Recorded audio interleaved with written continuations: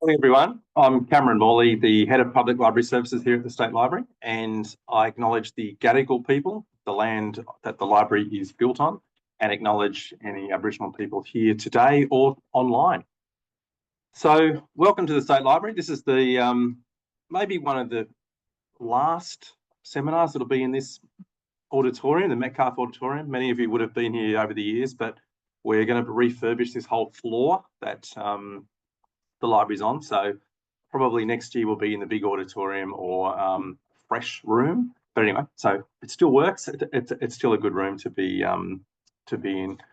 Now, Readers Advisory is something that we have, I guess, at the State Library concentrated on as one of the pillars of what I guess our core services are for the last few years. And we're really pleased to see so many people taking an interest at every public library in Readers Advisory Services and sharing their expertise. And I think that's really one of the great things about this seminar over the years has been how people have shared how they've developed their Readers Advisory Services at their libraries. We know that those services are really important, and you'll see in the next few months, we actually are going to release a study where we had SGS Economics survey public library users around New South Wales. And really interesting, some of the preliminary findings are that the top three things that people value about their library: number one, physical collections; number two, digital collections; number three, staff assistance. I guess you see from that, it's collections and the staff are the most valued things. And that's ranked above space, technology, programs and meeting rooms. So it's really interesting that the fundamentals of what people value the most. And the State Library is working on a new strategic plan at present. And one of the pillars of that strategic plan is basically being out there saying that the collection is at the heart of what we do. So our services will, I guess, flow from that at that point. So it's really interesting that there's that sort of back to fundamentals as the key thing for libraries. So I hope your day goes really well, and hope to get down here at some point to see some of the speakers. But now I'll hand on to the committee. Thank you. And look, I did try to move this along, but I'll have to leave it to you because it doesn't seem to be skipping forward. So thanks, Lauren. Thank you. And have a great day, everyone. Thanks. Good morning, everyone. My name is Lauren and I work for the Kiama Library Service. So I'm the branch supervisor for Gerringong Library, which is on Darawal and Wadi Wadi country. So I'll be your chair until lunchtime today.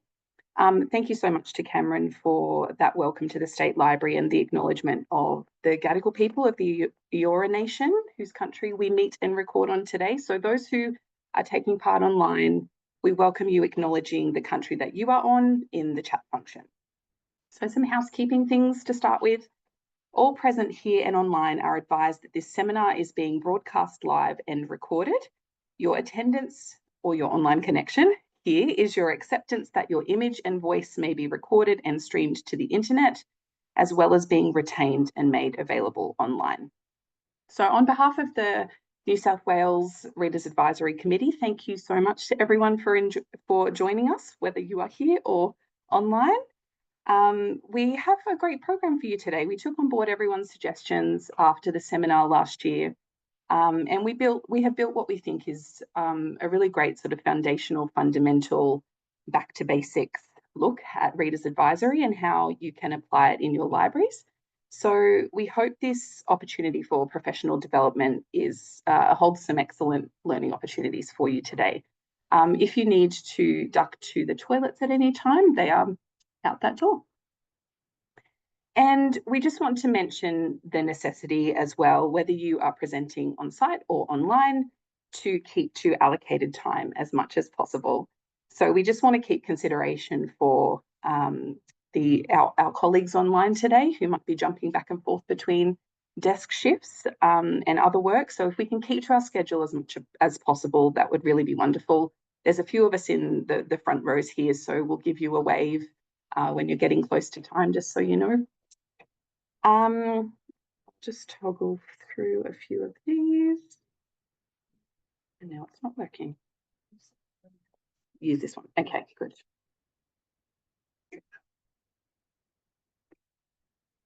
No, the remote's not working either. It was before. Yes. If you go to them, maybe once you clicked one, then it will work again. Okay, then if I go forward again, okay, great. We're back on track. Okay, I'll toggle through these slides because they're just sort of housekeeping ones. Okay, so as I said, we've attempted to bring things back to basics this year. Some people have lots of experience in readers advisory techniques and some do not. We're really appreciative of everyone today who's jumping in to help us. Their input and sharing is so beneficial. And today is about how to improve our work practice and looking at everything we do with analysis and introspection. So I'm going to start with a description, and I promise it's not lazy writing. I'm not phoning it in. I just mention it because of where we are and because it's just a really nice, succinct, helpful description. So the State Library website, it describes Readers Advisory Service as one in which knowledgeable, non-judgmental library staff help readers with their leisure reading needs. And I just liked that summation: knowledgeable, non-judgmental help. So lack of judgment is essential, of course. Maybe most of us would say that we're not, but even the simple act of placing some books on display over others can be sort of passively judgmental. So it's something that we always need to work on and be aware of. But the main thing that we're here today for is the knowledge part of Readers Advisory, which will flow through into the helping part of Readers Advisory. So a quick schedule. The first part of the day will be dedicated to the Readers Advisory interview, or Readers Advisory conversation, if you like. I'm going to cover some of that, and I am by no means an authority on this subject. It's been really valuable for me to refresh my knowledge in this area, and we'll hear about RA interviews as they apply to children and young people as well. And then the second part of the day is about diversity and inclusion, how to ensure you're meeting the requirements of various communities and voices. And we'll hear very helpfully from the ALIA Disability Group and others about this. And then after lunch, which we are going to set you a task, more on that later. It's not scary, I promise. We'll move into the next part, which is about developing your collection and displays and making those inviting and engaging, and then on into training. And where we'll hear from various people about what has worked for their library services and for their patrons. And then the final part of the day will be about building resources for your staff and patrons, which includes the library catalogue, of course. So if anyone needs anything at all during the day, please approach one of our committee members. You guys want to raise your hands? Yasmin and Ida here, and me on staff, helped by Ellen from the State Library. And then there's a few people online, Aaron and Erica and Victoria and Lauren. So they will help out in the chat function for anyone who's online today. Okay. So before I get into the Readers Advisory interview, a quick note that the Indie Reads app, which you will all know about, I'm sure, the State Library Indie Reads app, has some great books that refer to Reader's Advisory. These four on the screen: the Reader's Advisory Guide to Genre Blends, the Reader's Advisory Guide to Genre Fiction, Library Teen Advisory Groups, and the last one, Raising Readers. It's more for parents, but I think it's a really helpful resource as well for teachers and librarians. So there's lots to find on there if you are so inclined. I have to start to pace myself and not race, I'm so sorry. Okay, so what is the Reader's Advisory interview? It's a conversation between you and a patron, and it usually, sorry, I just bumped that, well done. Usually begins with either you approaching a wandering library user who might look a little bit lost, or them approaching you and asking for help choosing something to read. I think more and more we might get non-fiction requests in this area too, with narrative non-fiction. I know that veers more into the reference interview, but definitely we can include non-fiction requests in this, I think. So conducting the reference interview by Catherine Sheldrick-Ross, which is had a fabulous section on the Reader's Advisory interview and is also available on Indie Reads, says the RA transaction, which, just as an aside, I think is a really clever way of looking at the interview, because you're basically selling your patrons on something to read. But she says the RA transaction is essentially a matchmaking service. Our job is to provide a possible match by narrowing the options to a manageable number of likely bets that the reader might enjoy. And I like that emphasis on might. That's included in the text. If someone is coming to you unsure, the best bet is to sort of give them several more options than they possibly need. Nobody can possibly enjoy every book, and while we can make educated guesses, if they have a few options, that you're widening that pool of potential interest for them. Plus, yay, stats. So the important thing to remember is that the Reader's Advisory interview is not about you or what you read. This is essential. We cannot possibly read everything. So many people come into our library expecting me to have read everything and to know everything about everything, which is sort of very tiresome. But a conversation I had with a patron several weeks ago about obscure Persian poetry might scar me forever. And many of our patrons too, they approach us and ask us what we like to read. And I always say, sort of with vague existing knowledge of that patron and their general interests, you probably wouldn't like what I read. And they say, what do you read? And I say fantasy and science fiction. And they make kind of a face like this. But, sometimes that can be a good icebreaker as well. And we can move past our differences and into what they're actually interested in. And if they're up for it, then I can sometimes give them titles outside their comfort zone. And so my response to, can you suggest some books, is hardly ever, well, I've just read. Sometimes after I ask questions, if I gauge that the person is a similar reader to me, then sure, but only rarely. Okay, so my lovely library team at Kiama very helpfully recorded some videos with me. And so we did a couple of silly ones, which is it should be very obvious that this is what not to do in these situations. And we were in the library and we spoke quite softly, so I hope that the sound is okay. Let me just play this and you will see what I mean.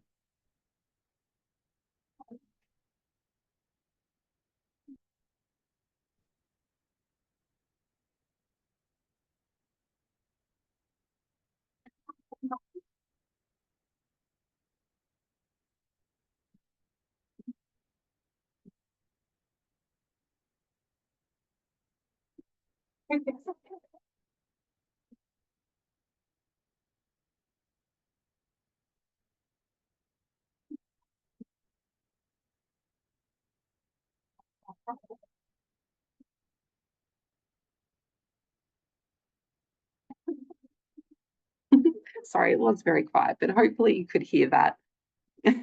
So it should be obvious that this is what not to do. The reader is interested in a specific genre, which I ignored, and I instead pushed my own reading interests on them and insisted on that, in fact. without listening to anything that she had to say. Don't do that. And a quick note too about terminology. It's always better to use suggest rather than recommend. Pause. I need to reach your complete sound because I don't want to like hearing. Oh, that makes sense. So that could have been my bad because I didn't realise it was sound. Okay. I didn't realise it was sound. So Sure. we're going to have to stop for me. Pause for one moment, just so that the online people might be able to hear.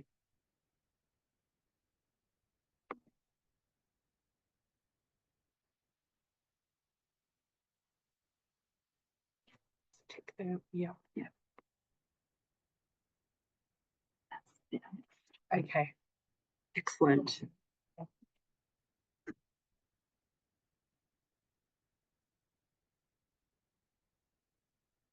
Hold on, then I have to find. I'm going to go back and just test to make sure that people can hear it now. Hello. Oh, hi, how's it going? Yeah, Just let me know, Ellen. I'm looking for a really good contemporary fiction Yes. story. Why do you read that? I'll just let it play for our online viewers. That I enjoy. It's only quick. Okay, well, sure, you might close your book, but I have been reading this book here, which is fantasy, and I think that you should try it. Okay. Fantasy. Why not? I'm not really into fantasy. Yeah, you will be if you try it. Well, yeah, thanks. Okay, awesome. Thank you. Sorry about that, everyone. So back to what I was saying, it's always best to use suggest rather than recommend to people. Recommending has a whole lot of implications that we don't need. When we recommend, patrons expect us to have read the book. When we recommend, patrons expect the book to be the best thing they've ever read.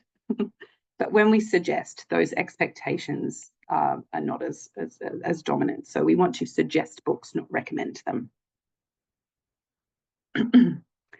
So the Reader's Advisory interview is about several things. It's about connecting with our patrons, and it's about having a good overall knowledge. It's about having an awareness of resources and how they can help you. It's about building a comfort level to suggest titles that people will engage with diversely and inclusively. I wrote it wrong on the slide, apologies. And an offshoot of all of this today, in every part of it, is that diversity and inclusion and making sure that you're suggesting broadly, widely, with all of those things in mind. Many Reader's Advisory books you read emphasize that you shouldn't make assumptions about someone's reading choices based on who you think they are. We can't get a sense of everybody that quickly. We shouldn't assume that older women want cozy mysteries. We shouldn't assume that middle grade boys only want graphic novels. We shouldn't assume that retired men want Lee Child and Lee Child only. So just as you shouldn't judge a book by its cover, which we all kind of do, you can't judge a reader by that initial impression. Okay, so it's all about our communication skills. Catherine Sheldrick-Ross summarises these as being approachable, treating users and their preferences with respect, and that's also where that lack of judgment that I mentioned before comes into play. All reading, viewing and listening must be supported and celebrated. Use questioning and listening to find out what the reader is looking for, and confirm that the user's need has been understood and that you are available for future suggestions. So Ross also says that when readers ask for some good books, they mean a good book for me, a book that matches my mood right now, a book that suits my level of reading ability, a book that satisfies my particular needs and interests, a book that will give me the reading experience I'm looking for, whether it's an escape, a source of comfort, a form of connection with others, a means of self-discovery, a quest for a lost or undeveloped identity, a way to explore a personal problem within a safe framework, a way of expanding knowledge about a topic I am curious about, or simply a rich source of fun and imagination and felicitous language. So that might seem quite daunting when you have it all in a list like that, but the reader is usually after one, maybe two, but one or more of those things, not all of them. So it's up to us to ascertain which one. And by the same token, readers asking for a well-written book could mean just any number of things like that. And it's our questioning that reduces that pool from sort of infinity to a few. Okay, 2 more examples now of what not to do. I'll just play this video. Oh, hi, how are you? I'm good, how are you? Yeah, good. Just wondering if you can recommend a good book. I mean, you know, there are so many books here in our collection, which I'm sure you'll find something in. This is the fiction, it is alphabetized. Just go have a browse. Enjoy. Thank you.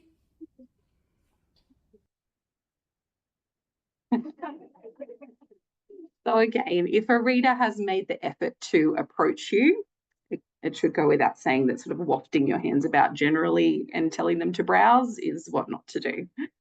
Okay, and another one. Hello. Oh, hi, how's it going? Yeah, good, thanks. I'm just after some crime fiction. Just wondering if you can recommend something. Oh, sure. Do you know that you can actually do that yourself? Oh.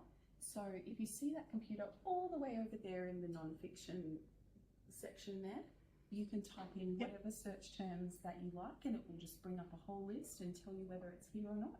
Okay. So just pop over there and go for it and let me know if you need anything else. Thank you.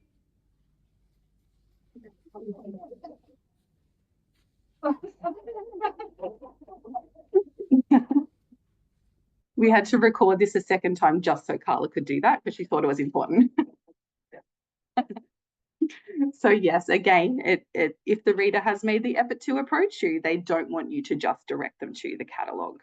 And so obviously these examples are ridiculous. We went a little ham with them, but hopefully they illustrate how not to close off that transaction, that interaction with the reader before it starts. Okay, so now a question to start off the Reader's Advisory interview. Are you looking for a specific book, movie, game, whatever else you have in your library? So this obviously opens a very broad dialogue between you and the reader because it will usually go one of several ways. Yes, and this is the title. Well, sort of, because I'm looking for something similar to a title or an author. Or no, I'm not sure what I'm looking for. So in the case of something similar to, you go to your own general knowledge, you go to the printed Reader's Advisory materials in your libraries, you go to Google, you go to specific list websites you're comfortable using to find reader likes that will then appeal to your patron. But in the case of, I'm not sure what I'm looking for, or I want something well written, or I want a good book, you've opened an infinite can of bookworms. So some specific types of questions that you then can move into. What types of books or movies do you like to read or watch? So this gives us an instant overview, an instant impression of someone's general interests.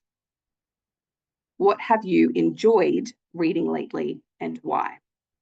So a specific title then opens up your reader-like options, and the why can also direct us to books with similar appeal.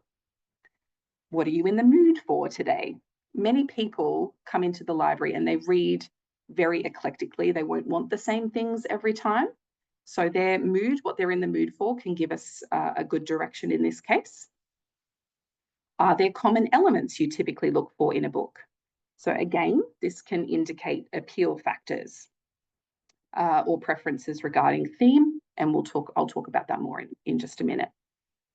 Do you have an example of a book that you didn't like?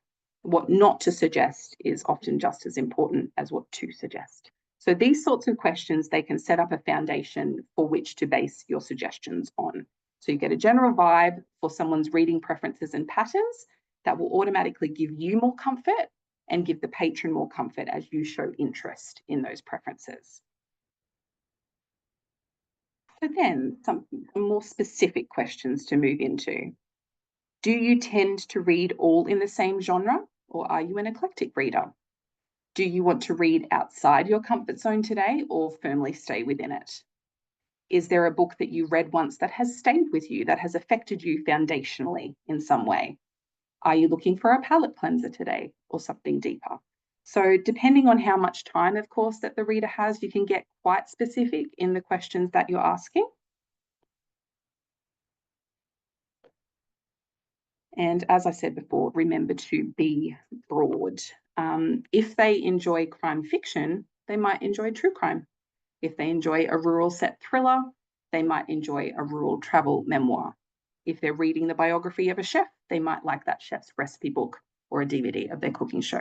So Neil Wyatt talks about Reader's Advisory including the whole collection, which is absolutely true, and it's changed my whole perspective on Reader's Advisory and what I suggest to people. And just as you commence the interview in an open way, Ross asserts to always wrap up the interview in an open way. For example, if you don't connect with these books, please get back to me and I can suggest others, as well as, is there anything else I can help you with? So keep in mind that we often talk about the Reader's Advisory interview being between you and one other person. But it's not always true. You could be talking to a mother and a child who have very different ideas about what the child should be reading. You could be talking to several friends who read similarly. You could be talking to a baby storytime group where the mothers have asked for books on parenting or food preparation, and so on and so forth. The idea is to be comfortable enough in the interview space that you can be flexible, sort of roll with the punches, so to speak, even when the punches come in the form of a mother-daughter duo that I do a lot of sort of reserving, suggesting for, even to the point of giving them several sort of personally donated books that I hadn't put in the collection yet. But when I had the hide to reserve the incorrect format of a Wings of Fire, book 5, I was told very loudly and shoutily that it was an epic fail. That's what happens. Also, the interview might not be in person. It could occur over the phone. You could have been sent an email. You could have been sent an online form, and so on and so forth. So it's about being able to be flexible in those spaces as well.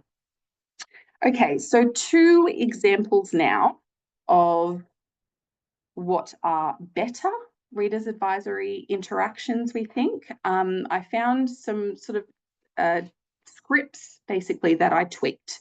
So these 2 examples, they lent themselves to suggesting award-winning sort of titles. You won't always get that, of course. You might have people coming into the library who say, I don't want to touch anything literary, thank you very much. But that's just what these examples turned out to be. But hopefully they show everything that I've been talking about and how to keep everything open and sort of diligently listening throughout all of that. So.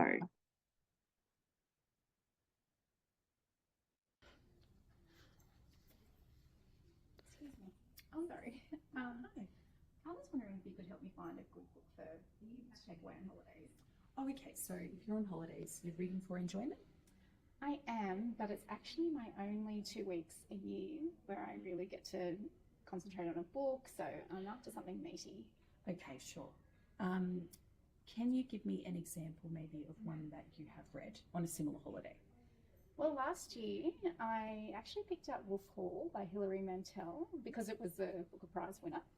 And I loved it. It was really absorbing. She creates this whole world, and I love the character of Thomas Cromwell. I love a really good character in a book. Oh, sure, of course. Are you in the mood for something similar this year, or maybe something a little bit different? Well, I don't normally read historic fiction, and I did enjoy it, but Sure. It could equally be contemporary. As long as it really absorbs me and has good characters and things to think about too. Yeah, that makes sense. So you want to be immersed in the world. You want a character that you can sympathise and relate to. And you maybe could be interested in other award winners, just of various literary awards, potentially? Yeah. Okay. Is there anything else that might be important to you, just in your general reading? Well, I don't like it when an author is too cynical or is a bit slick. Like, I like them to have a really genuine connection to their story or characters. Okay. And, sympathy for them. Yeah, okay, that makes sense. So the first ones that I'm thinking of course, if you've liked a Booker Prize winner before, you might like the most recent one, which is called Orbital by Samantha Harvey. Yeah, I've heard of that. Yes, and then there are also another couple on that short list that have been extremely popular among library users. So that's James by Percival Everett and Stoneyard Devotional by Charlotte Woods. So they could be options for you. I know that they are not on the shelf at the moment, but depending on when you go on your holiday, I could reserve some of those titles for you. And then also, if you want something today, I'm just going to grab this one. So this is Safe Haven, and this author has previously won the Miles Franklin Award for one of her novels. So this might be an interesting one that you might like. And then also, okay, and follow me now.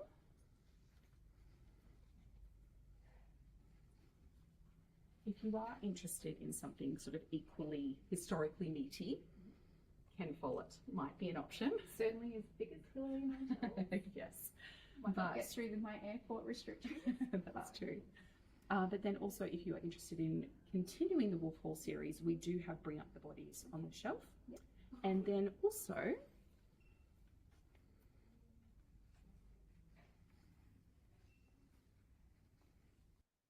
Philippa Gregory is another historical fiction author that might have the same kind of flavour as Wolf Hall. So is there any of the ones I've mentioned that you might be interested in? Yeah, I'd really like to reserve Orbital and James as well. Sure. But I'll take that one today if I can. Oh, fantastic. Oh, good. Thank you. Thank you.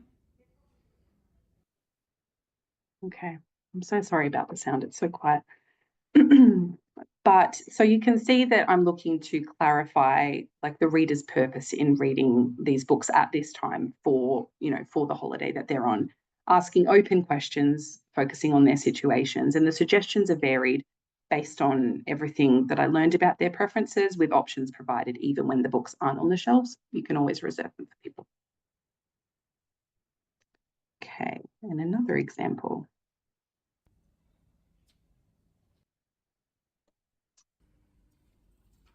Hi, how are you? I'm good. How are you? I'm good, thank you.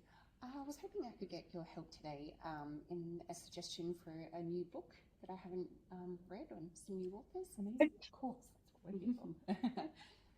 What do you usually like to read? So usually I read contemporary fiction, and two of my favourite authors are Eora Nation and Kate Atkinson. Okay, great. Can you tell me anything else about your reading preferences? And I also enjoy Australian fiction, Okay, so great. I think that's what I'm after today, maybe a new author in Australian fiction. Okay, fantastic. That gives me something.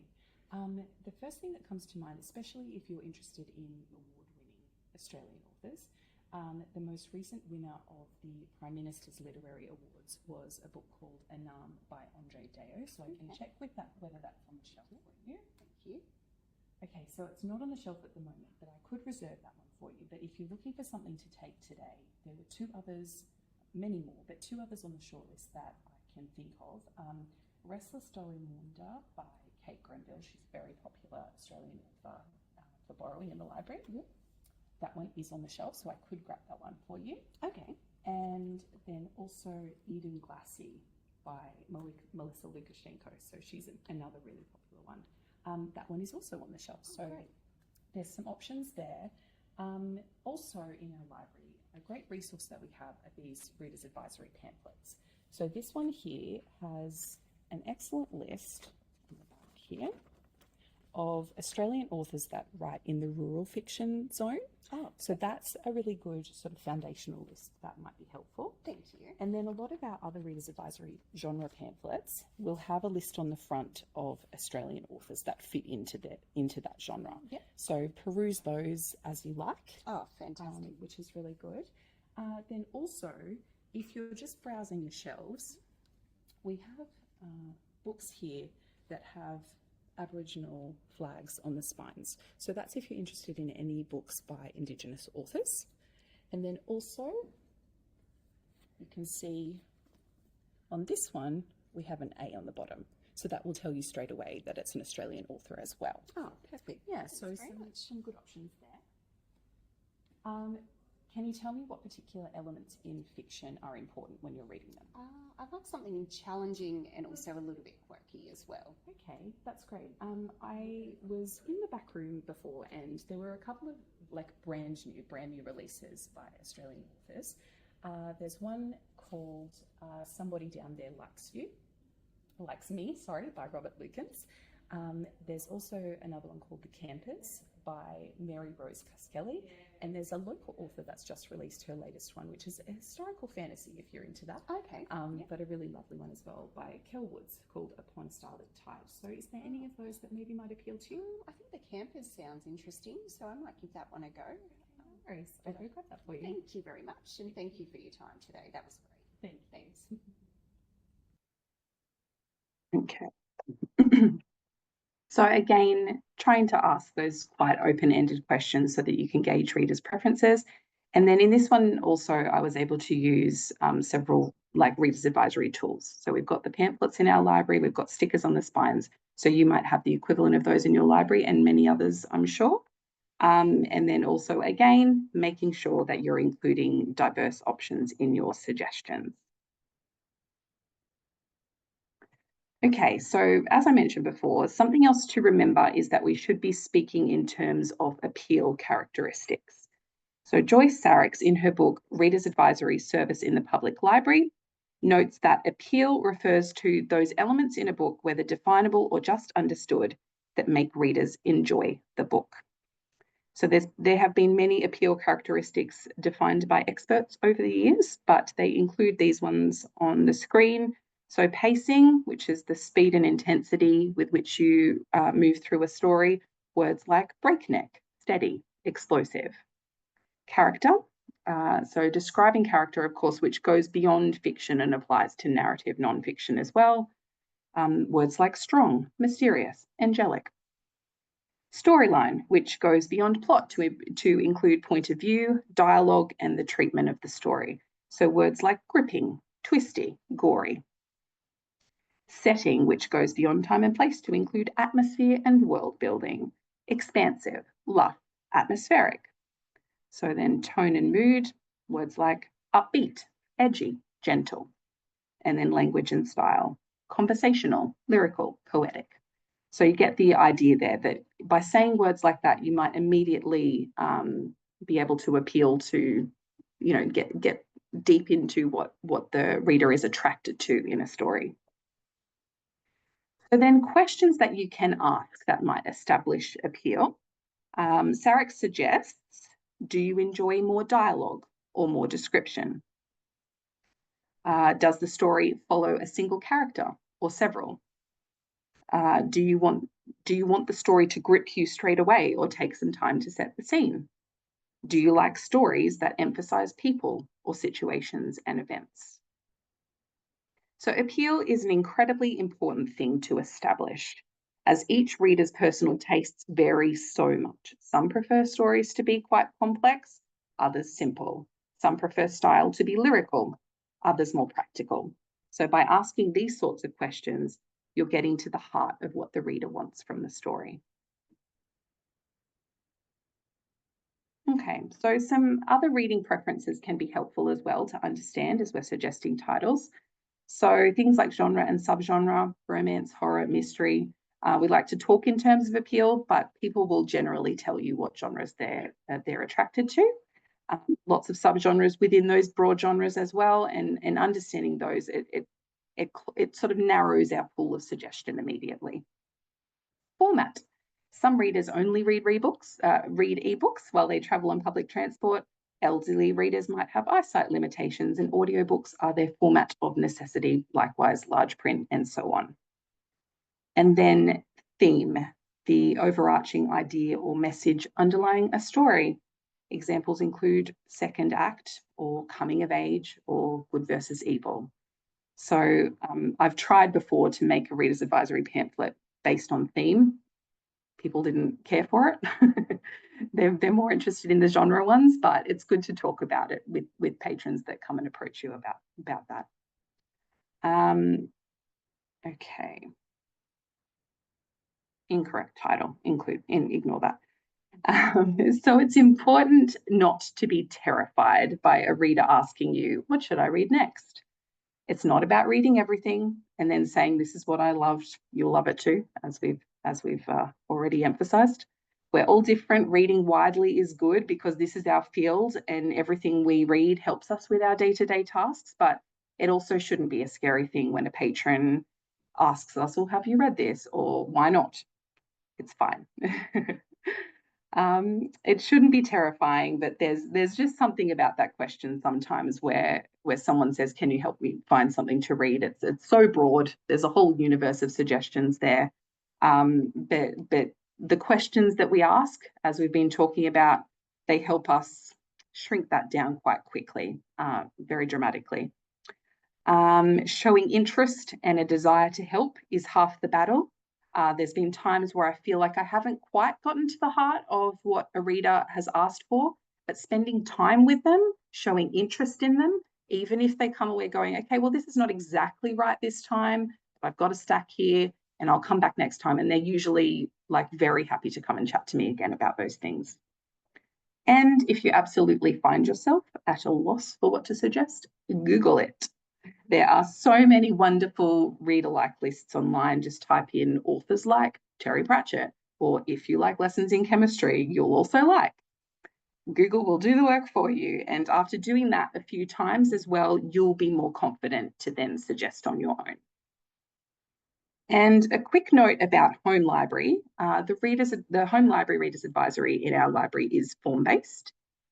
So it's important in this case, if you're a home library officer, to be really specific on the form and to remember that any number of people can be grabbing books off the shelves for home library users, which means training for those people, especially when it comes to volunteers. And also something to remember is that it's almost more important to write down what home library users don't want than what they do want, because they will certainly tell you about it if they don't like it.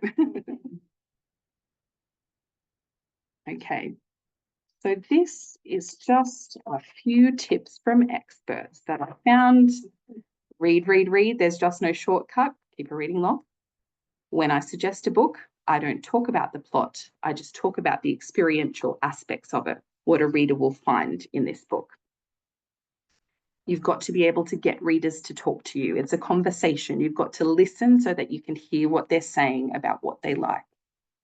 Your reaction to what they say to you can stay with them forever. It is incumbent upon us to only have a reaction of being thrilled and delighted that they liked what they liked. It's true. Okay, so that I'm a few minutes early because I did rush at the beginning, but that is everything from me. Maybe, I mean, it doesn't need to be questions now. You can come find me later. But thank you so much for listening. Like I said, I'm by no means an authority. It's just some research and experience thrown into this. So come chat to me later, I guess. And I have the pleasure of introducing now Rebecca Shelberg from Stanton Library in North Sydney, who's going to talk about Readers Advisory interviews for children and young people.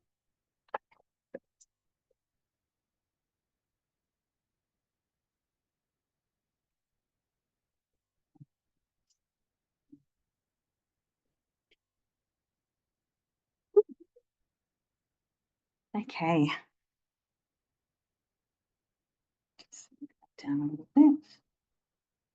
Hey, hi everyone. My name is Beck Shelberg and I'm the Children's and Youth Librarian at Stanton Library in North Sydney. I wanted to start by acknowledging the traditional custodians of the land that we are meeting on today, but in a children's librarian sort of way. So I hope that you'll join me. I do have the words up here. I don't know how it's going to go online because this is really close. So I'm going to do my actions and please feel free to join me. So here is the land. Here is the sky. Here are our friends. And here am I. We acknowledge the Gadigal people and the land on which we learn. Hands up, hands down, we are on Gadigal ground. Thank you for that. So I would like to now mention how incredibly nervous I am to be up here. When Yasmin asked me to present today, I told her of my mad imposter syndrome and how anxious the thought of presenting made me. And she very kindly reminded me that I have an excellent variety of points of view. Being a librarian, a parent, a reader, and a children's author. And I have to say, thanks, Yasmin. Not really. Thank you, actually, for believing in me to do this, and I will hopefully believe it at some point as well. So you wouldn't know it to look at me, but I've been bookish my entire life. In fact, my dad used to tell me that I read too much. But childhood trauma aside, straight out of high school, I got a job in a bookstore, rest in peace, Angus and Robertson, and then moved into a sales role in publishing. When I left there to have my first baby, I decided to study to become a librarian. And eventually I found my home as the children's and youth librarian at Stanton Library. All this is to say that if you don't work closely with young people, interact with young people on a regular basis, or have a passion for children's literature, I know it can be a little bit scary to think about readers' advisory for children and youth. How do you start? I've put together 10 steps to keep in mind when you're conducting readers' advisory for young people, and hopefully they will be helpful. So step 1. Oh, is that going to work? Oh, there it is. Step 1, don't freak out. First of all, I recommend taking deep breaths. You are a librarian. You've got this. Remember that you have a wealth of knowledge at your fingertips. All the usual tools and websites. You just need to ask the right questions to start on this journey of connecting your young person with books. So remember to take a deep breath. Step 2 is the why. In my experience, when young people approach you in the library, they want to know if you have a specific book on the shelf. But when their adult approaches you, they are more likely to be seeking guidance. So to get started, I find it useful to find out the why. A good place to start is by asking, is your young person reading for pleasure, reading for a school task, reading for the Premier's Reading Challenge? It may be a little bit all of the above, but these factors can all help to guide our answers. Some additional questions that might be helpful can include, are they seeking guidance because a teacher has prompted higher reading levels for vocabulary building? I don't know if anyone's had that, but I've had that quite a lot. They're trying to challenge reading levels but not push maturity levels. They're trying to get their young person to read at all, or they're trying to keep up with a voracious reader. So there's lots of ways to approach RA. But I find that if we decipher not just what they are after, but also why, this can help inform a lot of the discussion. Step 3 is listen. This might seem obvious, but bear with me. Sometimes you will have just an adult there seeking guidance, but in my experience, you will often have an adult with their young person, and this completely changes the way I would direct the conversation. Readers' advisory for young people should be, as much as possible, young person led. So while the conversation may start between yourself and the adult, it needs to shift pretty quickly to focus on our young person. I recommend listening to and acknowledging what the adult is saying, and then addressing your questions directly to your young person to include them right from the beginning. Still be sure to include their adult in your body language, but again, we're making your conversation young person led as much as possible. So for example, if your adult says, my son Phoenix likes the Andy Griffiths books, what else would you recommend? I would turn to Phoenix and say, oh yeah, I've heard those books are really popular. What in particular did you like about them? If your young person is unsure or shy, you may see them deferring back to their adult, who will answer your questions for them. But even if this is the case, continue referring questions to your young person, and again, with your body language, include the adult in the discussion. Think of it as a three-way conference. I find this is the best way to draw your young person out. It's almost like you're giving them permission to lead the conversation. It creates an environment they feel comfortable to speak in, and it gives them time to get there. By the end, I will usually find that the adult will hang back as the young person and I move through the collection, finding books that they might like. And that leads us into step 4, which is prompts. So additional conversation prompts are often needed for us to understand what is being sought. So going back to my conversation with Phoenix about Andy Griffiths, he may have answered, I don't know. Yeah. And this is my cue to ask further questions. Was it funny? Silly? A bit stupid? Why was it funny? I don't know, it just was. And from here, we get more specific. Okay, well, was it full of fart jokes? Was it funny because a bunch of crazy stuff happened? Were the characters funny? And then pay attention to whatever little bits of information are shared and build on whatever they give you, all while keeping a conversational tone if you can. So do you only like fart jokes, or is all gross stuff funny? Did you like the adventure parts of the book too? Did you like the characters or the settings? With practice, you can do this sort of questioning with any genre or theme that is thrown at you and hopefully gather enough information to start getting an idea of what else they might like to read. Step 5 is vocab. So I like to approach Reader's Advisory interview as more of a bookish conversation. So I tried to avoid using library jargon as we don't want to confuse, alienate, or shame our young person. So don't assume that everyone knows what the difference between fiction and non-fiction is. And don't assume everyone knows how to use the Dewey Decimal System. We don't want to create barriers for our young people and their families in accessing our collections.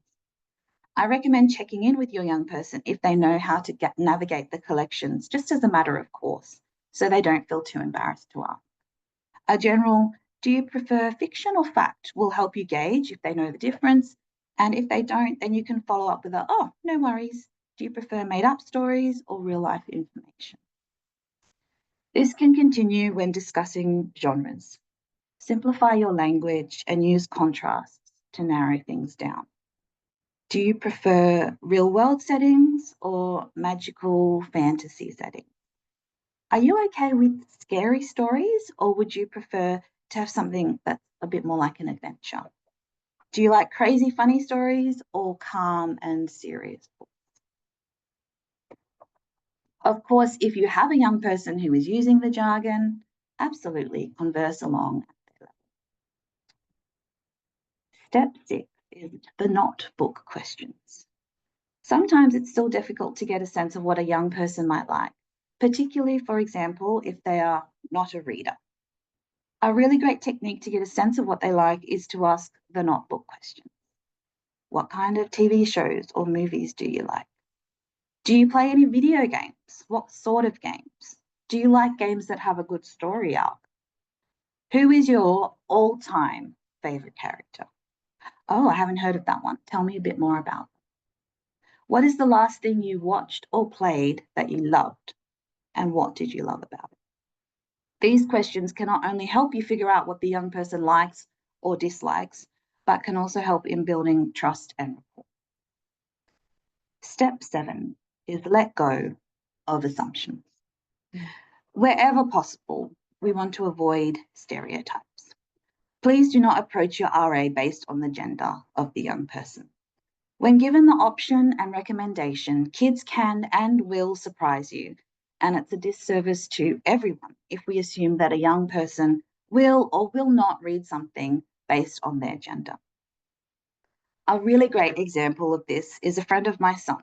He's a 10-year-old boy. He's gotten really into graphic novels. My eldest child, who is also really into graphic novels, offered to lend him some of her books, and he happily took her up on that. Months down the track, and his favourite books are now the Babysitter Club graphic novels. They are his comfort read. And I can tell you, he's learning about friendships and relationships from a perspective that lots of boys are not going to experience, because people look at those books and dismiss them as girls' books. Of course, I am not asking you to wage war against gender stereotypes with every reader's advisory conversation, just to leave your own assumptions at the door. Remember that we are young person led. Let them have a choice, let them read widely and diversely, and let them make up their own minds.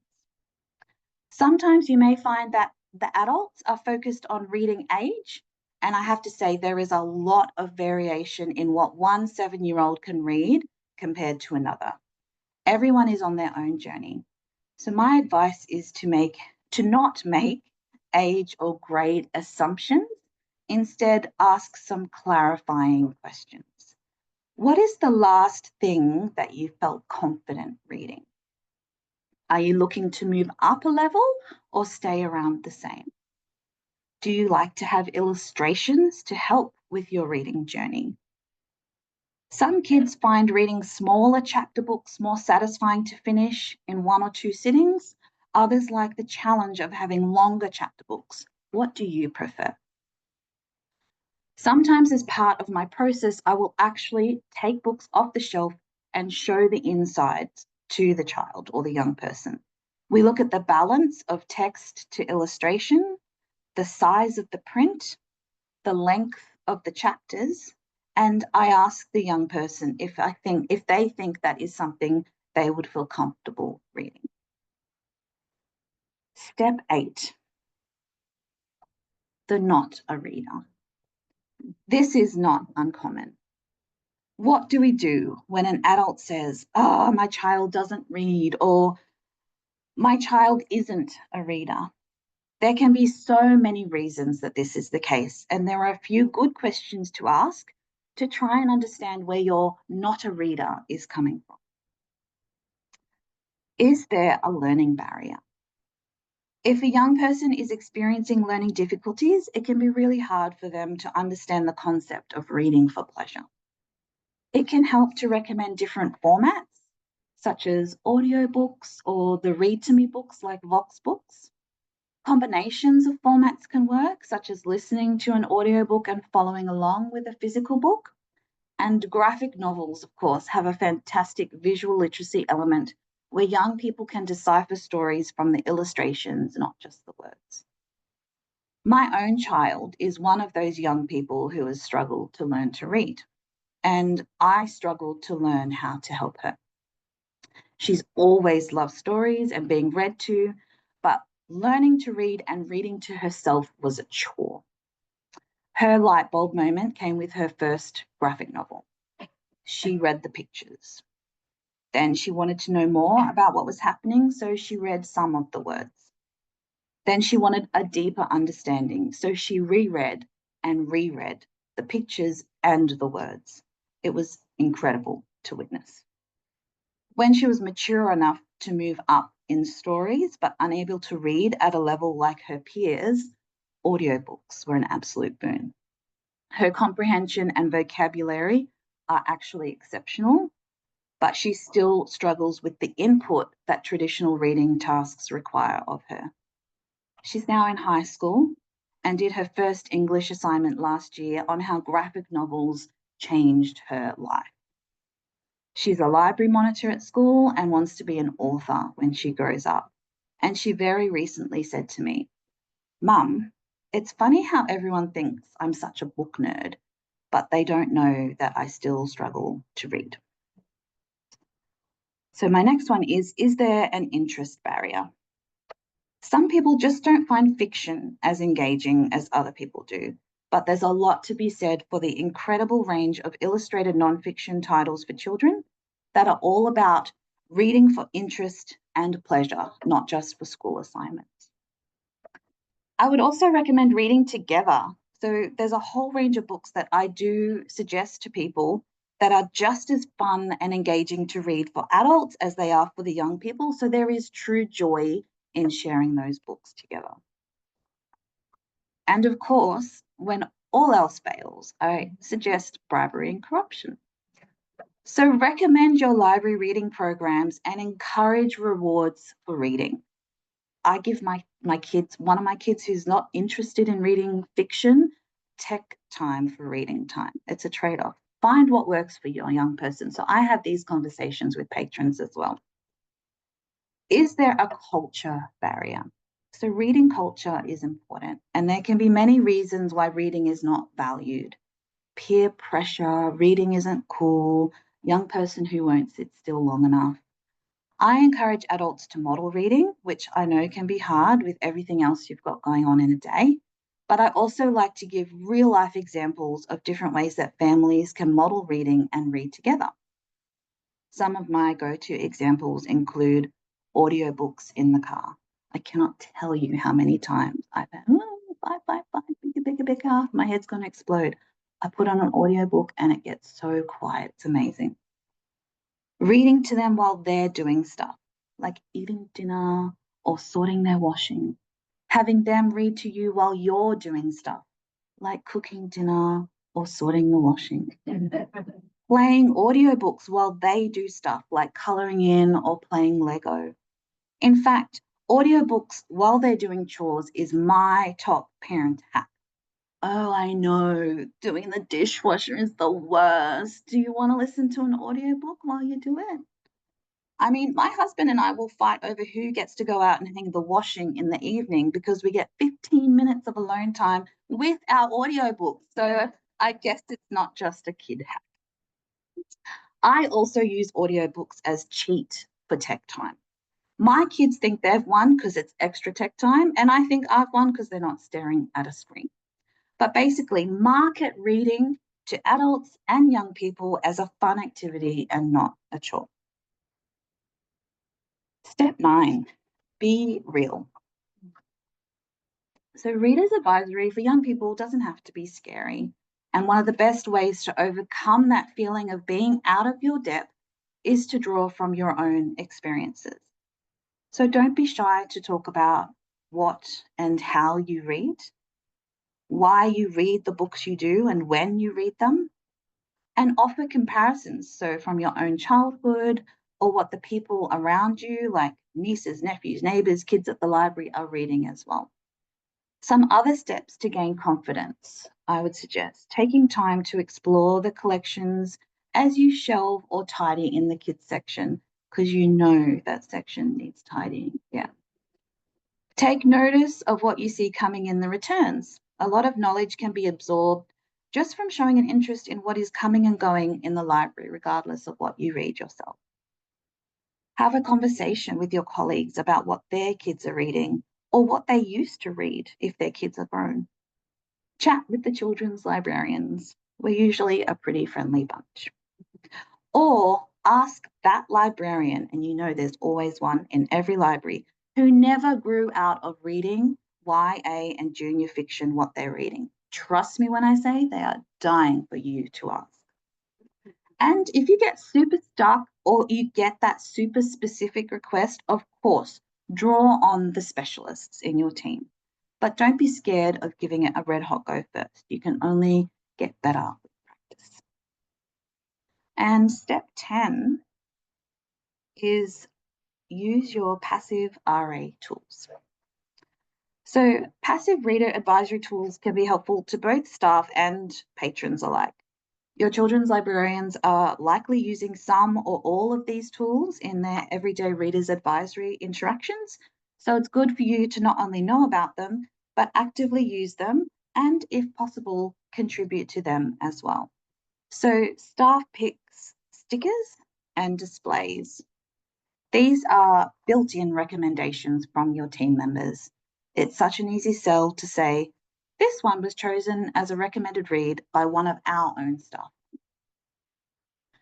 Dedicated shelf talkers. We have these with real kids reviews that we've received from our summer reading program. So I think the Kids' Choice one, as well as reviews written by our own team, which match our staff pick stickers. If you read, you'll love displays and posters. I've seen these in libraries and bookstores everywhere, and they're such a simple visual with big impact. Premier's Reading Challenge lists and stickers. As a lot of public libraries do, we support this program by stickering our books, and this is a helpful tool when looking for age or grade recommendations for young people, particularly if the young person isn't there to answer all of your very insightful questions. And the Children's Book Council of Australia Awards. So every year, the CBCA releases a notables or long list, short list, and then winners for their Book of the Year awards. These lists include the newest quality Australian books across all age groups. Each year, the notables list alone gives us 25 books in each age group. That can be a great starting point for giving recommendations. And of course, most parents will be well aware of Bookly, so try to relate that back to this award for context. I have a few other little things that don't really fit in with the rest, so I have a miscellaneous category of hints and tips. So the first one is series. Series for young people are fantastic. It gives a young person something to focus on if they love it, and they get really excited about the next book, and it also allows the adults to support them while that passion is there. So I find that a really good way to support readers. And the library app, I always talk about our library app and our free reserves for children or young people, especially when recommending a series. Oh, just before you finish that one, jump on the app and place the next one on hold. Or if I'm recommending a title that isn't actually available on the shelf. This allows your adults to keep the momentum going with their young person. When possible, I actually give them a quick tour of the app on my phone to point out the practicalities of being able to keep track of all their young person's books, and especially across multiple library cards. Such a great feature. I also try to point out the book lists and book carousels of new and popular titles. So that's all from me for now, and thank you for listening. I hope that you found something useful in that. Oh, sorry, I did some, sorry. I guess so, yeah, it's time. Oh, sure, okay, all right. So I have put up here, if you're wanting to contact me, feel free to take a photo of that. But I think that we have some time for questions if anyone has any questions. And I'm still very anxious, so if I don't know the answer, I will get back to you.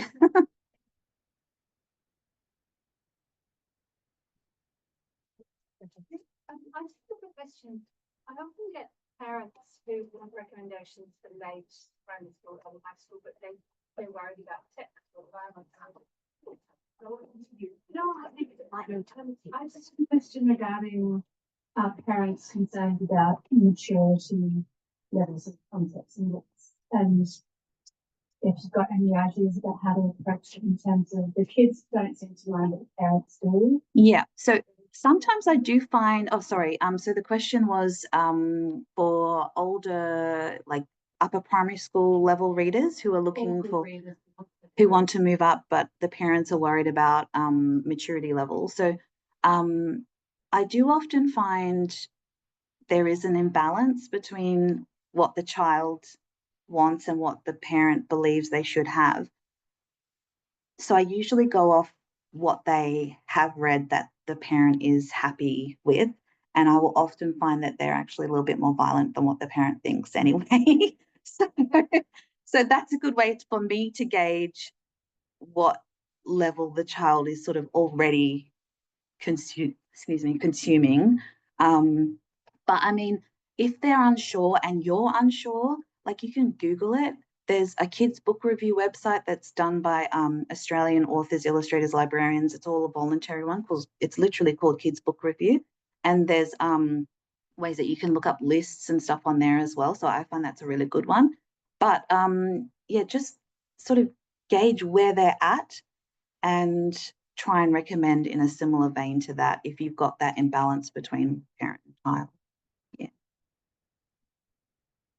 I've got a couple from online, and one's kind of like a crowdsourced. So could people put up their hands if you shelve your Plenty's reading challenge by themselves?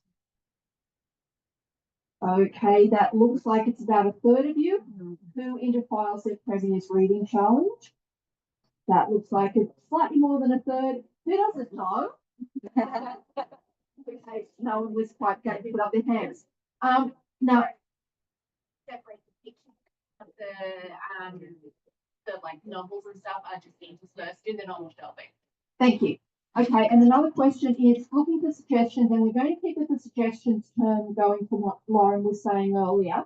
The kids in year 5 and 6 were reading at a year 8 to 9 level. That's a really anyone who's got helpful suggestions, stick up your hands now, and if you've got suggestions, yeah. It's kind of similar to, do I need to repeat that question? Should be hearing online. Okay. So it's kind of similar to what was just previously asked. So there's a lot of things that you can Google, and there's a lot of information online if you're looking for specific titles. But in that sense, the Premier's Reading Challenge stickers are a good gauge that sort of assures parents that those titles have already sort of been vetted. But it is really hard because every child is so different, and what's acceptable for one child is so different to what's acceptable for another. So I don't really have the magic answer, sorry. So is there any other questions? There could be questions for Lauren too.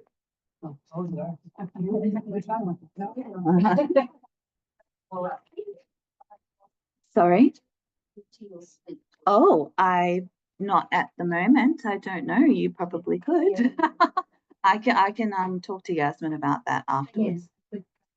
If they can hear me, I'm running this one. The question was, do we have access to? Said yes, all of this is recorded, and it will be on YouTube, so you'll be able to watch it back anytime. What all the videos as well. And at the end of the day, I'm going through resources. That and a little bit more. So I said myself, and so and also, I'm sure most of you are happy skill that goes with the presentation to provide that information to users. thanks. Yes. Thanks.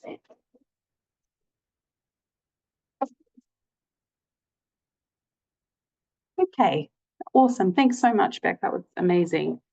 So we have a little task now, and I realize that most people may not necessarily have a notebook and pen, but if you have a device with you, then you can just spend a little bit of time answering the following questions for yourself. We also have an online Readers Advisory meeting in May to kind of discuss what we've heard here today, and then how that maybe you've applied that to your libraries. We'll hear more about that later, but this could be a help with that. So if you are happy to, what idea today already discussed will you take back to your library in whatever form that may be? What thoughts do you have on how to apply it? What type of reader do you find most difficult to suggest for, and why? It's good to examine these things so we know how to make it better for ourselves to gain confidence. And then I just thought it would be a fun exercise too. Is there a book that you can think of that you would suggest, maybe not for any adult reader, but for many adult readers, due to kind of that broad appeal, like thinking of those appeal characteristics and maybe books you've come across that could very broadly appeal to a lot of people. It can be good to have those ones in our mind for those Readers Advisory interview situations that might be sprung upon us.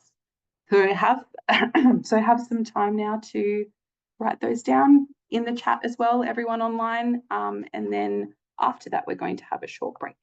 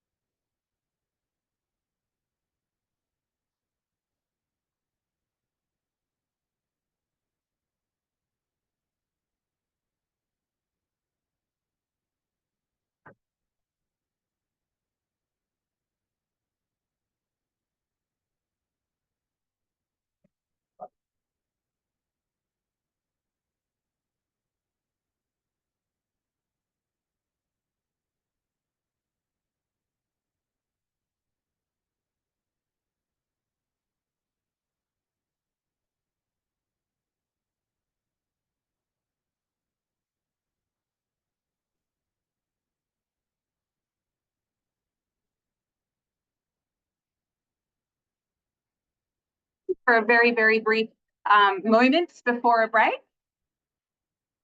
So we won't put anyone on the spot about the ideas to take back to your library, but if you would like to share with the group any very broad appeal adult fiction books that we can all keep in mind for suggesting, that would be great. Does anyone want to shout any out or put any in the chat? Yep. Beautiful. Yes. The Curious Incident of the Dog in the Nighttime by Mark Haddon, isn't it? Yes. Anyone else? Yep. The Familiar by Lee Bardugo. The Familiar by Lee Bardugo. I haven't read that, but it's on my list. Anyone else? An oldie, but agree. It is my blank. Was it the one you just said before, Ada? Yes. Yes, it was the Rosie Project, wasn't it? Yes, that's the good one. Yeah. At first I interpreted it as children's book, but Sure. so I thought there's a book of Lenny's Book of Everything. Sure. Yes, that's been really popular. The book thief by Marcus Zusak. Very good. So the Book Thief by Marcus Zusak, and then Lenny's Book of Everything. That's Karen Foxley. Is that right? No, maybe not. Maybe I've got that wrong. Yep.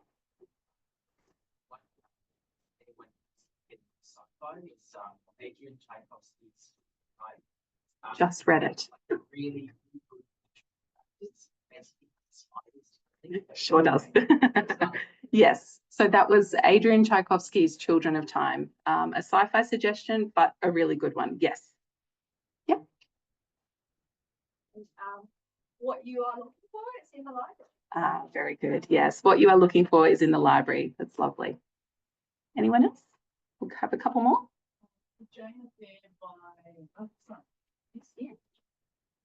by the Jane Eyre Affair by Justin Ford. Yes. Now, but I like thinking about what Beck said, that it lends itself to a series. So if you liked it, there's plenty of books to go. It's a little bit of everything, but humour, bit of crime, but yes, a good one, bit of everything. Yes, true. The Eyre Affair by Jasper Ford, and a long series, the Thursday Next series, isn't it? Yes. Maybe two more up the back. The Fall by Tristan Banks. Sorry, say that again. The Fall by Tristan Banks. Good for young people. Okay, perfect. Thank you. Just the author was Karen Foster. It was. Yes, I got it right. Thank you. Sorry, at the front, last one. All the Light We Cannot See by Anthony Duart. Very popular. Awesome. Thank you guys so much for your suggestions. There'll be more on the chat as well. But now we have time for about a 7-minute break before we'll get into our diversity section. So if you haven't already been to the loo and got a coffee and done those things, please feel free to do so. But we will start on the dot of 11, just for everyone.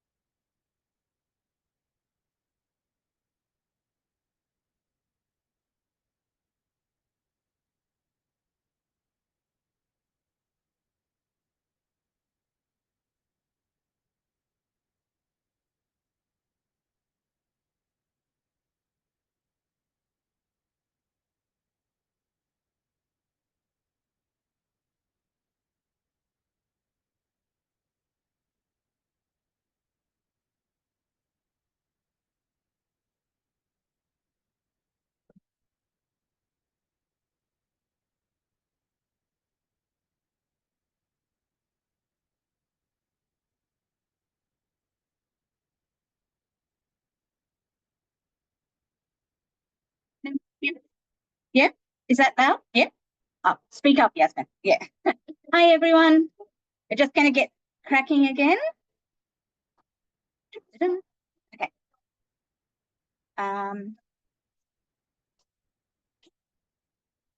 Is it all right? Yeah. Okay. How's that? Yeah. All right. Thanks, folks. My name is Yasmin. I'm part of the committee here. I will give myself more of an introduction later after break. But I'm just doing a little introduction into the diversity section. For this section, most of the speakers will be, or all the speakers will be online until lunch. But just a little bit of an intro into diversity. Hi to the online people.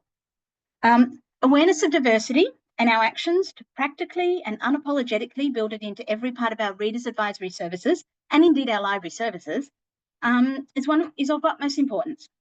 If we're not working to create library services spaces and collections for the whole of our communities, then what's the point of us? But when we think of diversity, we also have to think about what sort of diversity. It's such a broad term when you start thinking about it, and it can take many forms. Is it different cultures, ages, abilities, different socioeconomic backgrounds? Is it about having a variety of genders and sexualities, the neurotypical alongside the neurodiverse? Is it about different reading preferences and needs? Then how does that all relate to our library services? Are we talking about making reading suggestions of adult nonfiction for a range of different literacy levels? Are we mentioning fiction authors from different cultural backgrounds? Are we shelving our DVDs through our print collections for discoverability? Are we placing a broad range of authors of different backgrounds on display? Or do we passively exclude them, thinking maybe a bit too niche? So it's about thinking about all of the different sides to diversity, because it is such a huge term. Is it about online access that can be adapted to different languages and different reading abilities, or physical items in different formats, such as audiobooks on CD, MP3 discs, Daisy readers, Vox books, e-audio books, and the list will go on. Oh, sorry, I hit laptop. Is it right? Okay. I'm a little bit nervous too. It could also be, perhaps, as we've heard earlier, about being flexible and adaptable and thoughtful in your readers advisory suggestions to your patrons. One of the marvellous things about these seminars is that we all go away with ideas and inspiration and a bit more confidence. We get to see that our libraries are doing really well on many levels, but also that we could offer so much more around other ideas. So as we all get to hear the next series of presentations, I urge you all to keep writing, typing all of your ideas down, but also all of your reactions. Reflect on what you love and why, and on what you disagree with and why. It's about being curious and having a bit of critical thinking about your reactions, as well as the content that's being presented. Please also note down what's missing in today's conversations, because there will be a lot. We can't cover everything. We'd like to try, but we'd have you captive here for days. And this isn't the only forum to discuss this. If there's something that you're passionate about or have done in your library and that comes up today, especially, write it down. There will be some info later in the day, or Lauren's already mentioned it, about another meeting we'll be having in about 6 weeks' time. And the organising committee would love to hear from you, especially if you've got something that's going to fill some of those gaps. So coming up next, we have presentations from two librarians, from the ALIA Disability Group, speaking about diversity in readers advisory from a mental health perspective and about social bibliotherapy. And then we'll have a quick talk about First Nations collections as well.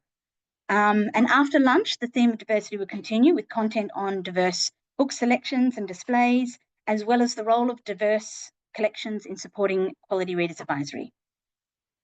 So, Amy, I hope you're ready.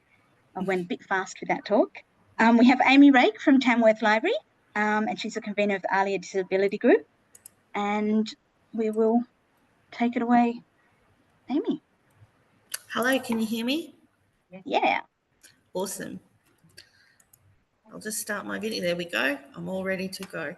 Okay, thank you very much. Before I start, I'd like to just acknowledge the traditional owners of the land on which I'm on today, and I would like to pay my respects to the past, present and emerging, and pass my respects on to anybody in the audience today. My name is Amy Rake. Sorry, Amy, just to interrupt quickly, just going to check about the video thing here, because we're not seeing it in the room. Is online seeing it? Online seeing it? Okay, Ellen's going to come down here and fix it so we can see you in the room. Okay. Thank you for pausing. No, you're right. It's gone off the edge here, so I can't actually.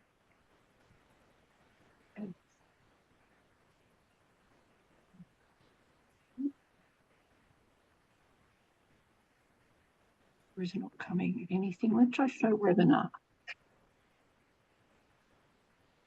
No. Let's try.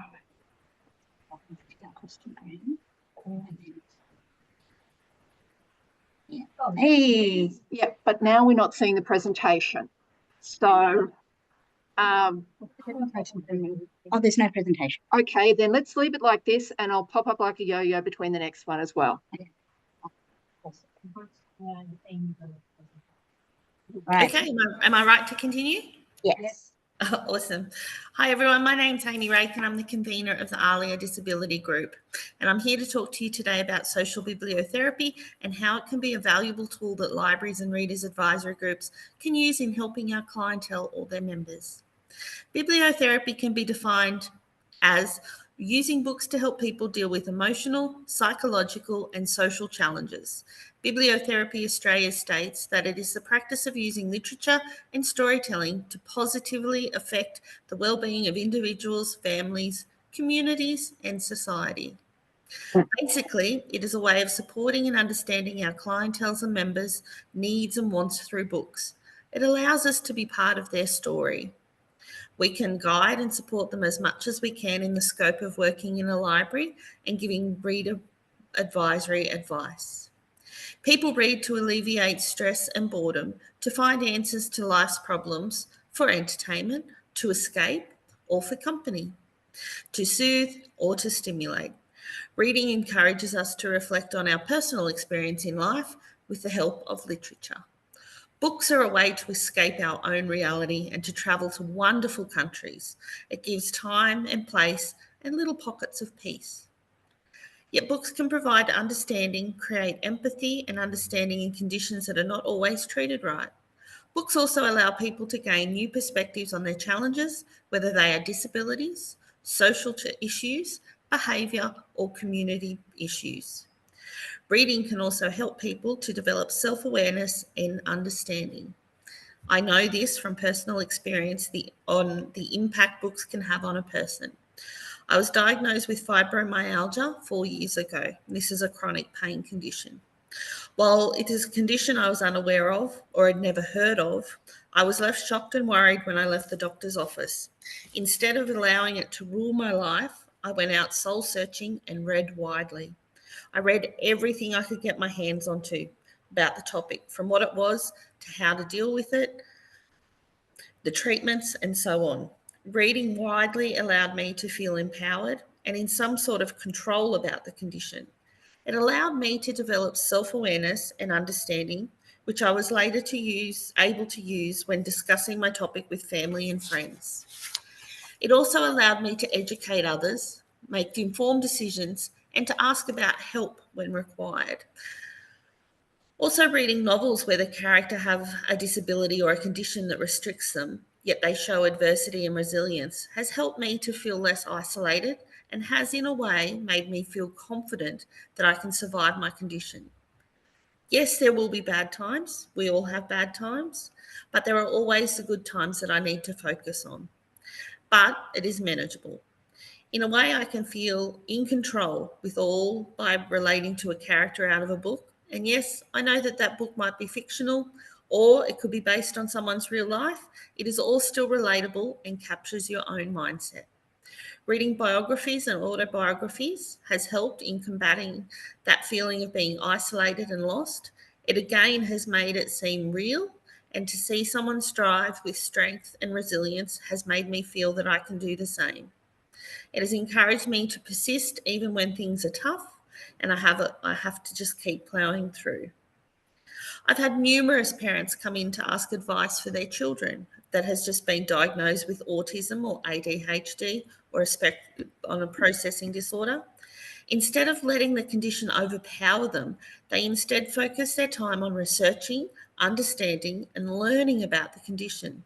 Not only have they been reading books for themselves, but looking at picture books that address the issue to try and empower the child to reach for the stars. It also allows other children to learn about the condition in a safe and practical way. It allows for discussions to happen around the diagnosis in a positive way. If children have questions, they can be answered confidently, which allows for the community to prosper. We at the library are able to assist in finding books that will help with their search. Reading is a way to include children to help in social situations and to make like-minded friends. School can be tough, and we all know in today's climate, even tougher. So it is nice to be able to offer book clubs, groups, afternoon activities, and more to the children. Children that struggle to read and write also need some extra support. This is where talking and audiobooks can help. My son suffers with dyslexia, but absolutely loves books, and he has since the moment he was born. So when it came to school and reading novels, we found the audiobook, and he would listen to the audiobook while following along with the actual book. Sometimes we need creative ways to help reading. This allowed my son to still technically read the book, but it gave him more confidence and lessened any anxiety and stress that he had. Reading can also help to reduce stress, increase empathy, and improve sleep. Reading can help people feel less isolated, which can reduce the risk of depression and dementia. With the work-life balances that we all have, reading is sometimes pushed to the side for scrolling social media sites. However, it is vitally important that we use reading as a way to reduce stress, calm our brains, and ultimately to relax. By reading between approximately 15 to 30 minutes a day, you are reducing stress, relaxing your brain, and increasing empathy and improving your sleep quality. So it's not a lot when you really think about it. Reading can also help reduce stress and anxiety and to help with mental illness. My colleague Sonia Moon is going to talk to you about this. Please welcome her. Thanks, Amy. Hi, everyone. Hope you can hear me okay. Get a little nod from someone. Amy, you can hear me? Great, excellent. Hello, I'm Sonia Moon. I live in Tassie. I'm coming to you from the lands of the Muanina people, Southeast Nation, Lutruwita. I am on the ALIA disability group. I have 3 adult children and they all have diagnosed mental ill health.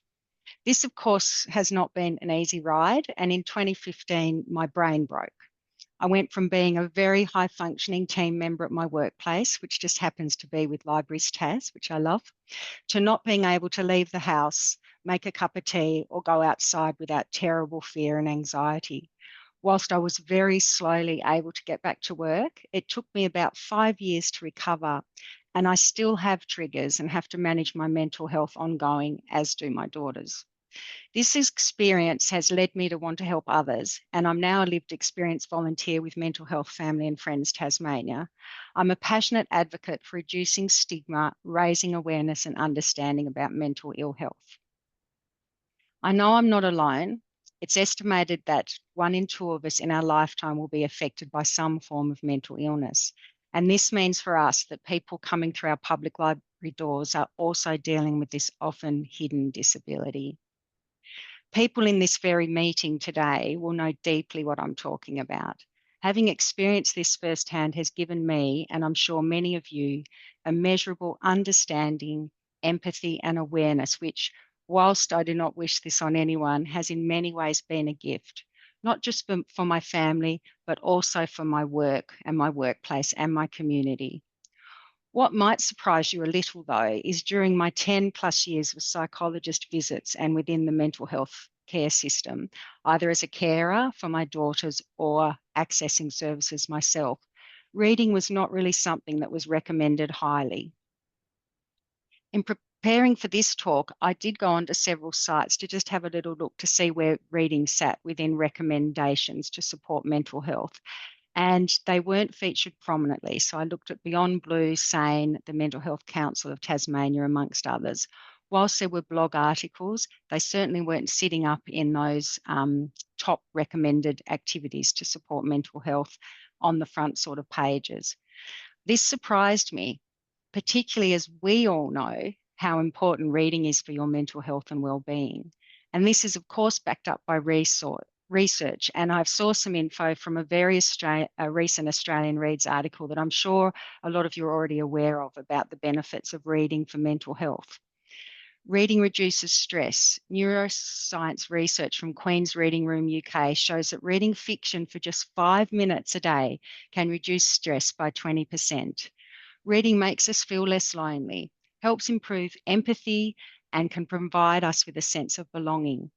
Reading can reduce our risk of depression. A 2023 study showed that adults who read almost every day have a substantially lower risk of being diagnosed with depression than those that don't read at all. Reading helps us get a better night's sleep. Reading helps us understand difficult situations, including our own, and reading about others going through similar things can give us understanding and, most importantly, some hope. So the question I have for us as passionate library advocates and professionals is, how do we engage with people and encourage and promote reading as a proven tool in preventing mental ill health?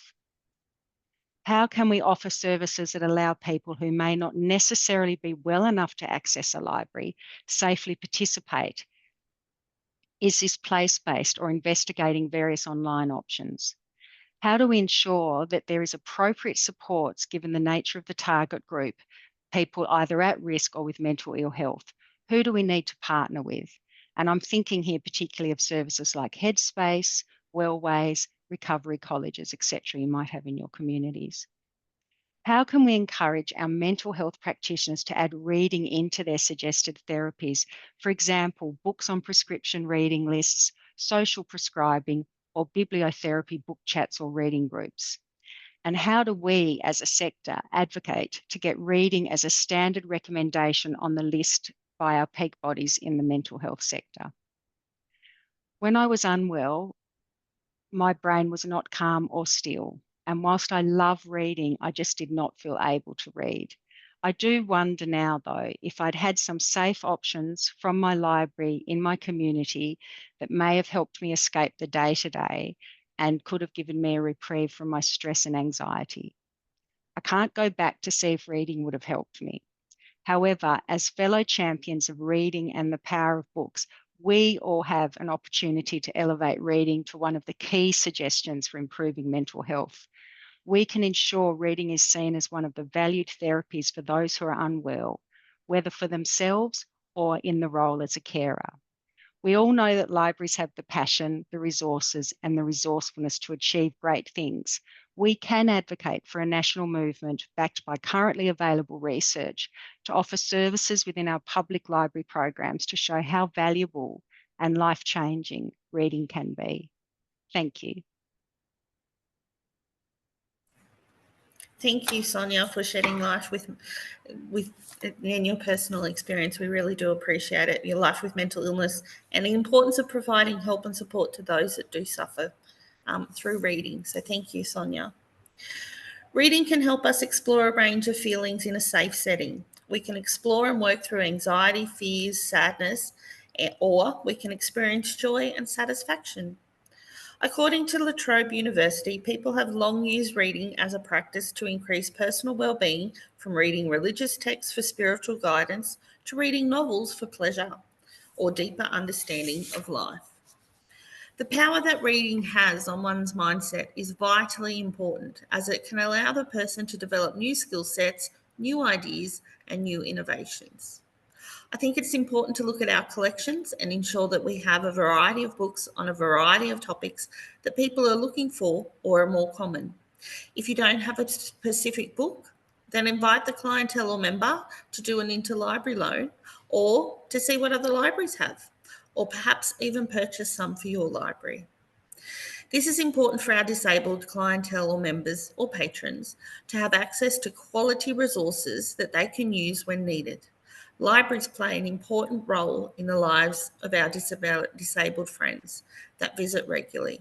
I know here in Tamworth, our friends come in and use the library regularly.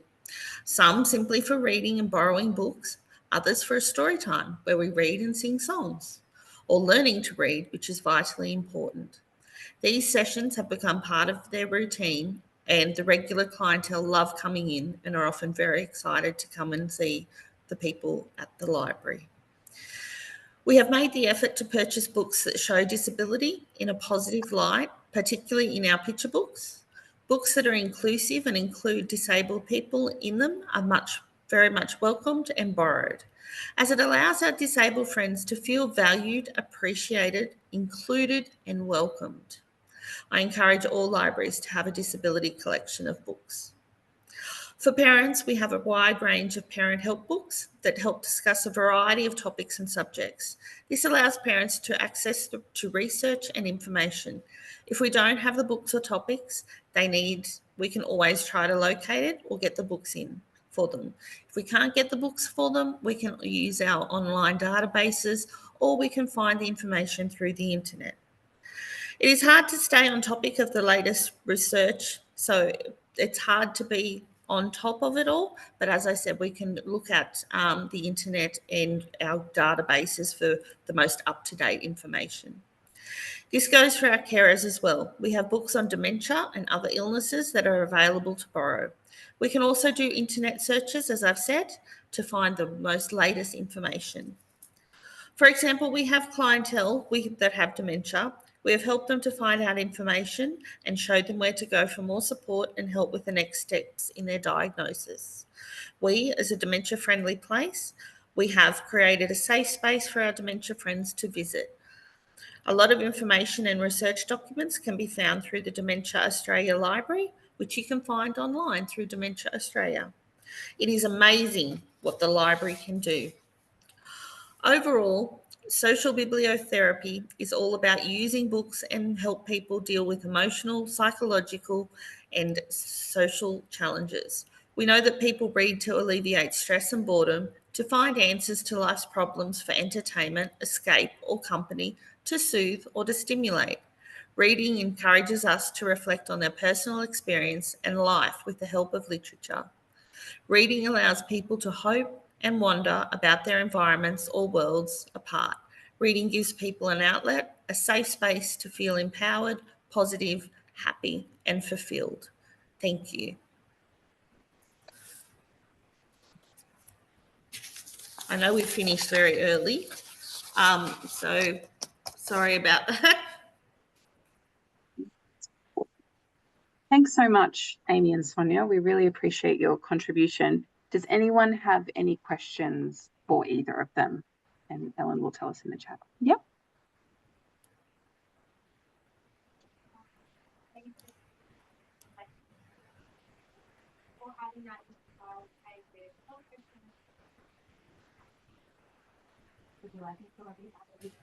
Did everyone in the room hear that? I'll repeat it for the chat if you like. Okay.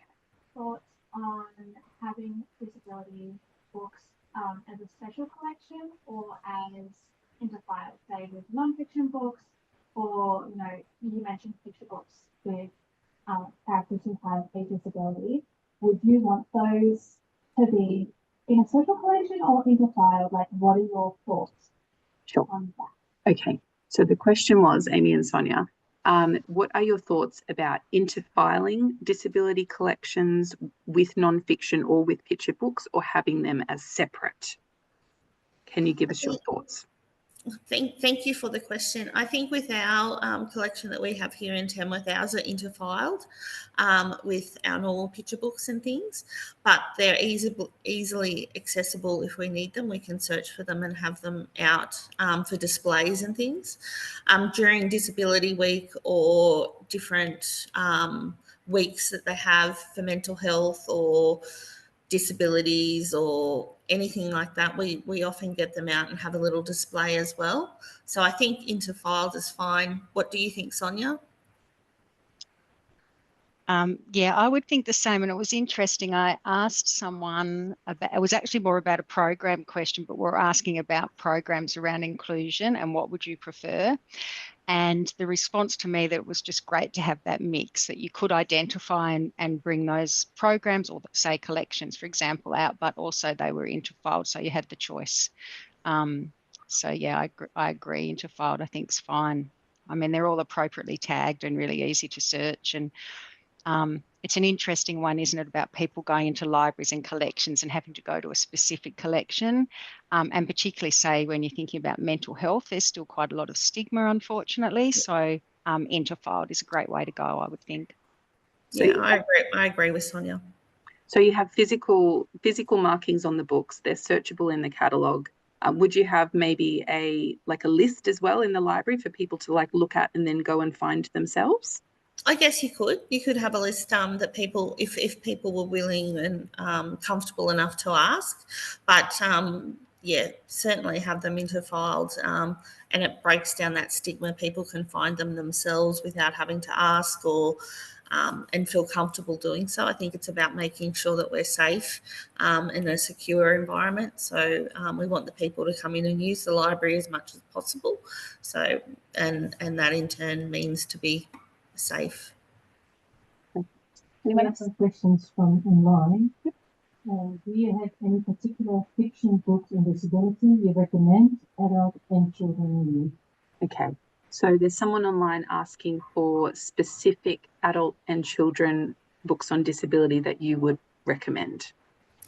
Not off the top of my head. I know that we do have some. We Are All Welcome was a good one. A picture book that we have that's been really good in looking at people with wheelchairs and other illnesses and disabilities.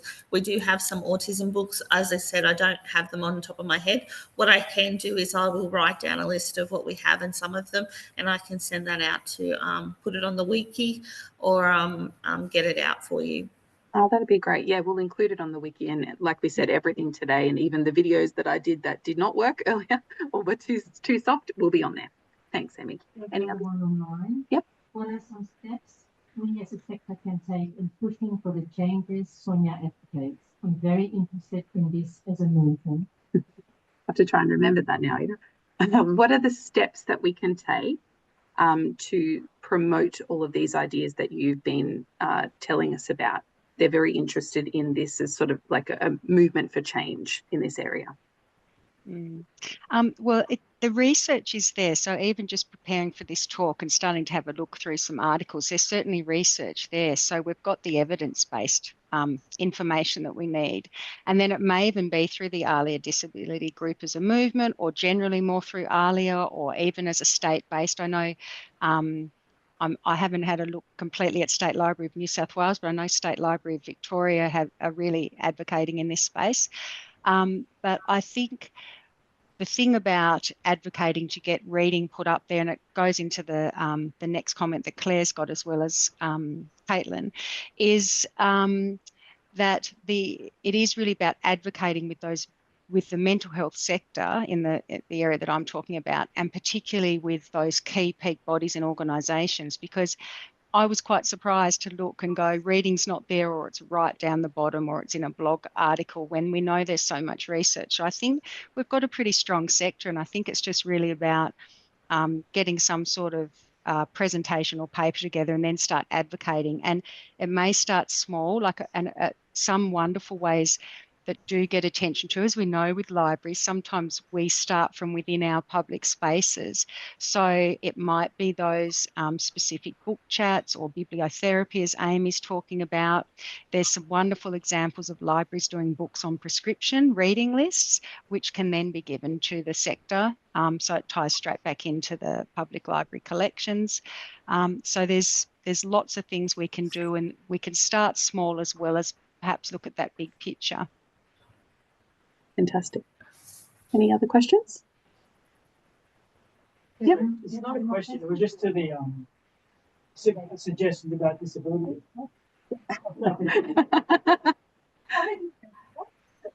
Sorry, you guys. 1 sec.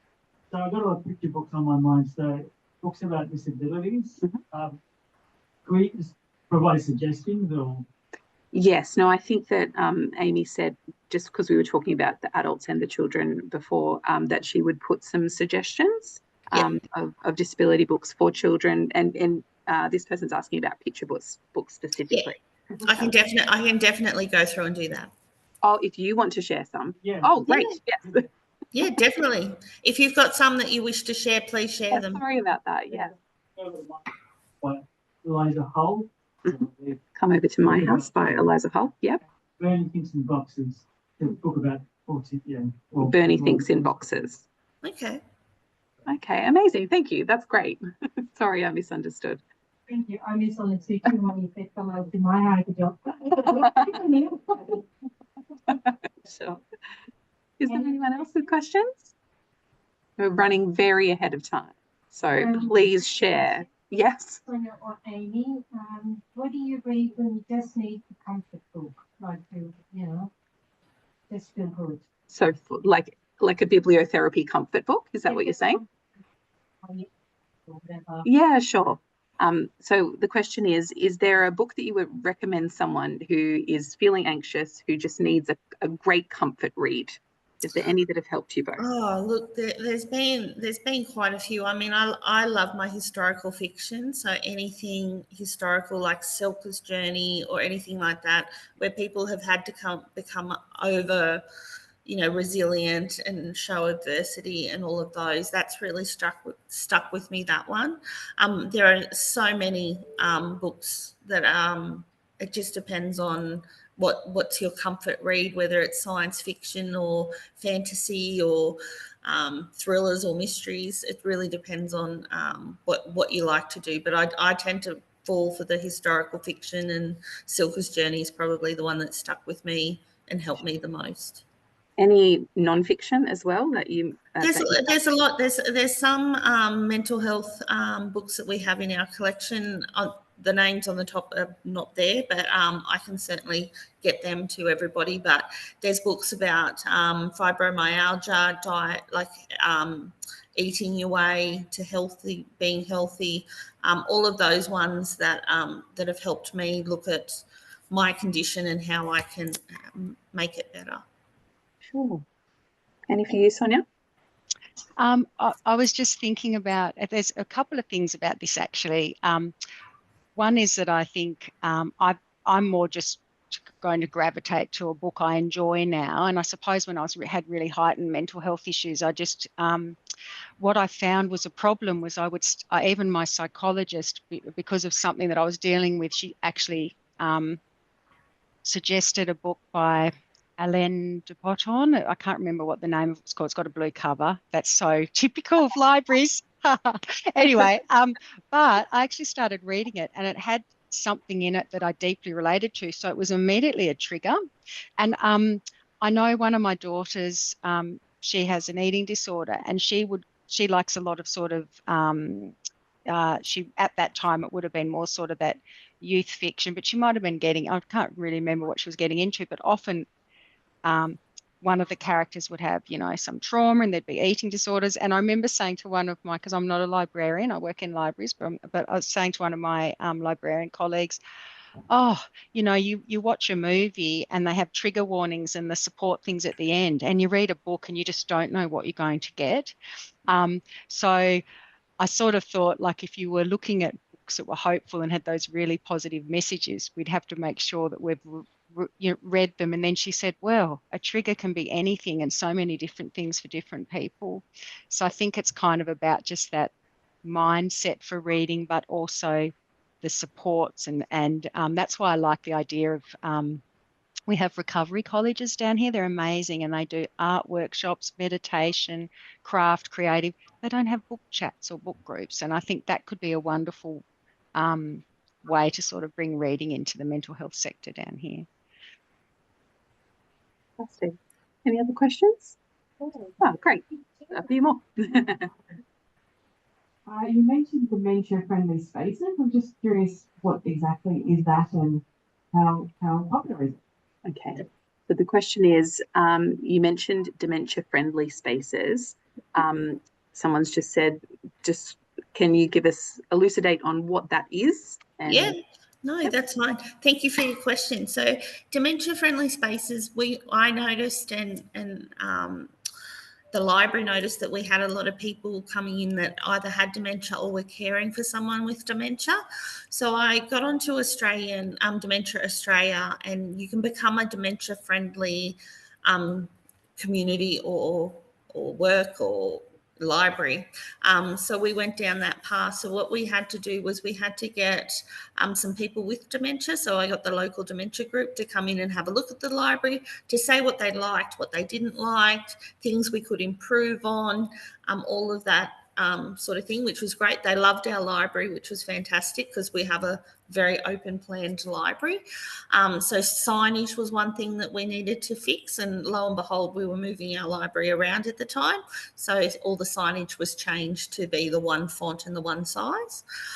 So we did that. We put that in an action plan and sent that to Dementia Australia, and they looked at it to see whether we could qualify to be a dementia-friendly space, and we are. Any library can do it. And it's just trying to make dementia-friendly communities and making more places dementia-friendly. But if you would like more information, please just send me an email and I can send you the processes that we did to set it up and to become dementia-friendly. Amazing. Can I just add to that, thanks, Amy? Amy also organised that all the staff had to do training to become. We had to have about 90% of the staff had to do the training, and then we all didn't bring my badge for the kids falling off, but I'm a dementia friend or something like that. Thank you, Ida. You can hear it. Great. Yeah. Good. Okay, so yes, training. Yes, there was a couple. I found Sonia's talk about mental health, the reading and mental health very challenging. I think her work is very meaningful to the society. As an individual librarian, I really want to be connected to this either a movement or whatever.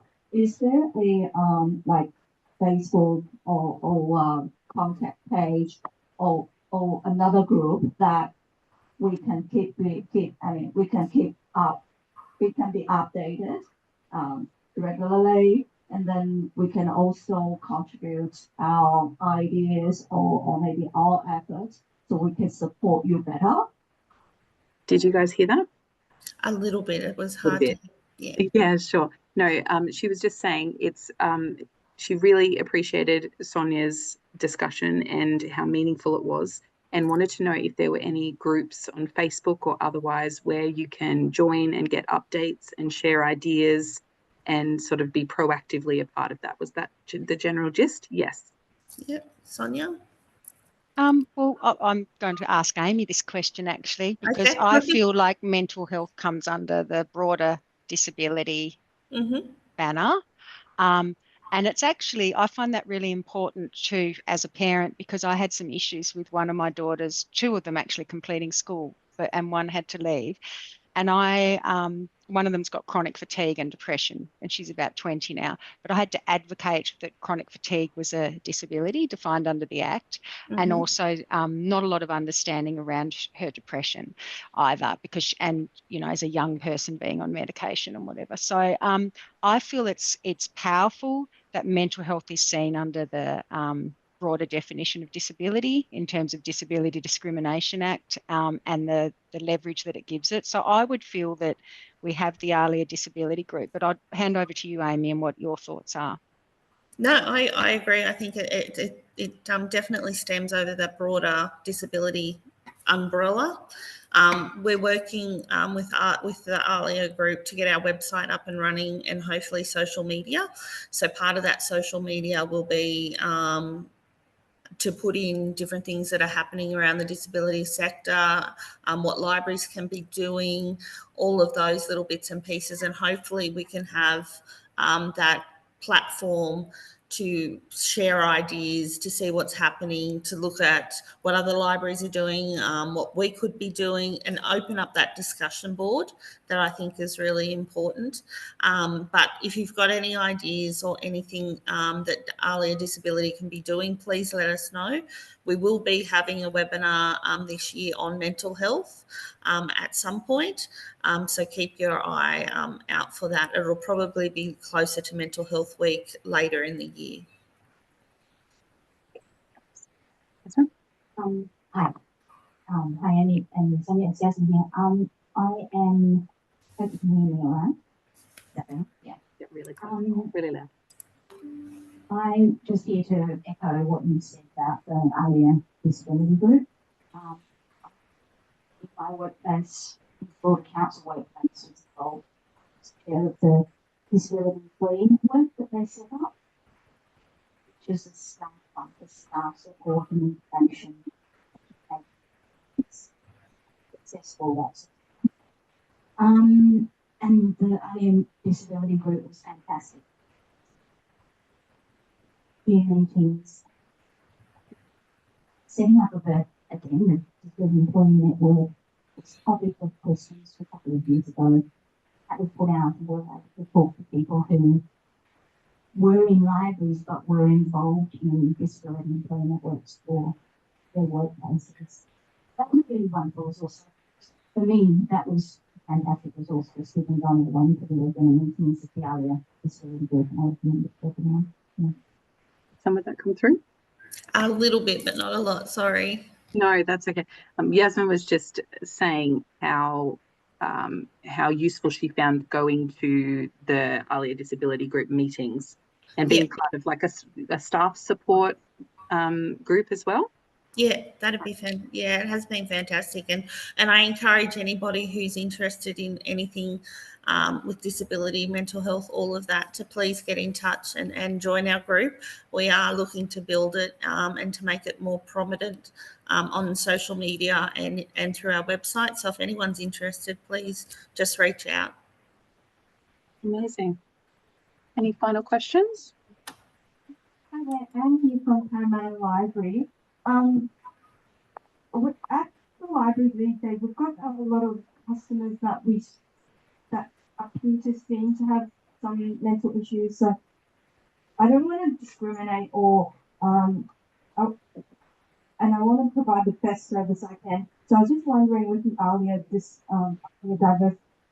ALIA disability, as well as like State Library, are there resources where staff can have tools to sort of know how to best engage with these clientele, so that we can provide a better service, or even like suggestions for books and so forth.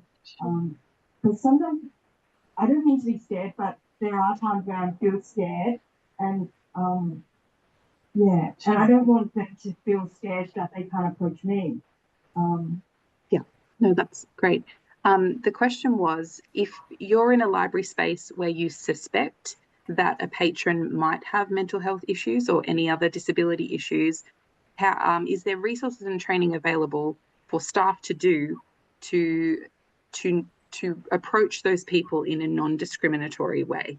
Does that make sense? Yes, that makes sense. It's a tricky one. It really is a tricky one, and you're trying not to make that person feel emotional or embarrassed by it all. I think there would be some training, but probably through one of the mental health organisations, so Beyond Blue or Black Dog or any of those ones. But what I can do is I can look into that, because that's something that we wanted to touch on in ALIA disability is how do we help our clientele that we suspect has a disability, has a mental health issue. How do we best approach the subject? So that's something that we'll be talking a lot about in our webinar as well. But I can certainly look out, and if I find any information, I'll pass it on. Can I add to that, please, Amy? So in Tamworth Library, there's 4 of us who have done the mental health first aider course, and I think that is really helpful, and we can bounce with each other. So I think in Tamworth Council we have about 25 mental health first aiders, so there's a lot of information there. Okay. Peter just mentioned how many of your staff have done the mental health first aid training too. Yes. That's great, because I was going to mention that one. I was probably going to say that it actually also comes down to the library and your professional development in terms of who's coming through the door. But we all know that libraries are such safe spaces and becoming more and more of a community haven for people. And so the mental health first aid's a good one. There's also some training that some of the staff have done down here that you guys some of you would have heard about, which is about Ryan Dowd. It's an American based, but it's about homelessness in public libraries. It's a subscription based. But the other thing is that there's probably local organisations that could come in and do staff PD, like your Wellways or Beyond Blue. And also I would love to see it happen in Tassie. I know some of the mainland libraries do have it. Sorry, I say mainland, that's terrible. Tassie girl, but social workers in libraries. I just think, you know, that's something that I would just love to see here, and I would love to see more of that in our communities, because we do know that we're working with so many diverse people, and the library is often the first place they come to. Yeah, but I understand, because we do have to have a tap-in mechanism in my libraries if things are getting a bit difficult. And also, we have a lot of libraries like you guys would that are rural, that are single person sites, and they don't have a backup. If something's not, you know, if someone comes in and they're a bit distressed, or something's going on for them. So yeah, it's definitely an issue for libraries everywhere, I think. Oh, amazing. Thank you so much. Thanks to everyone who asked questions and helped us get back on time. Thank you. Oh, there's one, sorry. I just wanted to highlight also the Hidden Disability Sunflower Program. The Hidden Disability Sunflower Yeah. Program was just Yes. highlighted as well. Yes. Yeah. Perfect. Okay, thank you so much, everyone. Thanks, Amy and Sonia. We really appreciate your time. Thank you. Thank you. So we're just doing a little switcheroo here. Next up, about to share with us, is Shay Malcolm from Albury. She's going to speak to us about First Nations collections. So we'll just stop sharing, and then I'm resharing a couple I figured.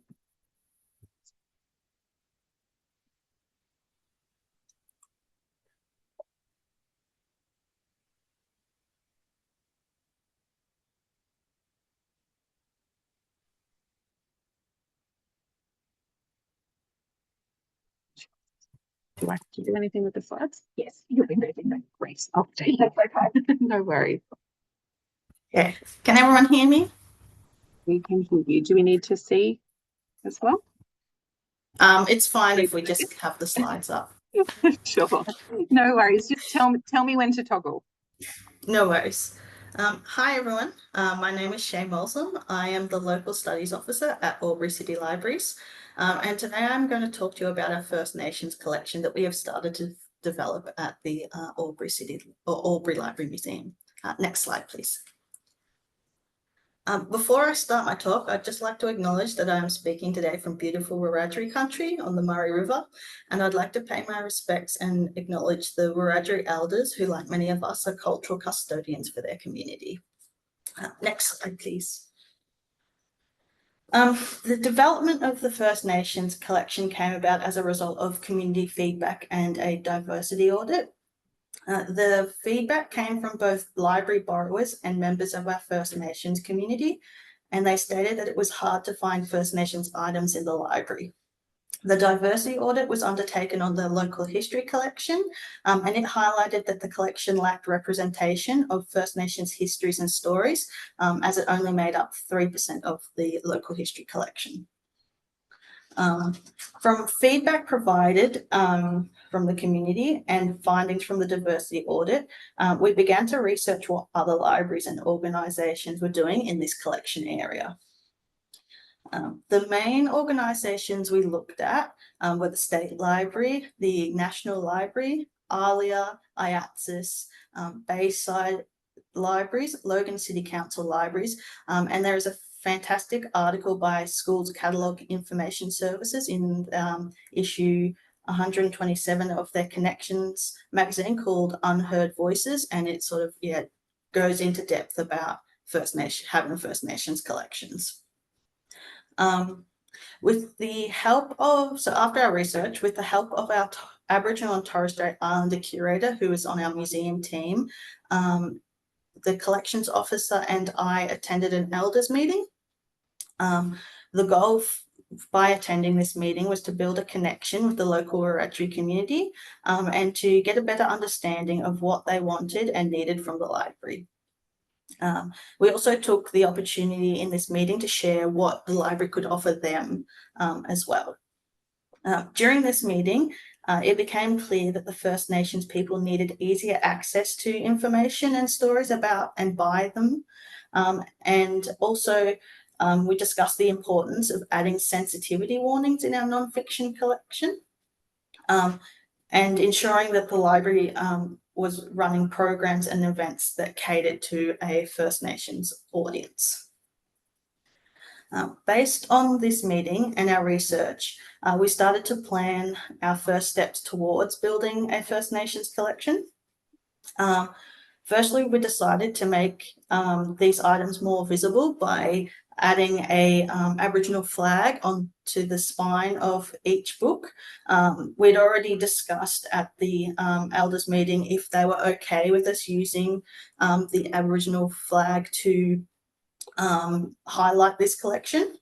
And then we also decided to create a special care notice to put in the front of all non-fiction material, so both in our general non-fiction items and in all our local studies items that were of First Nations material. And we worked with the elders on the special care notice just to ensure that we had the correct terminology and that it was easy to understand for their community. So far, we have successfully identified and labelled all First Nations items in our library's collection. And we have, as I said, added the temporary special care notices. We have also created a genre in our adult non-fiction area for the First Nations collection items so that they could be shelved together instead of being interspersed throughout the adult non-fiction collection. So here at Albury, our adult non-fiction collection was already genreified into categories, and we decided to make another genre for the First Nations. Our next step in this collection project is to improve our catalogue records. So that's to improve searchability for both staff and members of the public using our OPACs, and as well to ensure that we are using correct terminology when we are describing First Nations subjects. So we're starting to begin planning that stage. Next slide, please. Thank you. So I've got some images of the collection. So there's an image of our non-fiction First Nations collection.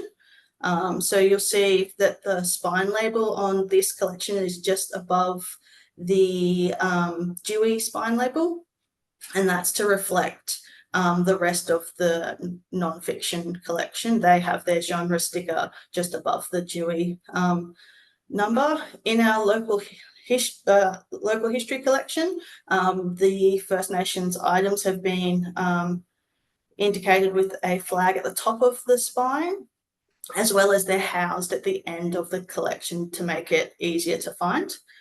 Next slide, please. Then we have, so in our adult fiction and all our junior areas, the books are just denoted with a spine label, but they're interfiled within the rest of the collection. We're in the process of looking at, in the junior area, if it would be feasible to have a separate collection area for all First Nation items. Next slide, please. So some tips for anyone who's thinking about starting a First Nations collection. So the easiest step to start with is identifying First Nations items in your collection. And you can either record this information in the items holding or attach a spine label to them, so there's a visible denotation, or you could do both. Also, research what other libraries are doing. That's really helpful in gaining a better understanding of what is possible in the area. And I'd also recommend begin discussions with your First Nations communities. That really helps understand what the community needs and whether they want to have their collection highlighted. And if you're wanting to begin discussions with the community, if you don't already have a First Nations person working for you, generally your council have a team for that, and just use the council to assist making that connection with the community. Next slide, please. So this is my contact, the contact information. I'm about to finish up in my role here at Albury City, so I've just put the general information for the library that you can send through to. Thank you, everybody. Amazing. Thanks so much, Shay. That was fantastic. We are about 2 minutes early for lunch. So should we do one question, or do we just want to wrap things up? All right. Well, if anyone wants to ask Shay questions in the chat, I'm sure she'd be happy to. But otherwise, we're going to break for 1 hour for lunch, which is provided today. I don't know where it is, Ellen, so you'll have to let everyone.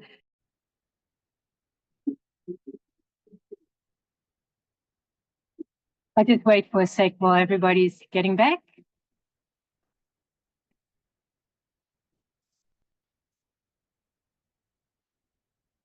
Oh, do I go further? I have no idea. The arrow's not working. I tried to find the bit there. I did. Oh. Now that should work. Cool. Welcome back, everybody. My name is Ita. I'm from Tamworth Library, and I hope you all enjoyed your lunch. Welcome back online as well. I hope you enjoyed your lunch as well. And I hope you really enjoyed this morning. I know I've learned a lot, and I want to thank you all for being so participative. We have had so many interesting questions, and often people don't. Oh, what's happening? Okay, you probably only saw my nose online. That's fine. That's my best feature. Anyway, because I can't see myself on there. Thank you, Ellen. I'm only here to host, so you don't have to know about me. Our first, well, yeah, it's very interesting now. Our first speaker is my colleague Yasmin, who is part of the steering group. And this first part of After Lunch is taking action. And she's going to talk to you about the collection diversity to support Reader's Advisory. So please make Yasmin welcome. I'll just adjust this so the online people can see me. How's that? Yeah? Okay, great.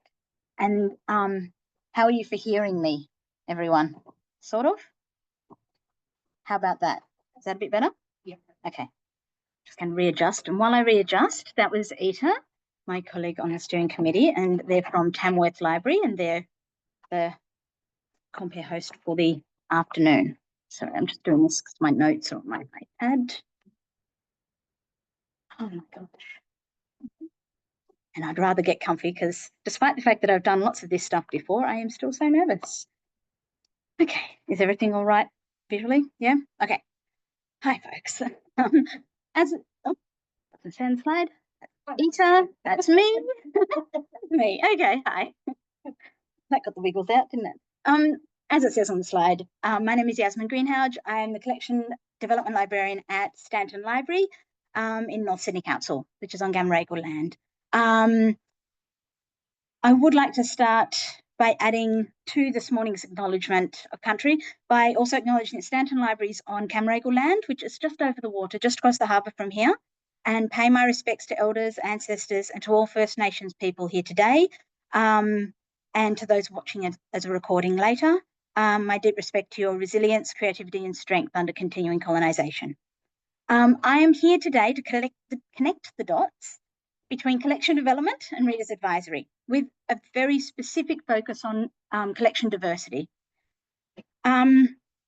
Obviously, to make wide and diverse suggestions to customers for their reading and listening and watching, you need to have a diverse collection. That's the short presentation, like you need. It goes hand in hand. But how does it happen? Diversity in Reader's Advisory happens when staff are trained and they care.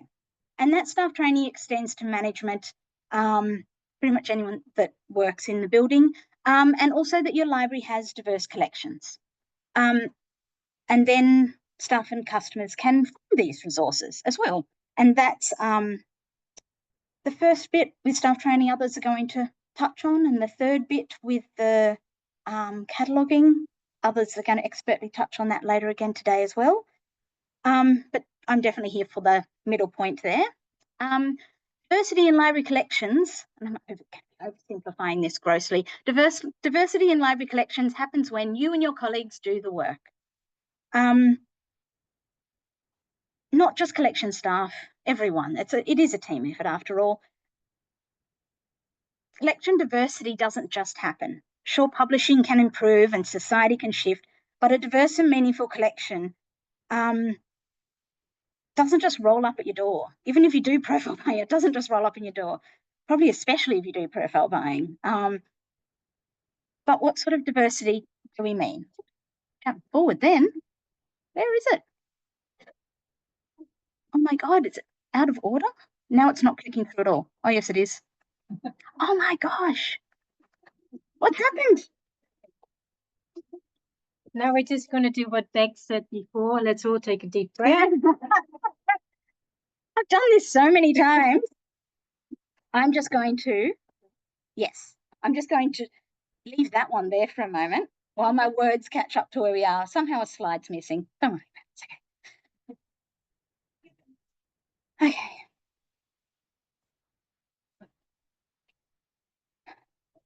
Well, I don't know what's happened there. Maybe it'll turn up later. I'm just going to say it. Basically, what sort of diversity do we mean? I reckon they're out of order. There's a few ways to look at it. First of all, we know diversity in terms of, we think of it in terms of content in collections. So when you're thinking about a diverse collection, you're going to start thinking about, hey, do we have books in other languages? Do we have books that might have different points of view might depict different cultures or different religions? They might feature characters from diverse sexualities and genders. They might have people with diverse abilities in them. That's usually what people think of when we're starting to think about diverse collections. And I think that I also wanted to speak a bit more broadly about that, and I did earlier as well. You have to think of the producers of those collections. So all of that stuff, you're thinking about the content, you're obviously going to think about the authors and the directors and the composers and the publishers, and make sure that you actually have a bit of diversity in that point of view. And then you also have diversity of materials. And that's I split that in two. You have diversity of materials. So say you've got a book, you'll have an audio book as well. And then you'll have, maybe you've got an MP3 version of it. Then maybe you've got an e-audio book of it. They're really diverse ways of accessing the material. And then you have diverse items and diverse collections. By this, I mean the non-typical library items. So those of you who have Library of Things or Discovery collections or STEAM collections, that can fall into that. So maybe then you have an e-reader pen. It will be things like tech for loans. So if you've got chargers, robotics, musical instruments, kits for story time or for bird watching, sewing machines, air purifiers, thermal imaging cameras. Diversity is also about that. Then who is it for, with our confused lady? Who are the collections being curated for? So that's about who are you serving. Do you use local government area stats when you're considering that? Or do you take all of society into consideration? Do you think a bit more broadly about it? Do you have a policy that you follow, that you wish you had a policy that you could follow? You've got a policy you're not allowed to deviate from. How much do you use a policy or your own professional judgment? Maybe you don't have a specific policy about it. But to simplify that, these are exactly the same questions, just on a much more accessible page. It can get pretty overwhelming, but it's worth going on a deep dive. It's also worth asking if you've got that if you share the same point of view about this with your programs and customer experience teams as well. that you're all coming at things from at least a similar angle and understanding your customers from that same angle. Collecting for your local LGA boundaries strictly, or with an aspirational whole city or whole area or whole society view. I know that budgets can be tight and that money does need to be spent on residents, but apart from a brief blip, I suppose, during COVID times, people moved out of their own LGA. They travel, they have families elsewhere, they go to school elsewhere, they work elsewhere, they go on holidays elsewhere. And similarly, people come into your LGA and they might come and visit family and they will still use your library. So do not be restricted too much to going, oh, that's who we have here. You need to be aspirational. Think about what sort of, city and country, that we need to have. Of course, collections still look different for every library, every branch, and on every year. But the key is thinking critically about what you're doing instead of just spinning the wheels. And what do your guiding documents and policies say? If you can't recall off the top of your head, maybe they do need updating. You should know them well. And this is all staff, not just collection staff, knowing what sort of things are in the collection. So think critically. Or as those, I don't know, when I was a kid, the 80s Earth Day protesters that my parents were part of, that whole think globally, act locally slogan always springs to mind when I'm doing that stuff. And for those of you who have done or will be doing the Novelist Actively Anti-Racist Library Services training, there's a good bit about this in there as well. So how to get diverse items in the collection. I'm actually not going to talk about that just yet.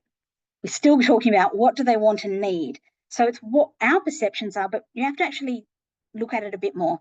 You have to identify target communities, much like Amy said a little bit earlier about inviting in the local dementia group for a visit to the library. Make those connections. Similarly, like Shay and their colleague making connections and decisions with a local elders group.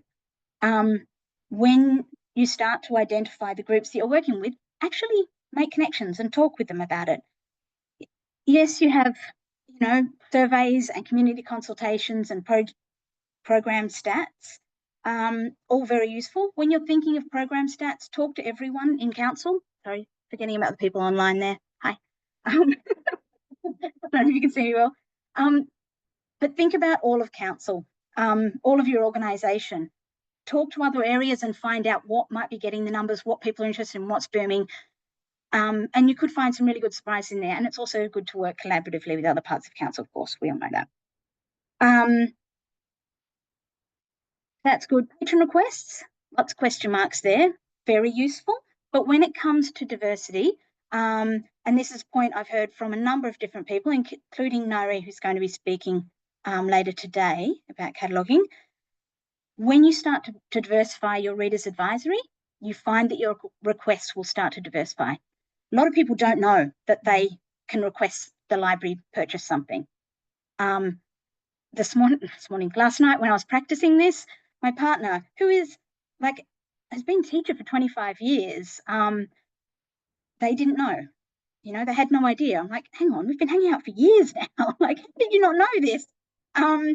That's on me, though, I'm sure. But people don't know that they can go in. They might know about interlibrary loans, but they don't know they can come in and say, hey, could you buy anything? But if they're not seeing diverse RA on displays, what confidence do they have that you would actually get that? So you're not going to necessarily hear customer requests. Libraries who do diverse RA will see more diverse requests coming through. So put some grain of salt with that one, grain of salt with staff knowledge as well about who you're serving. If you ask me, on my experience, who do I see come into the library? Who do I think are the users? And I would say, oh yeah, lots and lots of kids for all of the story times and everything. Heaps of kids. They've got to be our largest borrowers, and probably the retirees. But I don't work nights, so I don't see other cohorts. I don't work weekends. It's amazing, by the way. I don't see these other cohorts. And when you look at the actual stats, the people that borrow the most in the library are the adults, like 35 to 45, or can't remember the exact, but it's that age. I would never have told you that. So staff knowledge about who's coming through, but make sure you check that. So that's pretty important.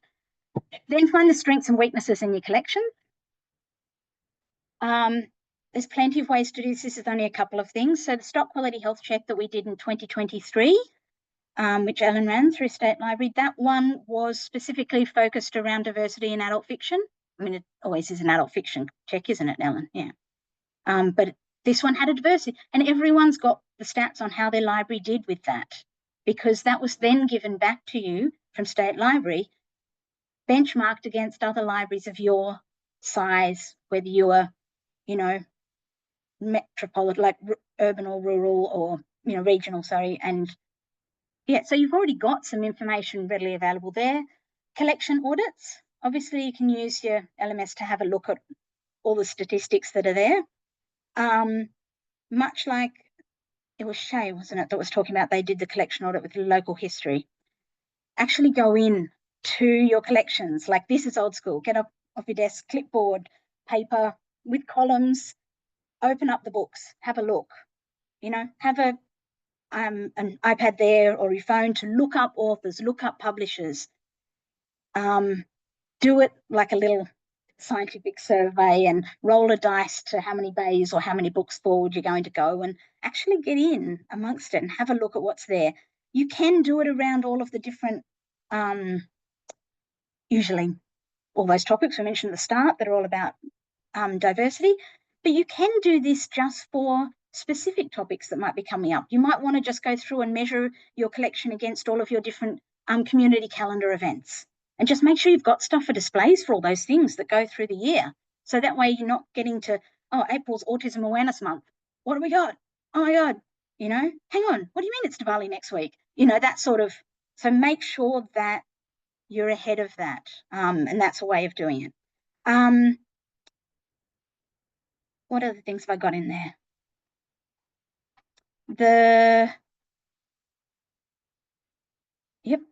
Broadly used collection audits for diversity, having a blank moment. Oh yeah, and the collection HQ. They now have a DEI module that they added in a couple of years ago. So if your library's lucky enough to have that, that's quite fantastic. It is specific to the Australian and New Zealand experience. They changed that from the European and American list, because black here is not the same as black in the US in terms of what books you're measuring. This is useful, but a lot of other people are lucky enough to have a library management system that will do this sort of work, that has this sort of capacity and functionalities. So yeah, always useful to see what sort of stuff you've got around. And keep in mind always the big picture. And, you know, who are you, like, who is all this for and what are you doing for?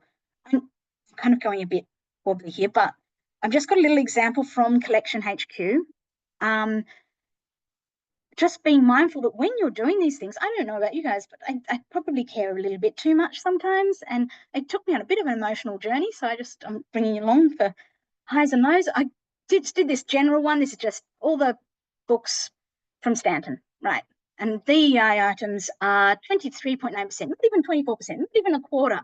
I was devastated. I was like, come on, we've been working for years on this.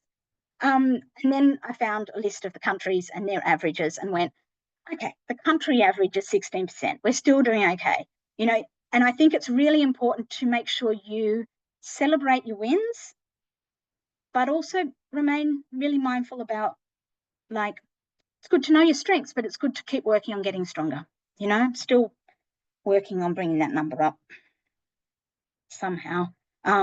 It's a, yeah, anyway, won't go down a rabbit hole. I could do that. Okay, so where to start?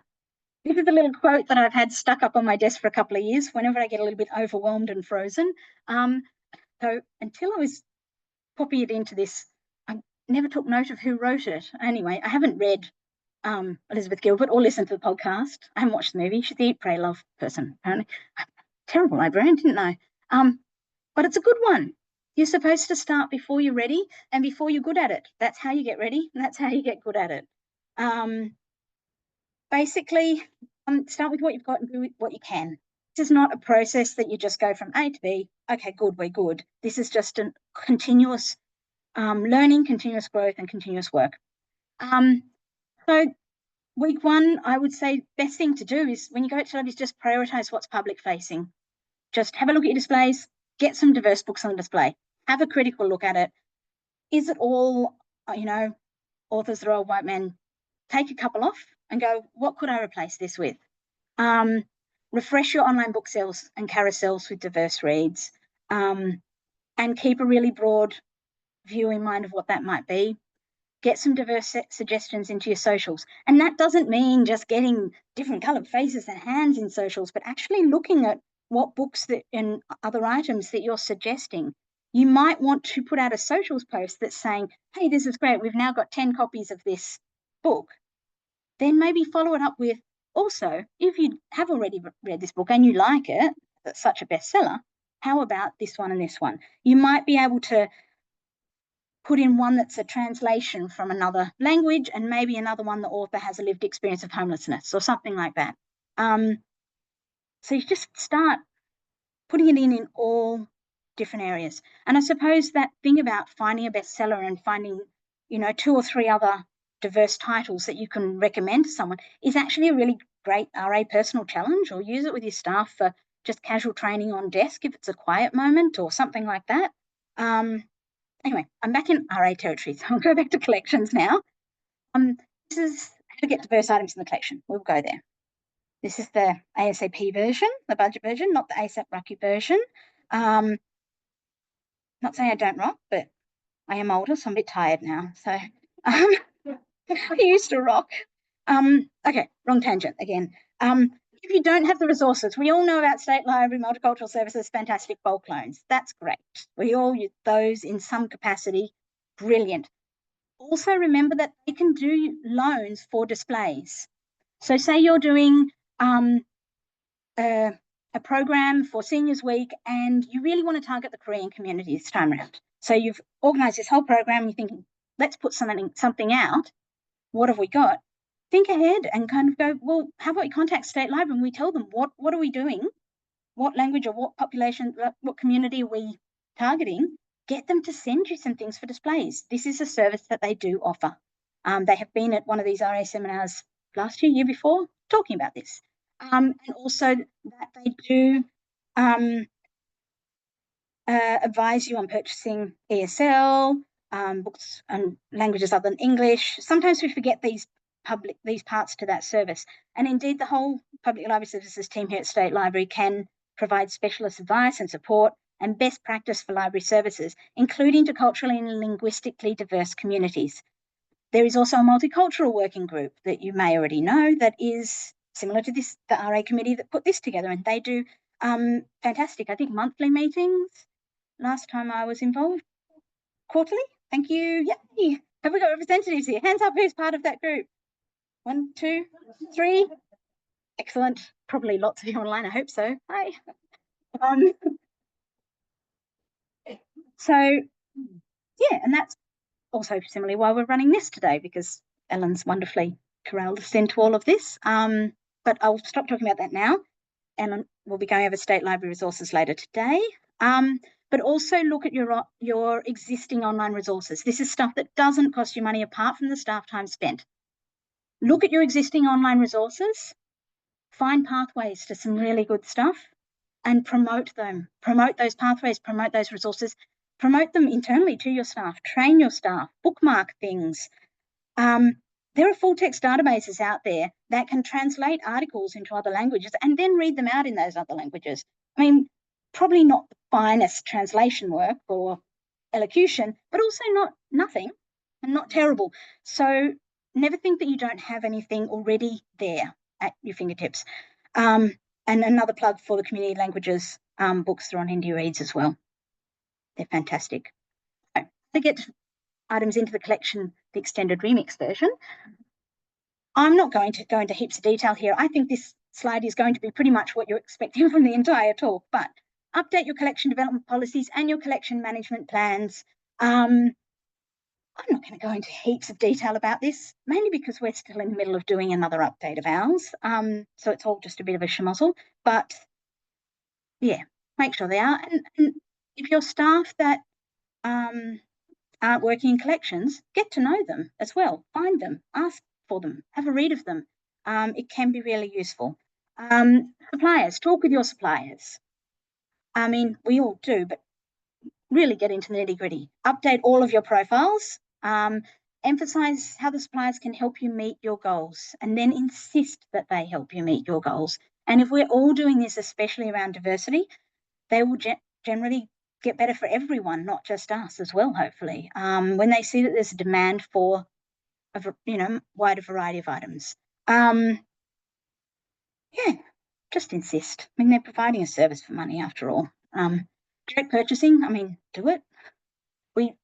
I'm not really going to go into the nitty-gritty of how to do this and where to find the resources, but do it. You've got discretionary purchasing or whatever you're able to do. But when you're doing that, actively search for items. And this is the bit I can't really emphasize enough, but go get curious, go in, find the websites, find the resources. I mean, we're librarians, research this.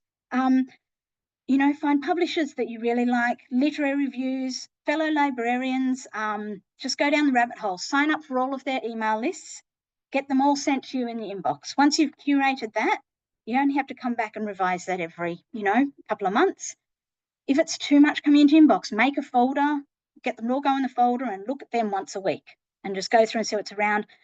Follow them on socials. That's my favorite. You can set up a second Insta or Blue Sky if you don't want to use your personal one for it, and curate the list of people that you're following. You might have authors, their fans, libraries, book talkers, book shoppers, anyone that you can think of that's actually providing really interesting content, not just around diversity, but maybe around particular communities that you're trying to serve or particular gaps you've got in the collection that you're trying to fill. And then we get to use algorithms and it'll start just suggesting stuff to you. Use that system and just be curious. And then weeding your collection is one of my favorite bits. I love this bit. Hands up who loves the weeding. Oh yeah, it's good, isn't it? And it is where I get a little bit nervy about some of the stuff too. Okay, so we know that we weed to make room for new items, for physical accessibility and for physical low quality. The physical accessibility, I'm still embarrassed to think about the years where we had our pregnancy collection was on the bottom shelf. You had to go down onto the ground to get to those books. It's just, now, of course, we're all trying to clear those bottom shelves and get rid of them as much as we possibly can. Still so embarrassed about that bit. Weeding with low loans, again, question mark.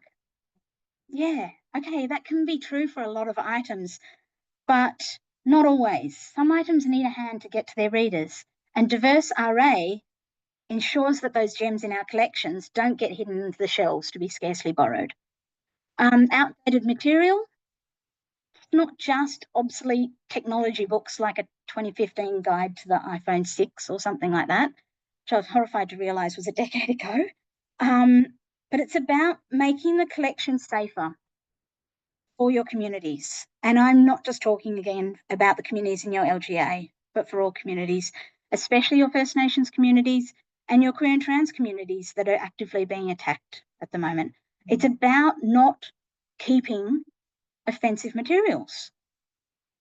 Work towards making your collection safer to access. If people are accessing library materials and they're finding something that's outrageously offensive or racist, they're not going to come back. They're not going to go, oh, well, put it back. I'm going to find something better. We do have a responsibility there. And please, for the love of dog, don't donate these books anywhere. Pop them in the recycling. They're not, unless they've got something particularly relevant to maybe your very local area for local history and they go and live in the back of the stack with a warning on, you don't need to keep them.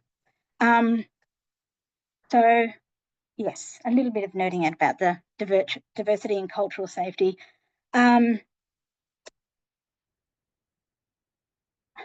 Say that a good library will have something in it to offend everybody. Absolute rubbish. Shouldn't, absolutely not. I feel really strongly about this. No, why? Why should it? We're not neutral and we shouldn't be neutral.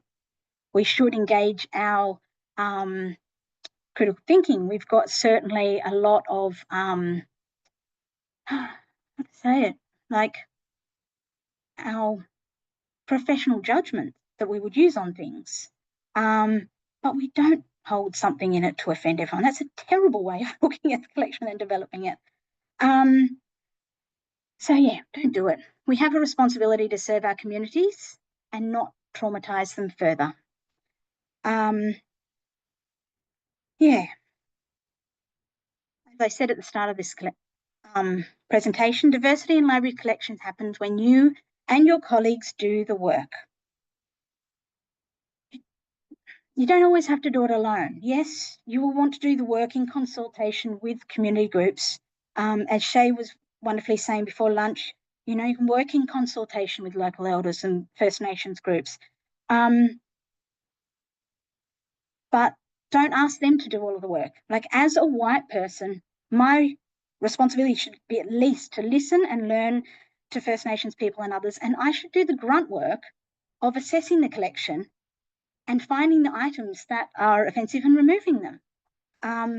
Not just taking a guess, but actually trying to listen and learn and train myself how to do that.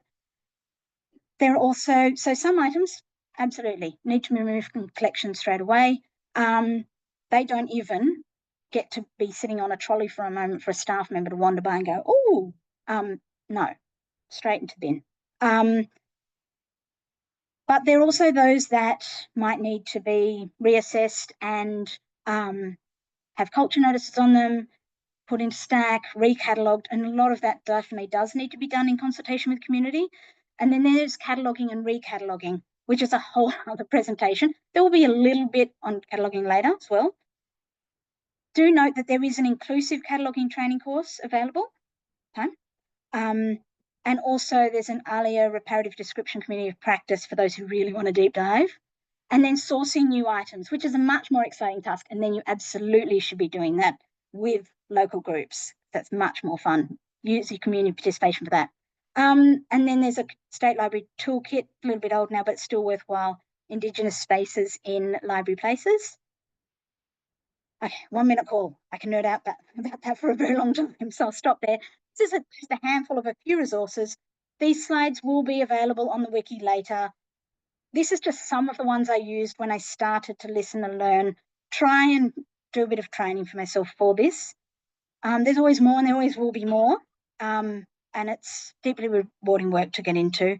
A little RA from me, every glam sector professional should read Mark the Dawn by Jazz Money, 100%.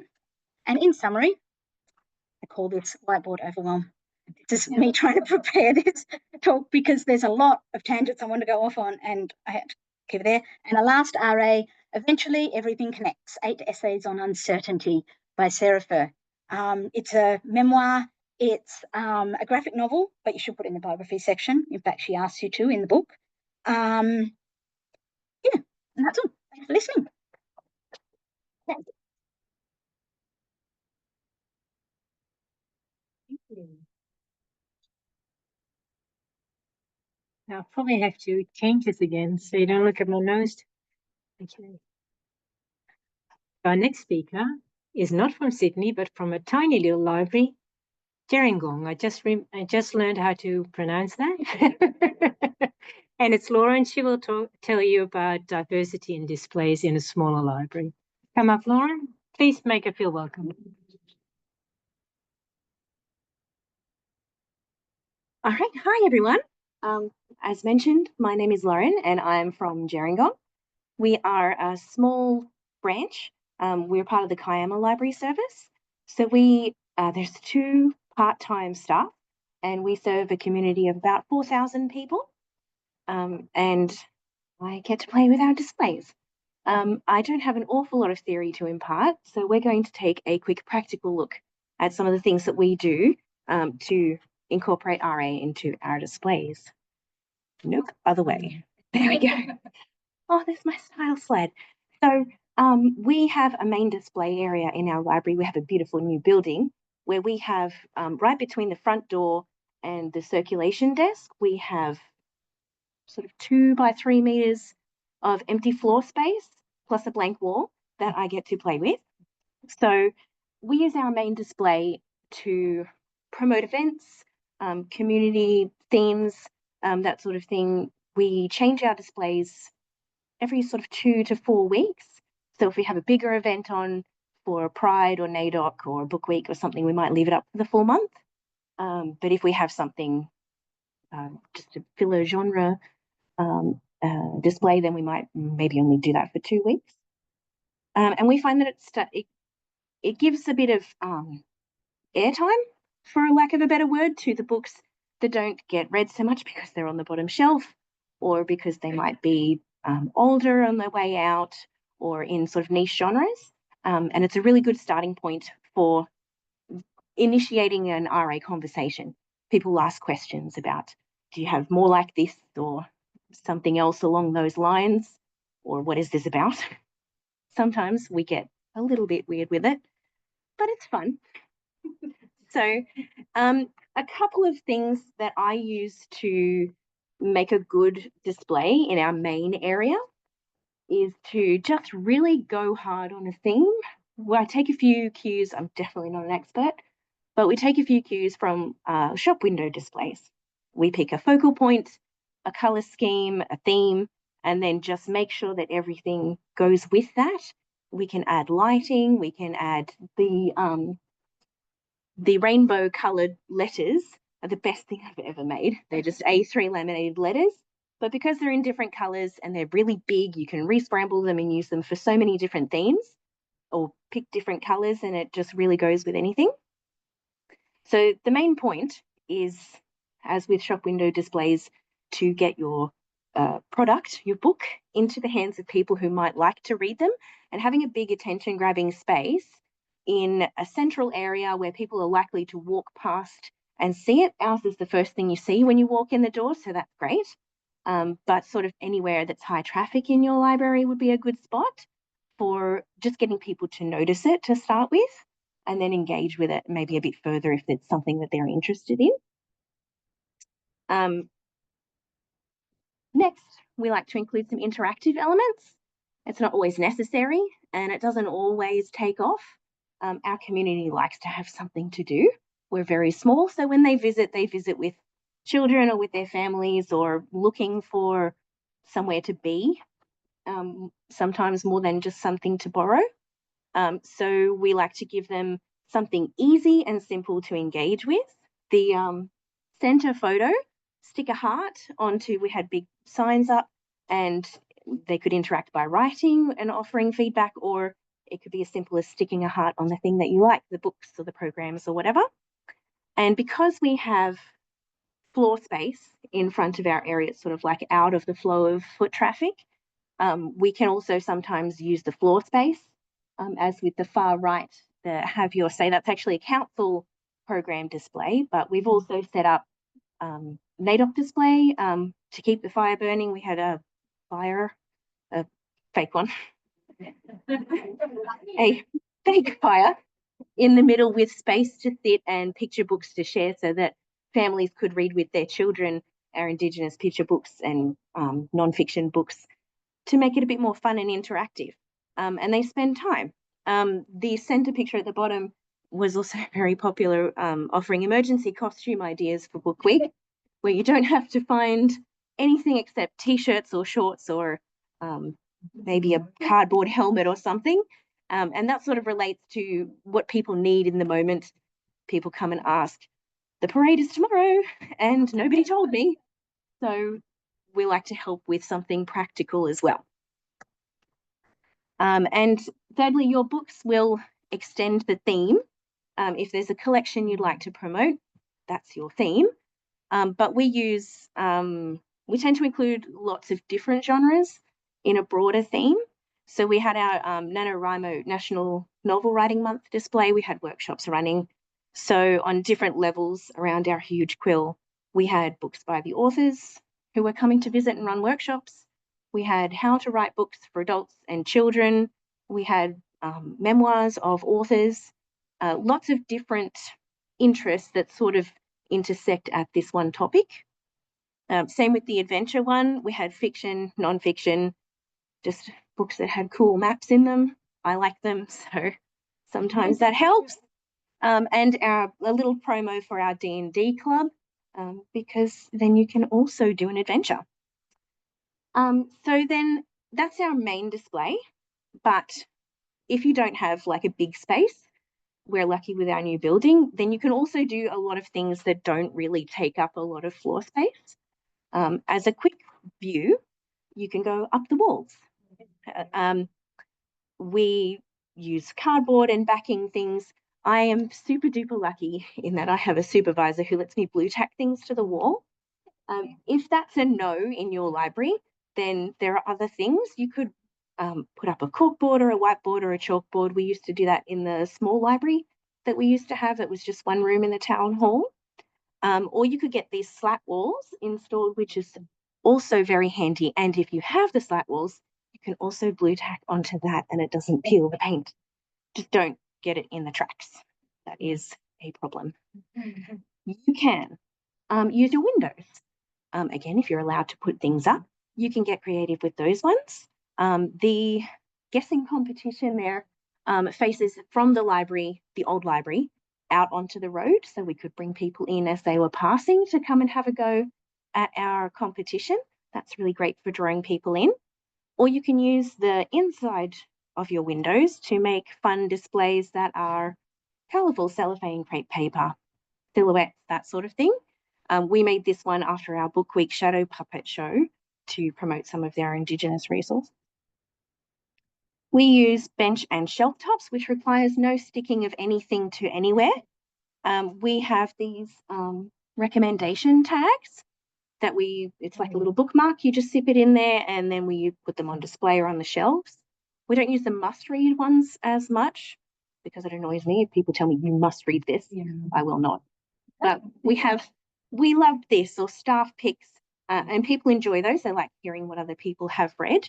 And this photo, the other photo, was from our first birthday celebration. We wrapped up birthday presents, and then we also wrapped up mystery books and put them in little bundles to get more books out, seeing as people were here to celebrate our birthday. We sometimes make benchtop displays or little transportable ones when we go to markets. This biggest picture is not transportable, obviously. That was for our magic market event. That was super well attended, so we wanted it to look really big and fancy. When we do it, we usually get about 1,700 people-ish in attendance, so we want things to look nice. And we sort of used our old COVID screens to make literal window displays for magical books. And this one is just a little transportable, like a teeny display in a box, a dozen or so, with some fancy doodads around the side, signage or props, just to make it look a little bit fancy on the theme of adventure.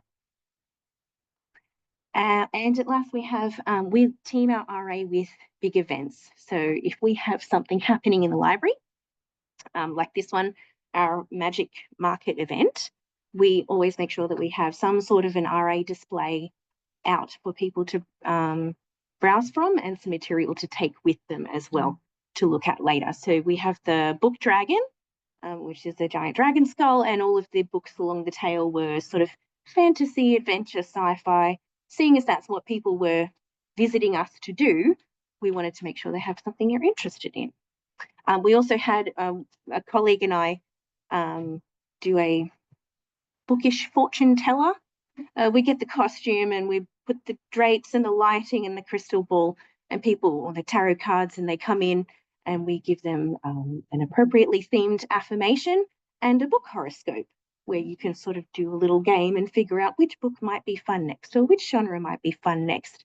And every single person seems to have fun, including me.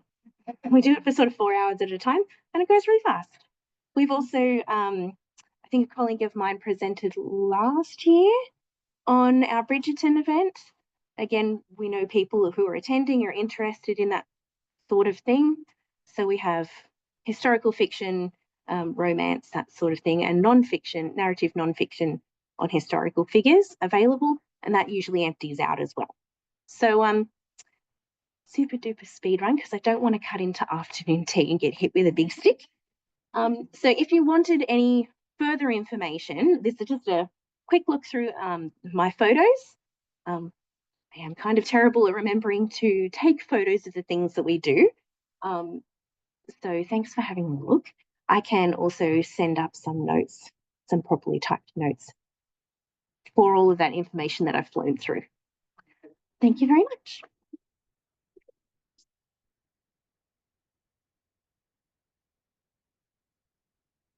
That was awesome, and I so want that book, Dragon. Next up is online. She comes from Wagga Wagga, and it's Caitlin. I'll see if I can get to the next thing. Ellen, do I have to do anything else to get Caitlin's up? Are you there, Caitlin? Yes, hello, can you hear me? Yes, I can hear you.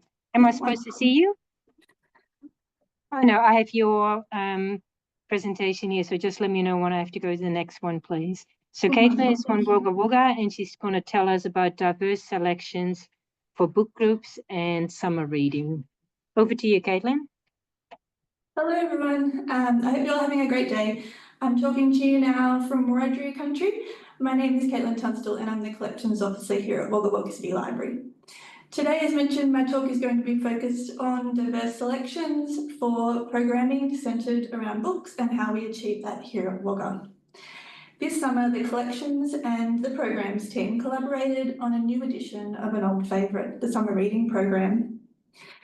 I will talk to you about how we included elements of the actively anti-racist training that I participated in last year in delivering this program, how we thought it went, ways we can improve on it and our goals for the future.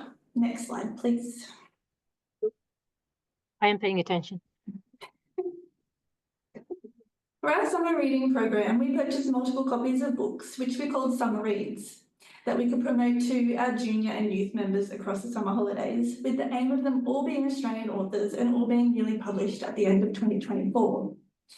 We have a selection criteria tool, which you can see here on the screen, that we use for our book club selections, which is a few simple points that we try to keep in mind to help drive the selection of books for our book club kids.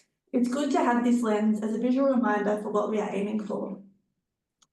As you can see here, we have broken it up into various categories: accessibility, authorship, promotability, and a nice to have, but not essential.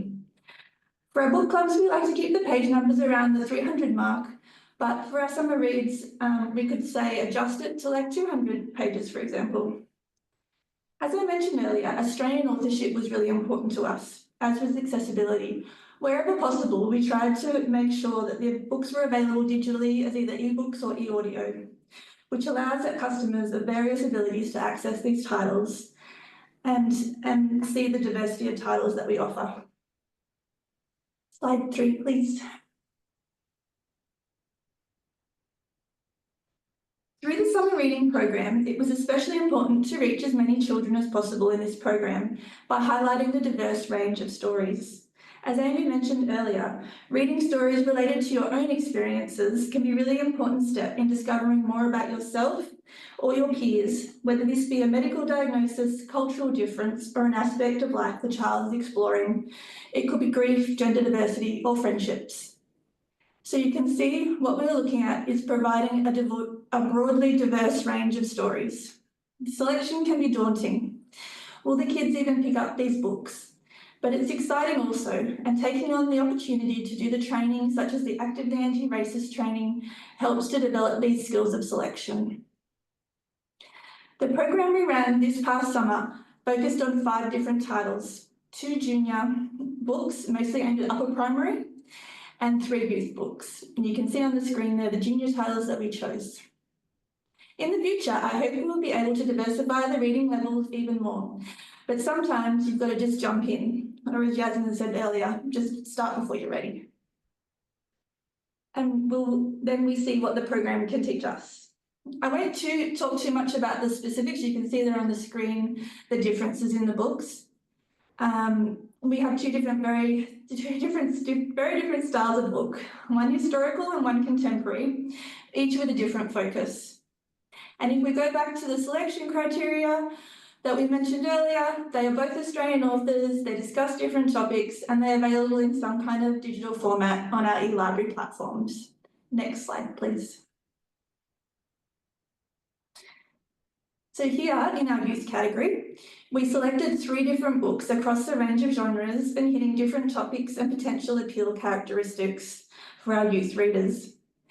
We found that the junior boring took off really well, probably pushed by the parents, but ultimately each category was just as successful.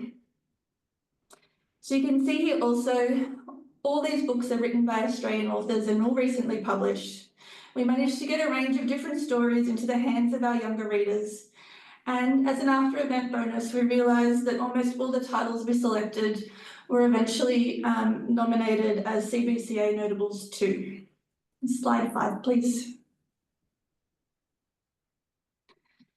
In terms of promotion and engagement, we had a series of social media posts run throughout summer. We had posters in the library and awareness amongst the staff. We had labels on all the books that were involved in the program and special display areas set up. We loved the author involvement and interaction in our social media posts, all the heart eyes on that one. Slide 6, please. The program itself was run in the form of a bingo card, with the participants able to collect prizes for completing a row in the form of a lucky dip, or going into a major prize draw by completing every single box. One of the boxes on the bingo card was reading one of the summer reads books, excuse me. And as part of completing the entire card, they went into the major prize draw. So you can see why I'm really interested in diversifying the reading levels for different iterations of the program, as we're mainly focused on upper primary into like the teenage category in this first edition that we ran. Slide 7, please. We've started planning our winter holidays reading challenge and we're hoping to put together reading lists for the different boxes on the bingo squares. This is another area where we can diversify the titles available and increase the variety of reading levels we promote the challenge to. And the next slide, please. This is an example of the reading lists that we're hoping to provide. This is just been released for our book club members on our OPAC. I wasn't sure whether it would be live at the time of the seminar, but it actually is live. So if you go to Bogger Library website, you can click through to our OPAC and see in the side menu our book club menu, and that will be there if you wanted to explore that. So what we're hoping to do is create little reading lists based on each of the squares in the reading challenge and promote those to our participants. Next slide, please. Thanks everyone to the RA Working Group. Thanks for the opportunity to share today and thank you all for your time. It's so wonderful to hear all the Readers Advisory stories across library land in New South Wales. Any questions, please email me. Thank you.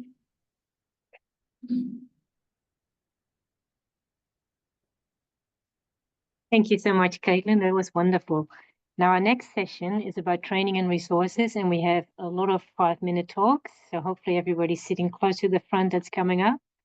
Our first talk, from Hornsby, where I used to work. Readers Advisory Staff Training, Jody and Lani. Lani is not here because she's on maternity leave, but they have a video ready. Will you come up and we'll start the video? Hopefully. Is that it? Yep, that's it. Do you know how to do it? I think so. Yes, that's it. Hi, my name is Jody Dalden. I'm from Hornsby Libraries. I'm presenting today with Lani Kilpatrick-Coles, who is at home eagerly awaiting the birth of her first baby. So we prepared something a little bit earlier for you so she could be involved. All right. Welcome to our Readers Advisory Lightning Talk. Hi, my name is Jody and I'm a librarian at Pennant Hills Library. Hi, my name is Lani and I am the Community and Programs Librarian at Hornsby Library. In July 2023, we completed the rewarding reading workshop at the State Library of New South Wales, and today we will be sharing with you how we have implemented the training at Hornsby Libraries and what has changed as a result of this. Our first goal was to develop and present Readers Advisory training to all staff. We started with a 3-hour introduction course delivered in person at Hornsby Library.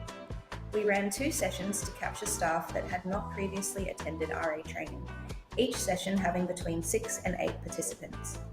The training was informative and interactive, with activities focused on encouraging participants to feel more comfortable talking about RA. This training was provided again in 2024 for all new staff. Refresher RA training sessions were then run for staff who had completed RA training in the past. This training comprised of a short online module delivered using Niche Academy, followed by a 1-hour in-person session. We ran 4 sessions in 2024 and will be offering this training again this year.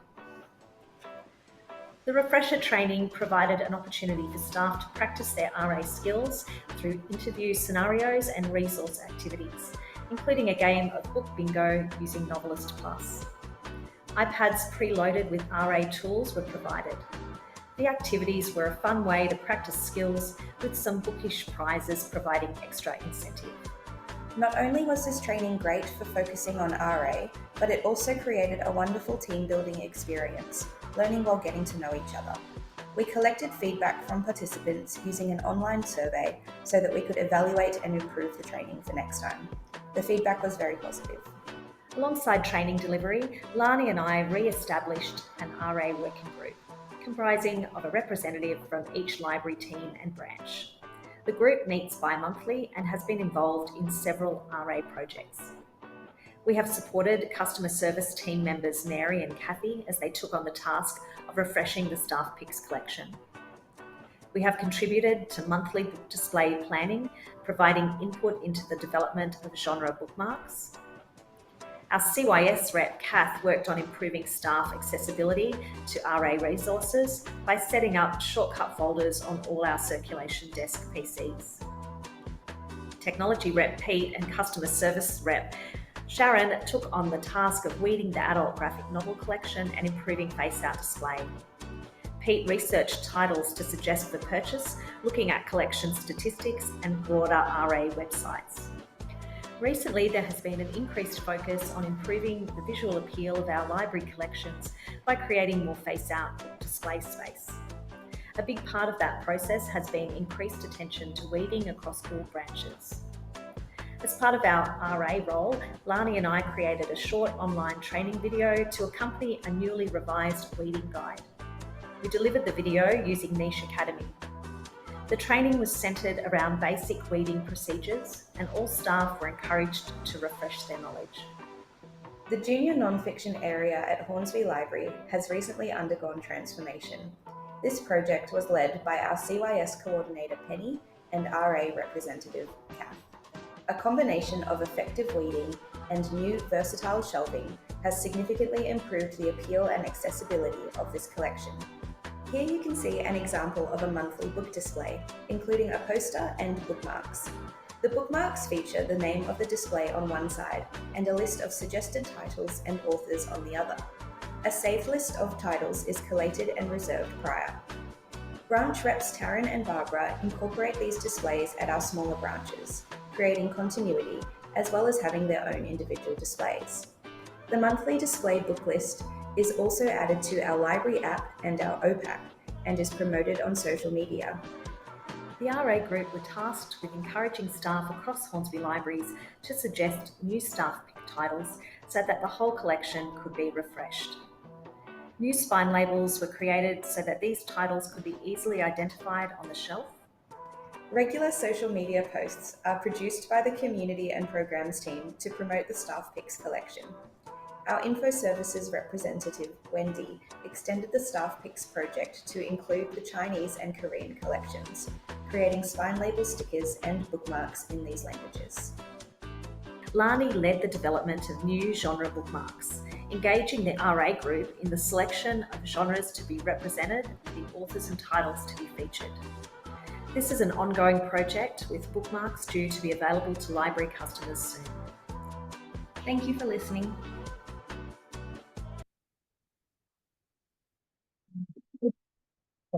Yeah, well, thanks very much. Thanks, Jodie. That's amazing.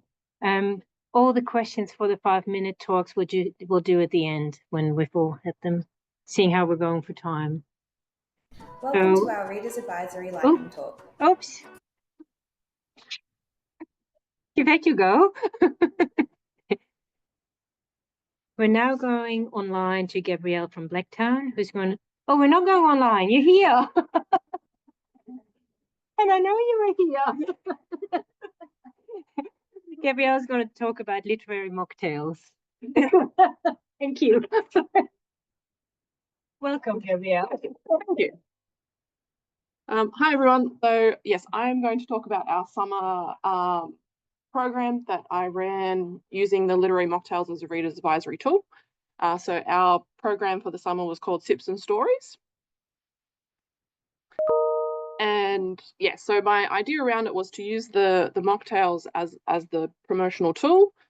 I wanted to link sort of the whole summer to my colleague's event that she does with the drug and alcohol hub. So she does a lot of work on that. I wanted a continual social media presence across the summer, utilize the display case that you can see from one of the main streets in Blacktown, promote our physical and online resources, and hopefully get adults excited to read in 2025. Lot to fit in. Oh yes, we all know the mocktails. So yeah, I ran with the same sort of genre that they promote. So we all know that.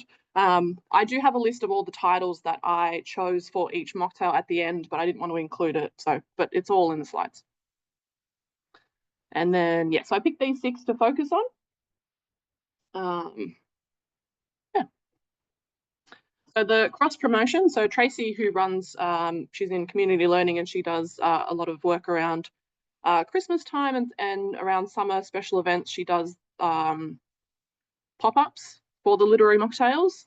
So we wanted to connect and collaborate. So she was doing one for December and also had one in Valentine's Day. So I wanted mine to be like a generic summer focus instead of like us doubling up on everything. So in all of the social media posts, and they linked back to the mocktails and the recipe. All of her displays and where she was doing the promotion from, I had a physical display case, so the books were there as well. So she was directing people to the books and then also to my event that I was running in February. So that's how we sort of collaborated cross team with that. Hers is just solely focused on the literary mocktails, and then mine was an expansion on that. Our lovely marketing team, so they created all of our images for the event. So we had 6 posts across summer, and they all had promoting the mocktail and then the book recommendations that related to that mocktail. And then closer to the event, it was also promoted along with the books and then the event itself. I'm rushing because I'm cautious of the time. So yes, this is our display unit. So this faces one of the main streets of Blacktown, and then the other side faces our adult fiction section. So it's a terrible, you can't take a good picture of it from any angle, but we wanted it to be bright and engaging.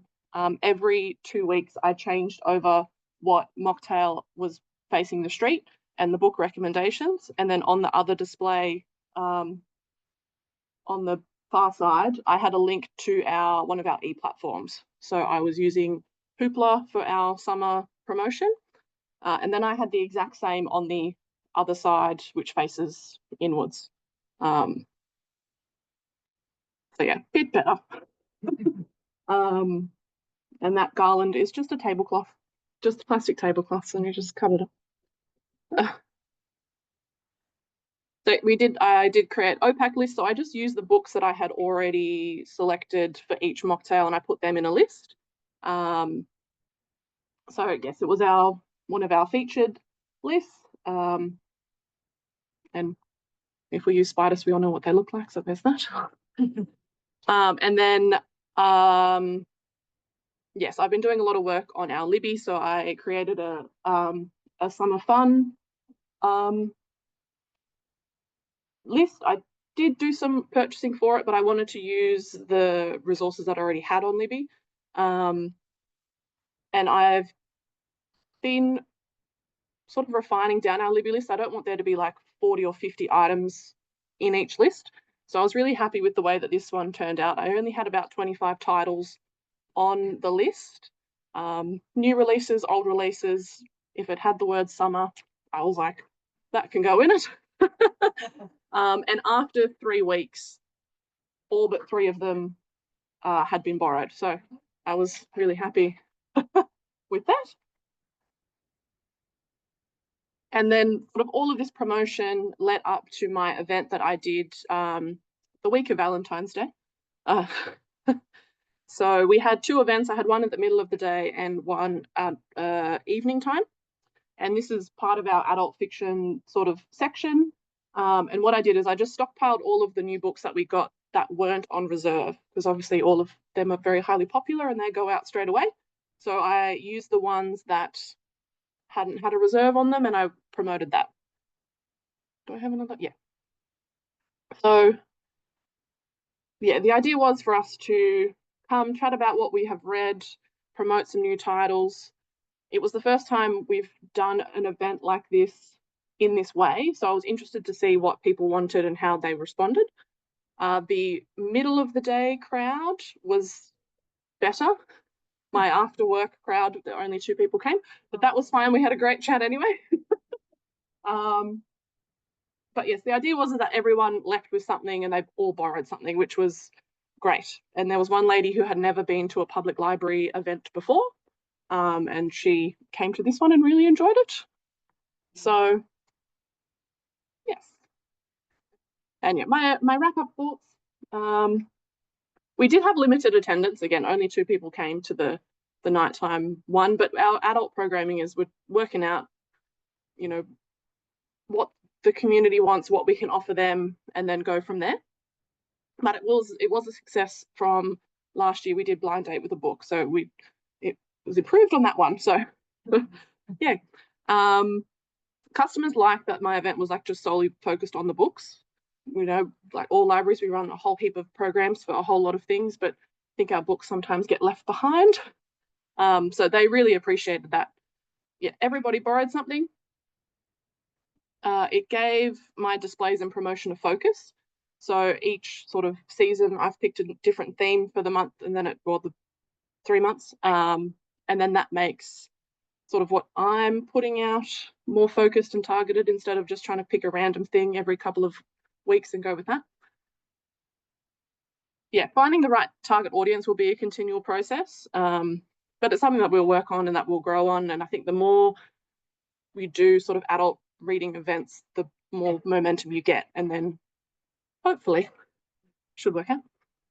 And then yes, I want to try the idea again, but at a different branch. We have 5 branches at the minute, and each have a very different reading demographic. So our other bigger branch, Stanhope, has a very, very high readership. So I want to try an event like this out there and see how it differs from being at the main branch. So that will be something that I work on. And yes, it's very tiny, but these are all the books that I selected for each of the mocktails. The romance one, they were purely all online versions, but I tried to have a mix of both online, physical, and all of that. And that is me. How's it made?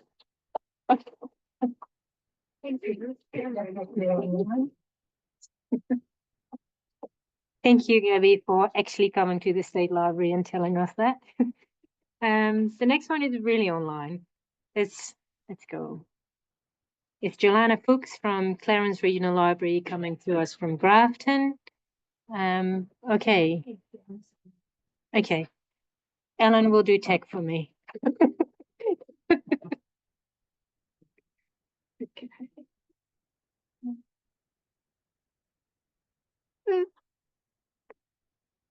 Oh my God. Okay, so Yolanda, you should be able to share now.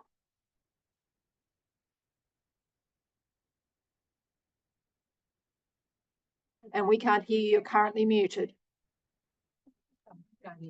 Can you hear me now?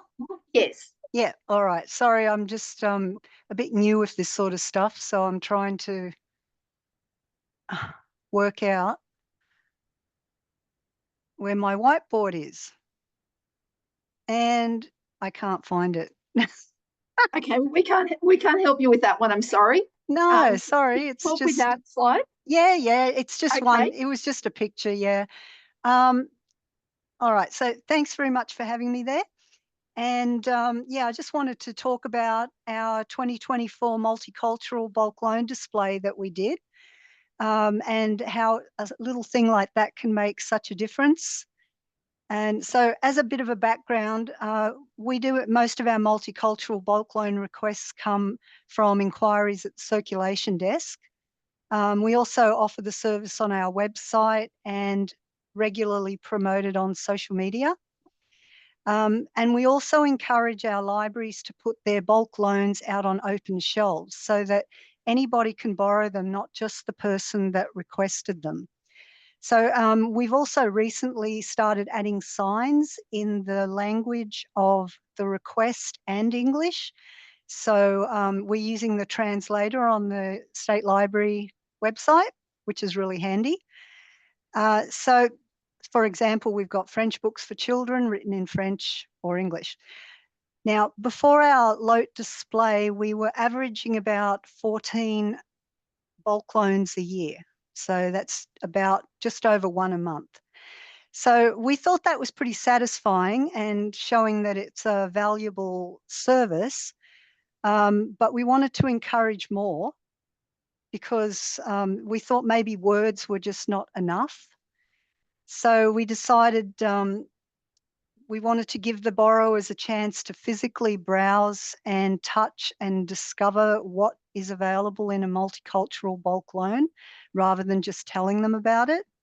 So we thought that would be more effective. So we decided to plan a mixed library display and put it in a really visible area of the library.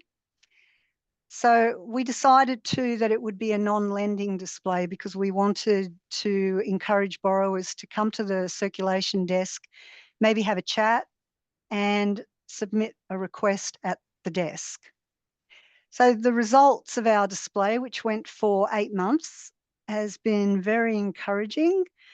Over the 8 months, our bulk loan requests went from just over one a month for the previous 3 years to over 4 a month. So that's a 300% increase, which we were very happy with. And really happy about one of our locations recording their first bulk loan request since 2021. So that was awesome. And we've also finding that 6 months on from the display, we're still receiving 3 to 4 requests a month. So it's been sustained, which is really good. So how we did the display was, of course, we requested a mixed language bulk loan from the State Library for 6 months, and then we had a 3-month renewal. And State Library also gave us DL flyers to hand out and a couple of banners for our libraries to share. So that was awesome. The actual rotation of the display between our 7 branches was quite straightforward, but had a couple of fiddly bits, which was setting up the rota by date so that each library knew when to pass it on to someone else, and had to guesstimate the courier times in between each location. So yeah, that was like, oh, is it going to take a week? Is it going to take 3 days? So each of our libraries ended up with the display for about 3 to 4 weeks, which was pretty good. What we would think about if we do this or when we do this again for future is we may organise 2 bulk loans, so one for each of our LGAs, and that way each library could have a longer display time. So each of our libraries had ownership of how they set up their display and how they promoted their display on their individual Facebook pages. And from their photos, we at regional headquarters created a PowerPoint presentation with a selection of conversations that team members had with their patrons about the display. So, as I mentioned earlier, we did promote the service, but some of the examples of comments were, I didn't know this was available, and what a great service. So they didn't know it was available, even though we've been spruiking it. But we also found a lot of interest was shown by the parents at story times. So then we took the PowerPoint presentation. It became an item at our Clarence Regional Library full staff meeting at the end of 2024, so that all our team members could start percolating ideas on how to encourage multicultural participation in our libraries and to think about how a library service can stretch its culturally and linguistically diverse resources as part of our strategic plan for 2024 to 2034. So we also found that the interest shown by parents in our display at each location has carried on, with 77% of our bulk loan requests since the display being for junior picture books. So this week, Grafton Library is actually holding a Harmony Day story time in Swiss, German, Punjabi, Korean, and Japanese, which is going to be read by parents and our own Swiss team member. And local preschools have been invited, so we expect it to be well attended. I wish I had some feedback on that, but hasn't happened yet. So not only was our display successful in promoting multicultural bulk loans, but it also had the knock-on effect of making us, as a library service, think more about how we can foster more cultural awareness. So we figured that from little things, big things grow. So that's our LOTE display in a nutshell. Thanks for listening. And if you want more information, you can contact me at Clarence Regional Library. This was on my whiteboard. So my name's Yolana. That's JOLANA.VOEKS at clarence.nsw.gov.au. So if you want any more information, please feel free. And it's been a pleasure. Thank you very much. Thank you, Yolana. That was awesome. Thanks. That's close to my heart, multicultural, so awesome. Next, we have someone from the State Library about professional reading groups. Can I ask Rachel to come up to the... Oh, you're here. You were sitting there before. Come up. You need a hand? Yeah.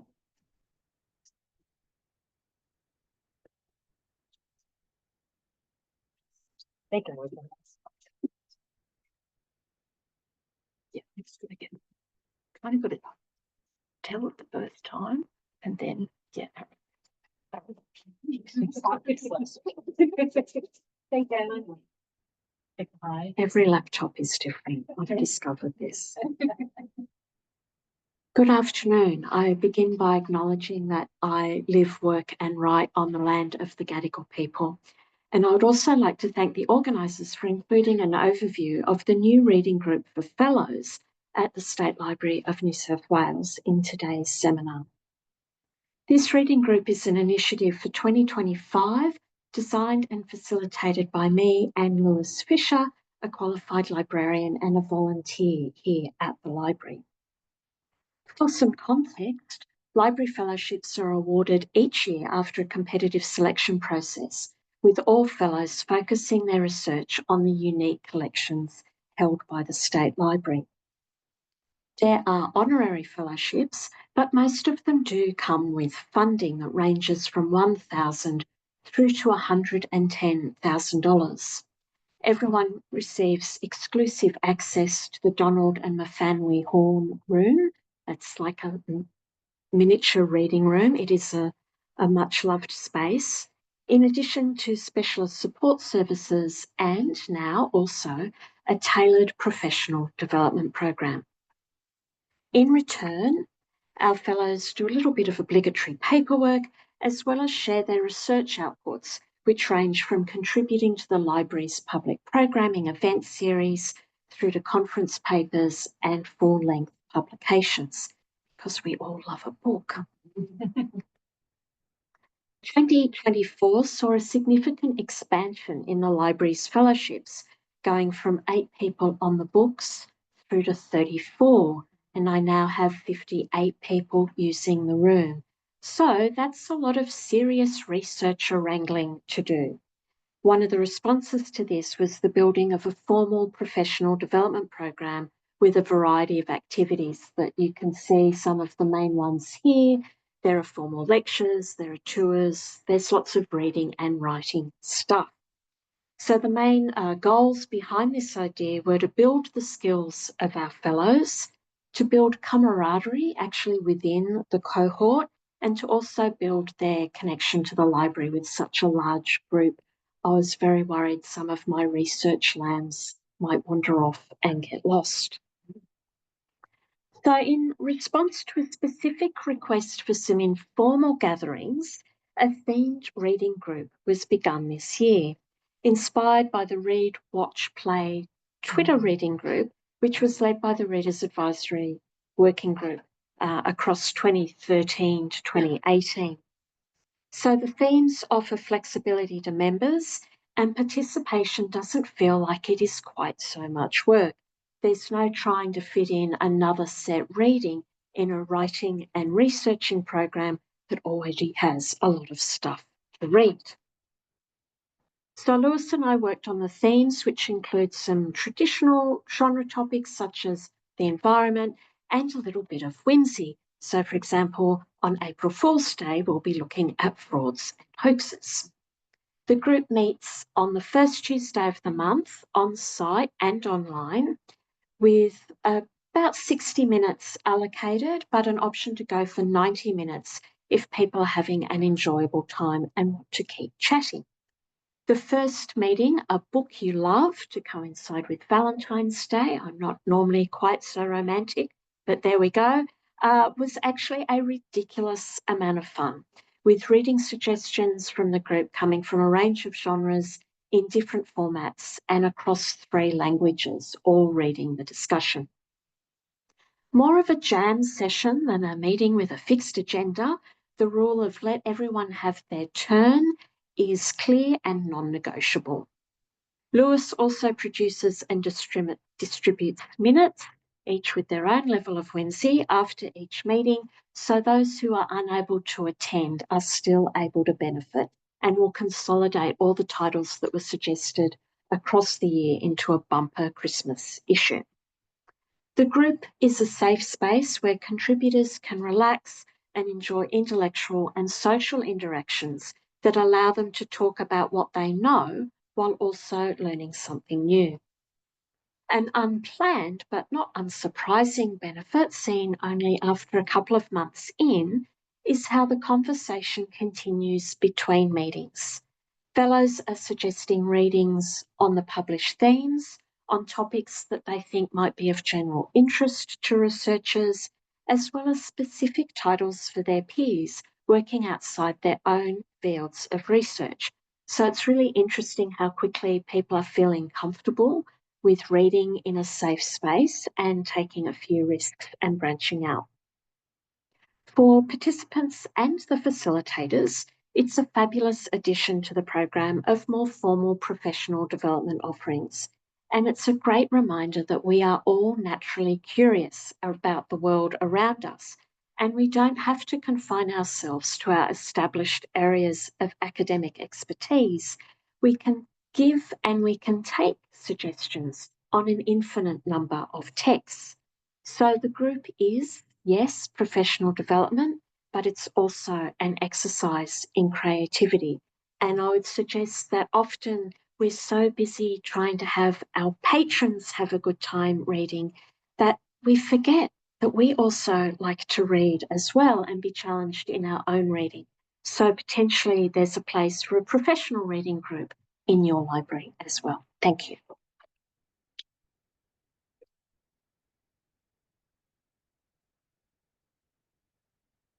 Thank you so much, Rachel.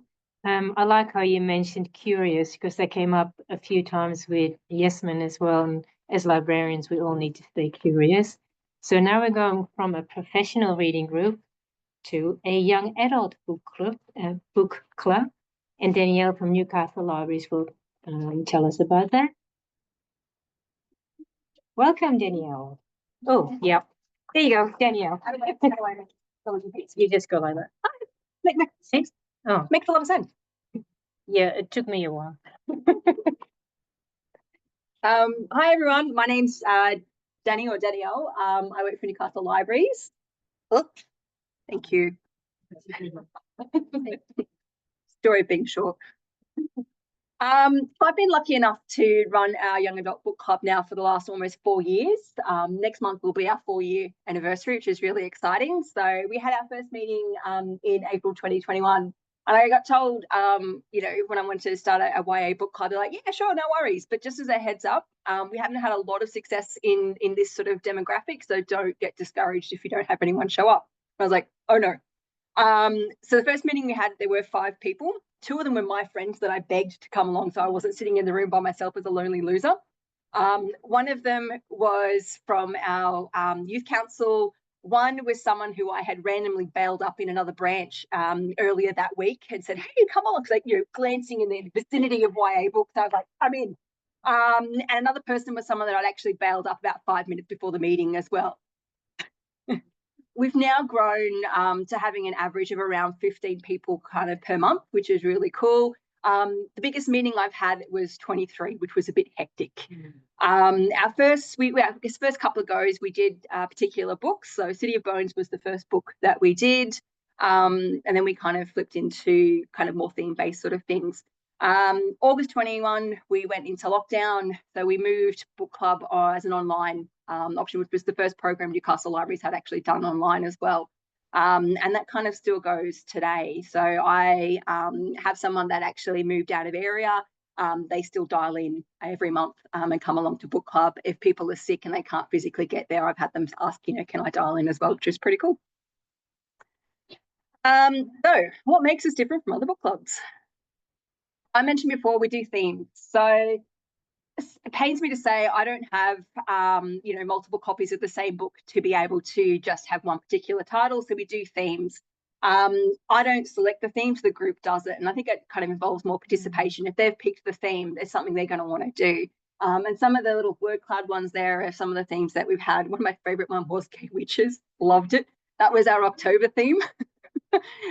Really enjoyed that one. We've had horror, heists, royalty, dragons, romance, graphic novels, Australian authors.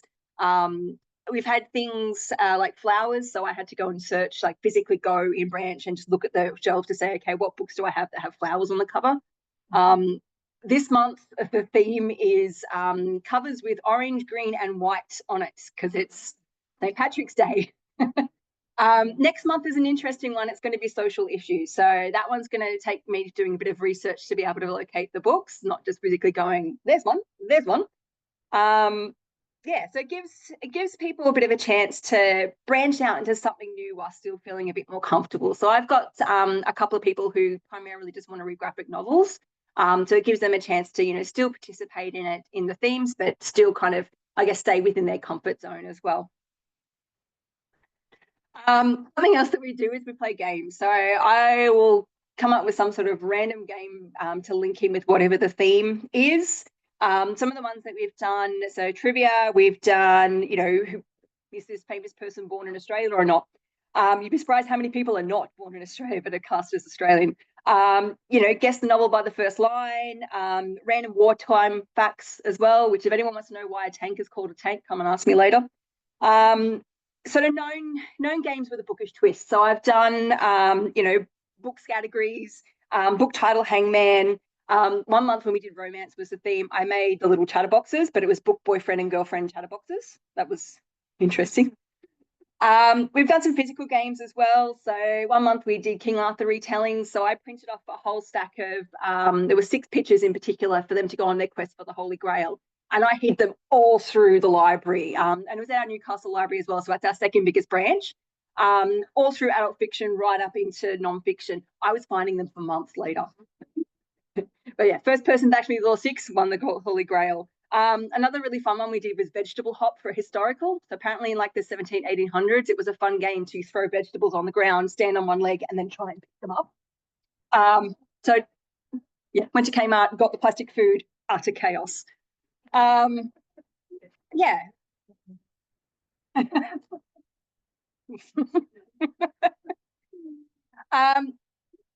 a little bit different as well. This is my actual favorite part of book club. It's our share area. So it's our sharing area. And for a long time, I had it on our agenda, called it sharing area, brackets, I need to come up with a better name for this. And the group, they just kind of melded it together. So the idea being it gives them an opportunity to share something that they're proud of, something that they've done, something that just makes them happy. And I've had some really phenomenal things that have been shared with the group over the years. So some of this, they've got fan art. So someone's done Sailor Moon up there.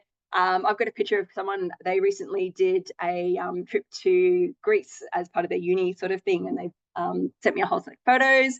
I've had one person that we're writing a novel, so each month they'd bring in one more chapter of the novel and they'd read it out. I've had to read poetry because the person wasn't comfortable reading it. But there's been school and family achievements as well. So one person was in Young People's Theatre, and they were in a production, and then other people actually from the group kind of went along. So kind of we had this outside friendships and things as well. But one of my most favorite things, because I'm very big on making sure that our group is, is safe, it's inclusive. They shared they'd actually come out to their parents, and I was just kind of stoked that they felt comfortable enough in the group to be able to share that with us as well, which was really cool. Now the book peddling part. So one thing I do as well, so book news, so I've got the big PowerPoint kind of presentation where I author announcements, book cover reveals, character art, special editions, movie, TV adaptations, all that sort of stuff. So anything I kind of find when I'm scrolling through social media myself, kind of show the group as well, get them kind of excited for things that are coming up. Another thing that I do as well is I actually make a PowerPoint presentation on things that I know that are coming up in the catalogue. So whatever the previous month was that I did for ordering, I put up there and say, okay, here's a picture of the cover, here's the blurb. And they, most of them have got their phones with them. They'll actually jump onto the library app and put reservations on those items. So I'm very much a book peddler. And I realised I missed a part before because I'm talking really fast because I'm nervous. With the themes as well. So whatever the next theme is for the month at the meeting, I'll actually have a pile of books there as well. So they're ready to go. They can borrow straight away. So I'm very much a book enabler, which is part of why I do the upcoming releases as well. So again, this is some of the, newsy things that have kind of happened. Recap emails. So as we're discussing all of the books, I will kind of write down as best as I can. Write down some of the comments that they make, because some of them are just hilarious. Some of the things that they say about these books, and kind of within a week of the meeting, I'll do a recap email. So in the email, I'll have the title, I have a picture of the cover. I'll actually have a link into the catalogue for that book as well. So whoever's reading the email, they can just click on the link and go straight in and put a hold on that book if it's something that interests them, and then recreating that. Put in their next month's theme as well, and then I guess any other income or upcoming programs that we might be having at the library. So we've got our Youth Week where it's Newcastle Museum After Dark. We link in with the museum there, so they're doing a really big Youth Week program there, where part of that we're actually having a YA book swap. Excited for. Okay, other things that we've done. So I've been lucky enough to be able to do author talks. So we had Tobias Madden come in person to have a chat to everyone, and Lynette Noni and Vanessa Len being in Queensland and Victoria, we just had them online. If you make friends with publishers, they will send you free things too. So you can get bookmarks, signed book plates, all sorts of weird, wonderful things. I also asked, I think for our 3-year anniversary, asked publishers to send me free books so I can give them away to the group. So make friends with publishers. We've done movie nights. We did Night at the Museum, which was fun. We also did Love, Simon, and I'm hoping later this year I'm going to do an anime movie night in August as well. We've done book cover bingo, where as the title says, it's bingo but with book covers. And we did a digital fan art exhibition as well. So on our big story walls that we had in our Walls End branch, we had people that had drawn, you saw before, the fan art. So we had it up on as an exhibition. There we go. Any questions? There's my email. Let me know. It's been amazing fun.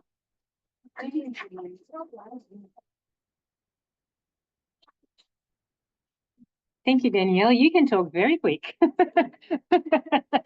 Right, we have one more 5-minute talk, which is actually a 10-minute talk. We have Joanna and Emma from Inner West Libraries, and they're going to talk about RA training staff. For staff.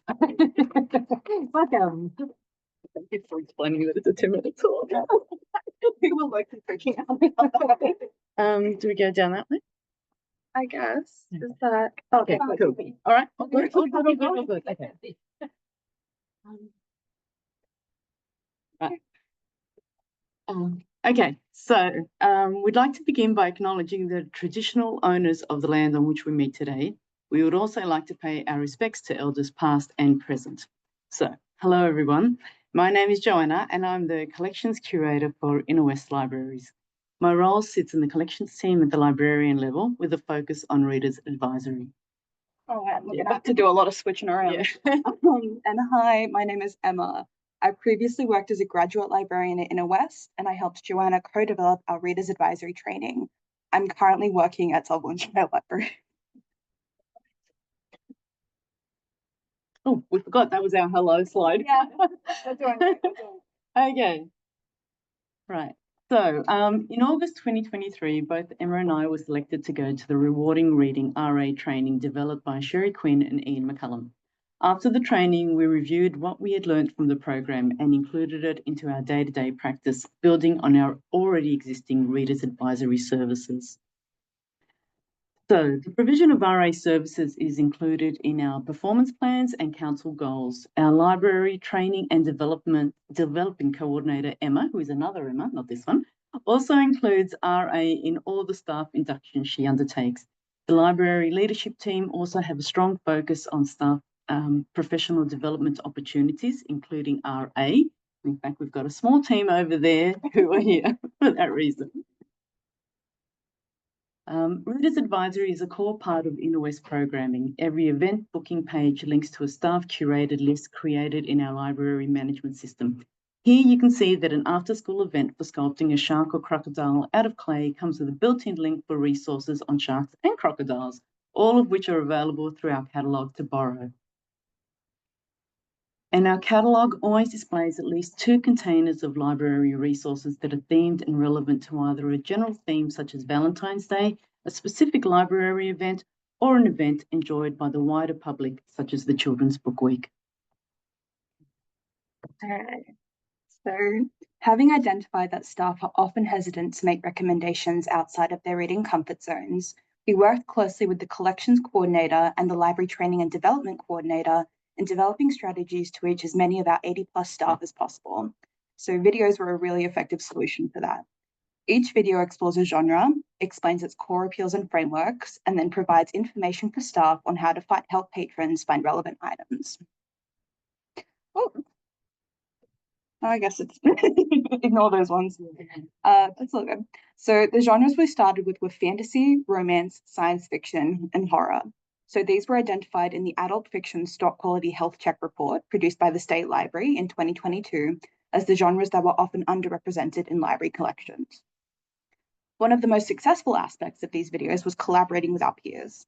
We invited fans of each genre to participate in the videos at whatever capacity they felt comfortable with. For some, this was a couple of title recommendations, and for others, it included a review or a guest spot in the video. Staff found it really engaging to hear someone they knew talk passionately about a genre that otherwise they might not be reading themselves. So the videos are housed in a dedicated space on the Inner West Microsoft Teams platform and can be streamed at any time by staff looking to upskill their readers advisory knowledge. So our in-person staff training days were also a great success. Our focus on these was making readers advisory accessible and enjoyable. We broke down these programs into 3 parts: an introduction to readers advisory, a discussion on genre, and barriers to readers advisory.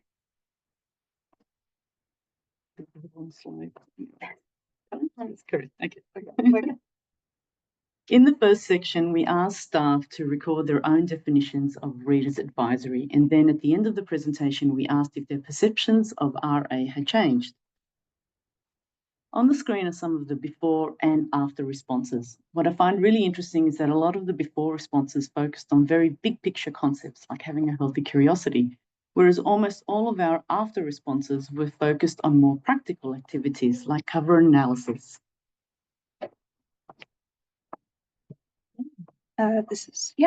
In the second section, we covered genre, which is a known struggle area for some staff.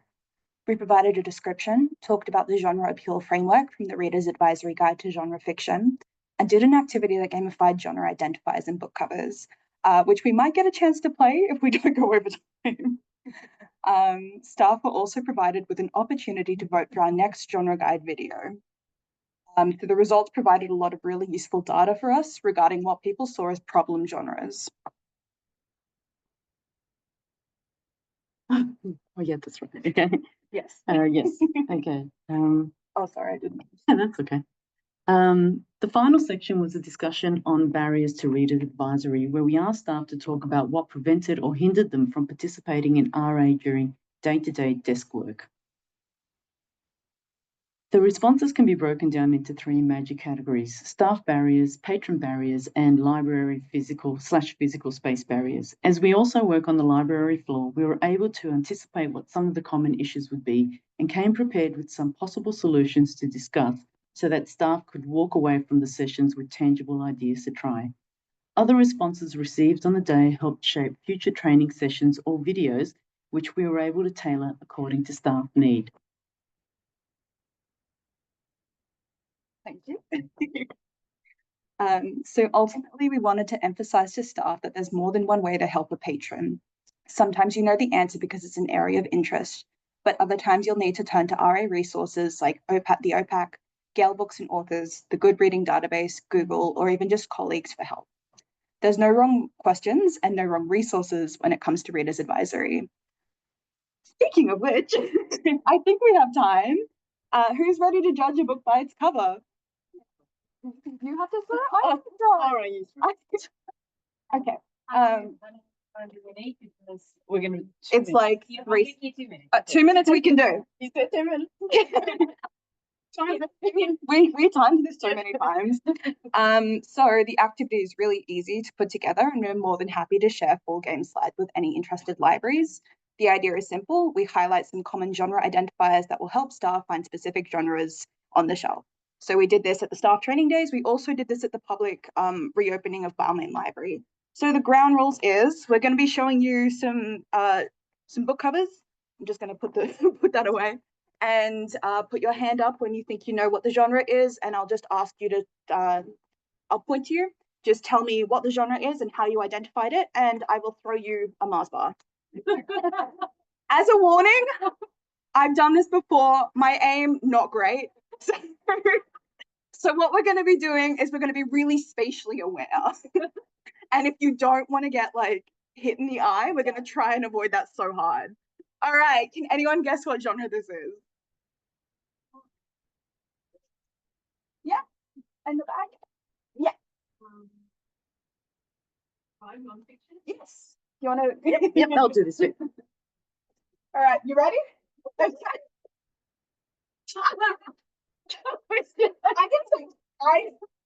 say yeah. Sometimes I undershoot. Next one. Okay. Anyone?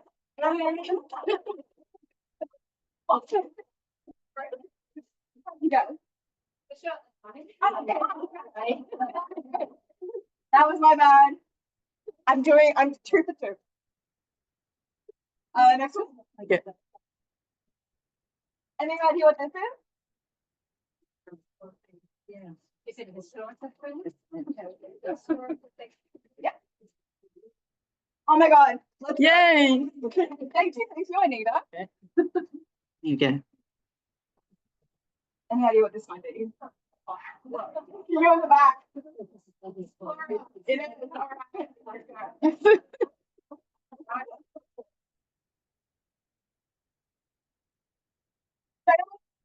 I don't work for Interest anymore. so sorry. Yes, I'll give you one at the end. I'll just give you one at the end. Sorry for getting hit. Do we have one more? Is that it? No, we've got another. One more. I'm going to choose a safe option.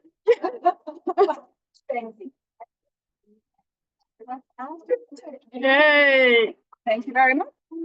Thank you.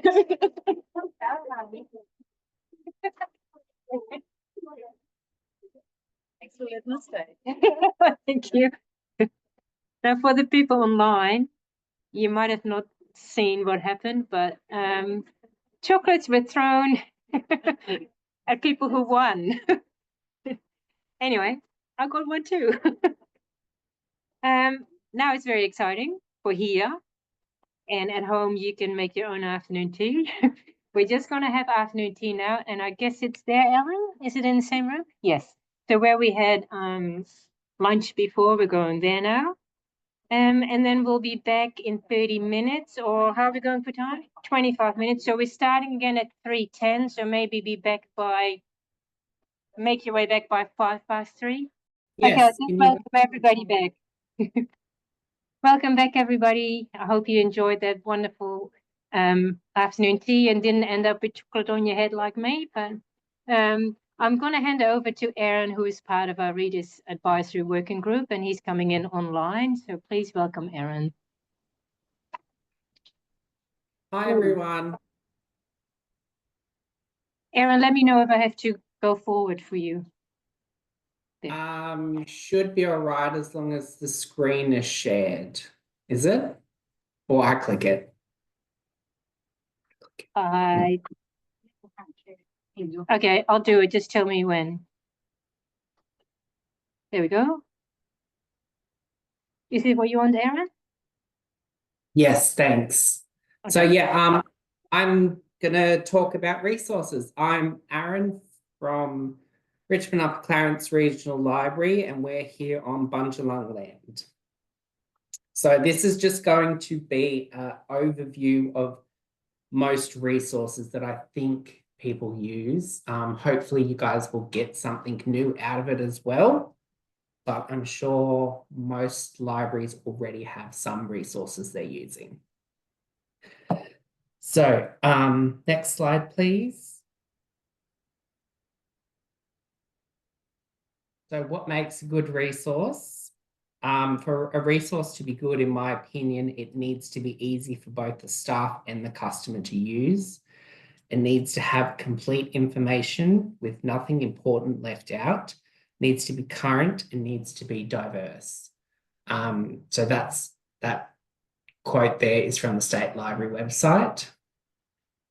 And what I mean by it's not about reading lots of books is that something Lauren mentioned right at the beginning of the day. You don't need to read lots of books to be good at Reader's Advisory. You just need to know about a lot of books. And we use the term books as a catch-all, but it does mean everything, including DVDs, graphic novels, audiobooks. I know a few staff members that are really great at Reader's Advisory, and they just do not read any of those things at all.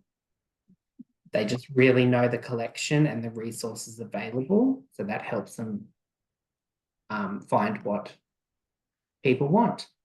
Next slide, please. So I've broken things up into a few different categories. The first one is staff resources.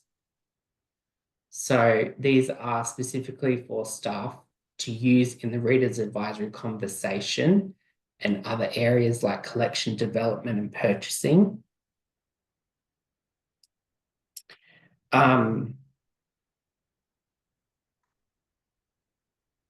These are the more common ones on the right-hand side. So you've got your library management software and the catalogue and an app if you use it. Databases like Gale or WorldBook.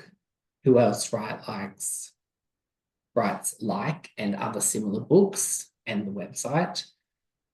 And then we've got services that Novelist, which have training So one's like that. And that's a picture of one of the genre readers advisory books by Becky Spratford, who I hope everyone knows and everyone goes to her blog because it's pretty amazing. So yeah.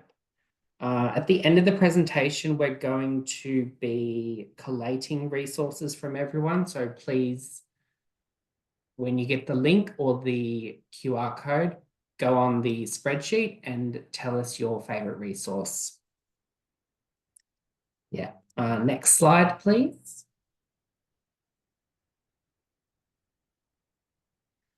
So these are more staff resources, specifically all the websites. And I'm sure you guys are all familiar with some of these.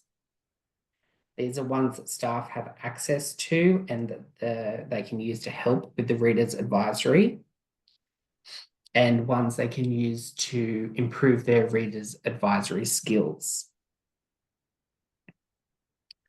So my library uses most of these.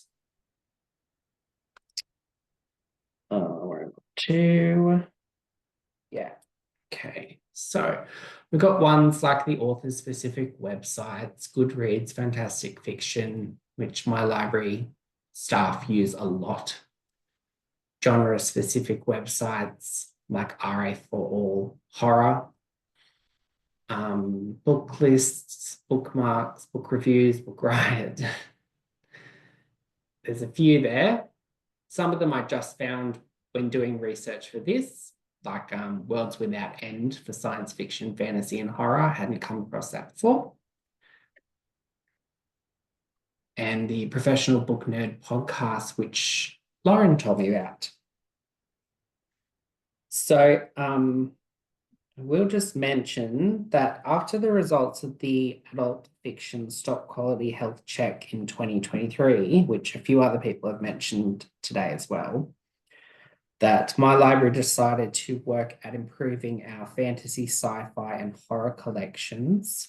I took care of horror. And to do this, I don't read horror at all. I can barely watch a horror movie. So, but I decided to put my hand up and take it on.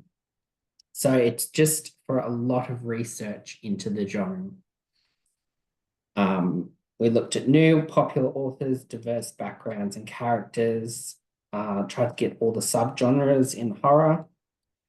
And it was all the research and the collection development has really helped me know more about horror as a genre. So I would be more comfortable talking to a customer about this, even though I don't read these books. So it's definitely more about knowing your collection rather than actually reading these, because we just don't have enough time to read everything or want to read everything. So these resources, they're not just for the conversation, they can be used for the other aspects like purchasing, collection development, cataloging, making displays. It all ties in together, it's all linked. So next slide, please.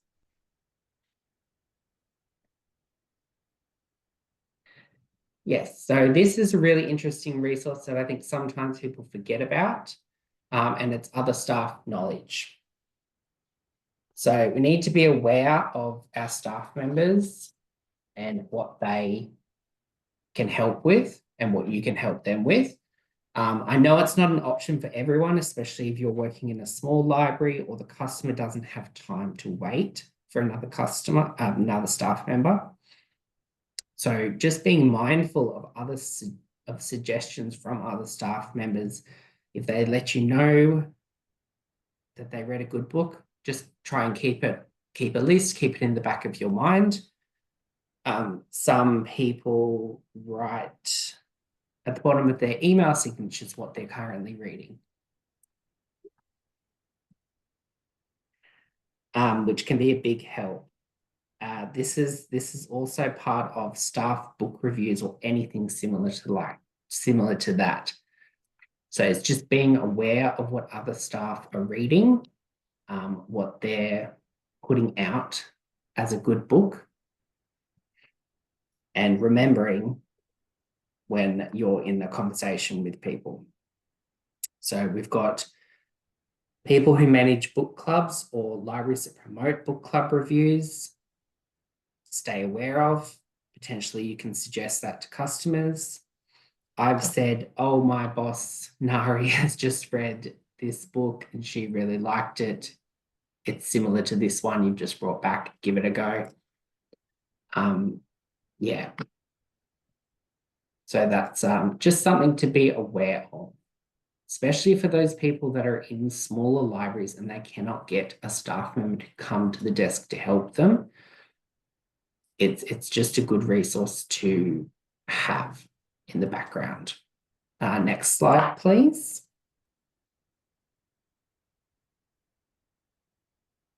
So this is patron resources. Ones that are available to patrons are specifically made for patrons to use. Mostly physical resources like handouts. We've all got them. All libraries should be using these. And they're used to help support the conversation.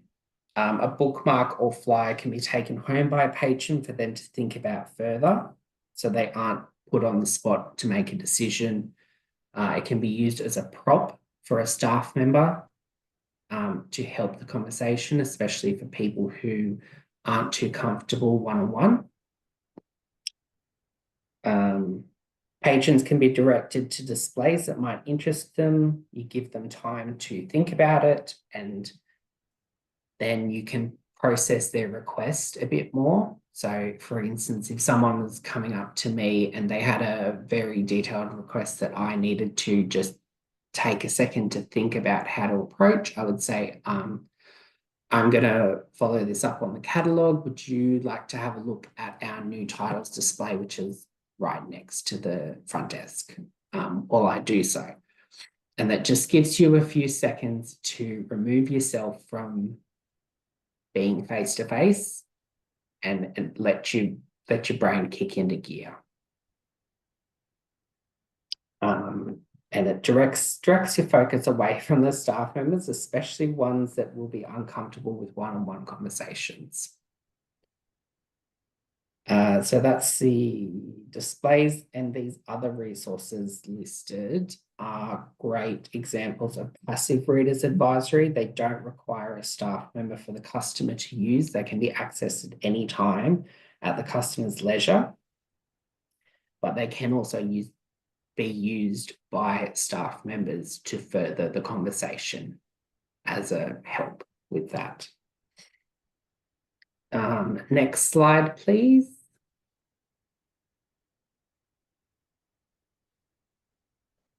So physical resources, which I think I just spoke about. So yeah, this is everything I just spoke about. Sorry, I jumped ahead in my sheet. Next slide, please. Here we go. So these are online resources that my library all uses, produces. I think most libraries these days have similar. I know we've seen examples from people today where they've got similar resources to this. So we've got the catalogue, staff curated lists and carousels, new items, which for us is automatically self-updating. We've got the e-newsletters, which have become more popular, emailed out once a month. Some libraries do it differently, but as long as you're trying, it's great. Our e-newsletter shows members what the library team have been reading and enjoying over the month. We share what our book groups have enjoyed. So that's really good passive RA as well. We also have 2 carousels that staff members regularly create. So we're on a roster and someone does it every month, and it just cycles around to between 4 staff members. So it's just not someone's point of view. You're getting out there, you're getting different different variety than if you just have one person making them. And then we've got actual book reviews by staff members. We have a mix of written ones and videos. Our video reviews are posted to our YouTube channel, and our written ones are on our website and Facebook page. So we're getting them out there, and they're getting out on different platforms, which is also really good. So they're different formats, the written, the visual. So that's really important, that you're not just having written book reviews and other things like that, that you're actually having different formats. Next slide, please. So here's an example of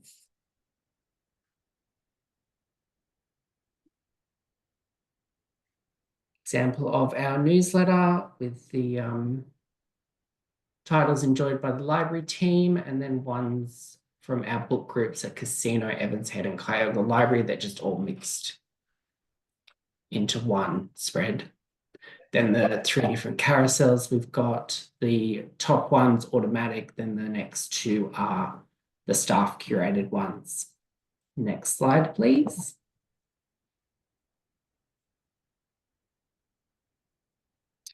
Okay, now these are the professional resources for groups or organisation in the library and information field, and include some training resources. So number 1, of course, is this working group and wiki. We have resources available on the wiki page. You guys should all have a look at it and see what's there and if it's useful for you. There's training options there, both in-house ones and others. There's lots of readers' advisory books available on Indie Reads and professional library books. I think there's, from memory, there's some on programs and events, and even the layout of the library. So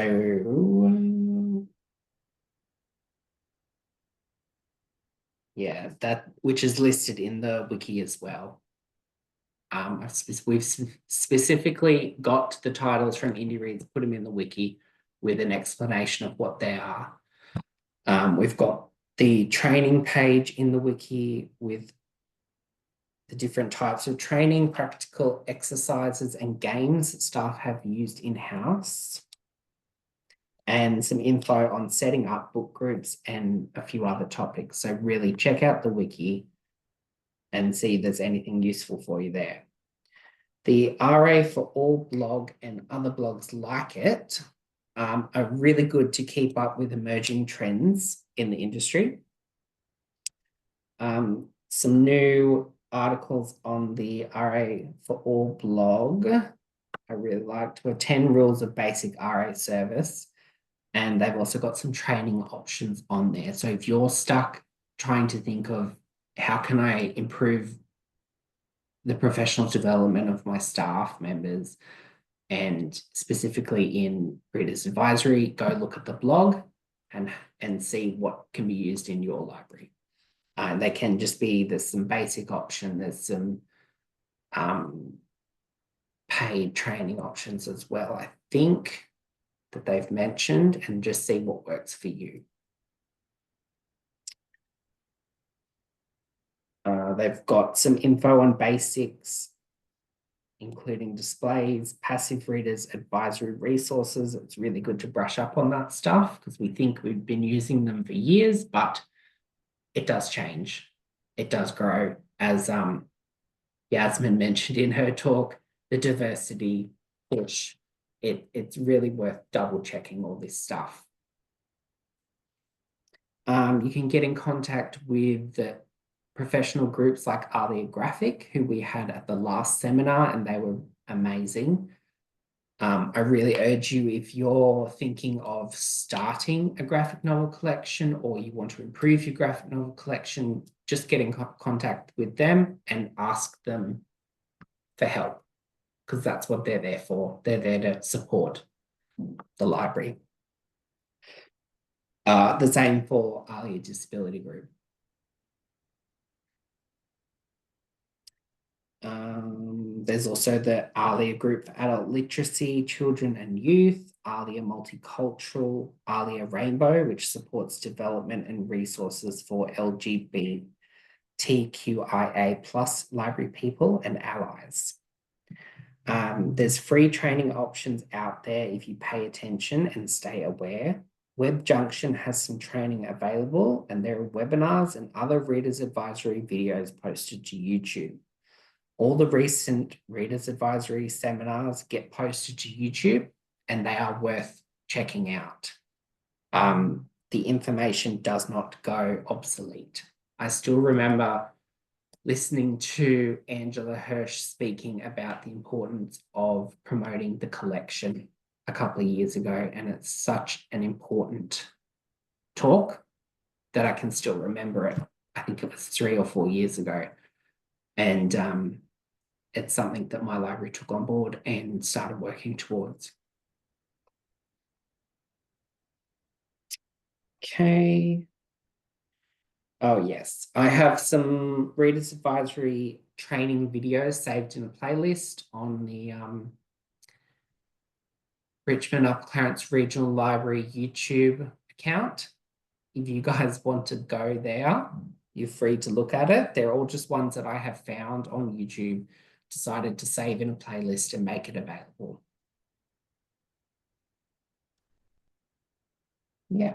Then we've got the Adult Stock Quality Health Check genre webinars, which have been out for over a year now, and I think a lot of people have seen them, but there's no telling if your new staff members still need that help. They still want to know more about these underused genres.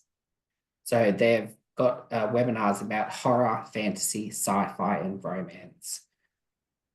And they're available. They're on the Readers Advisory Wiki in the resource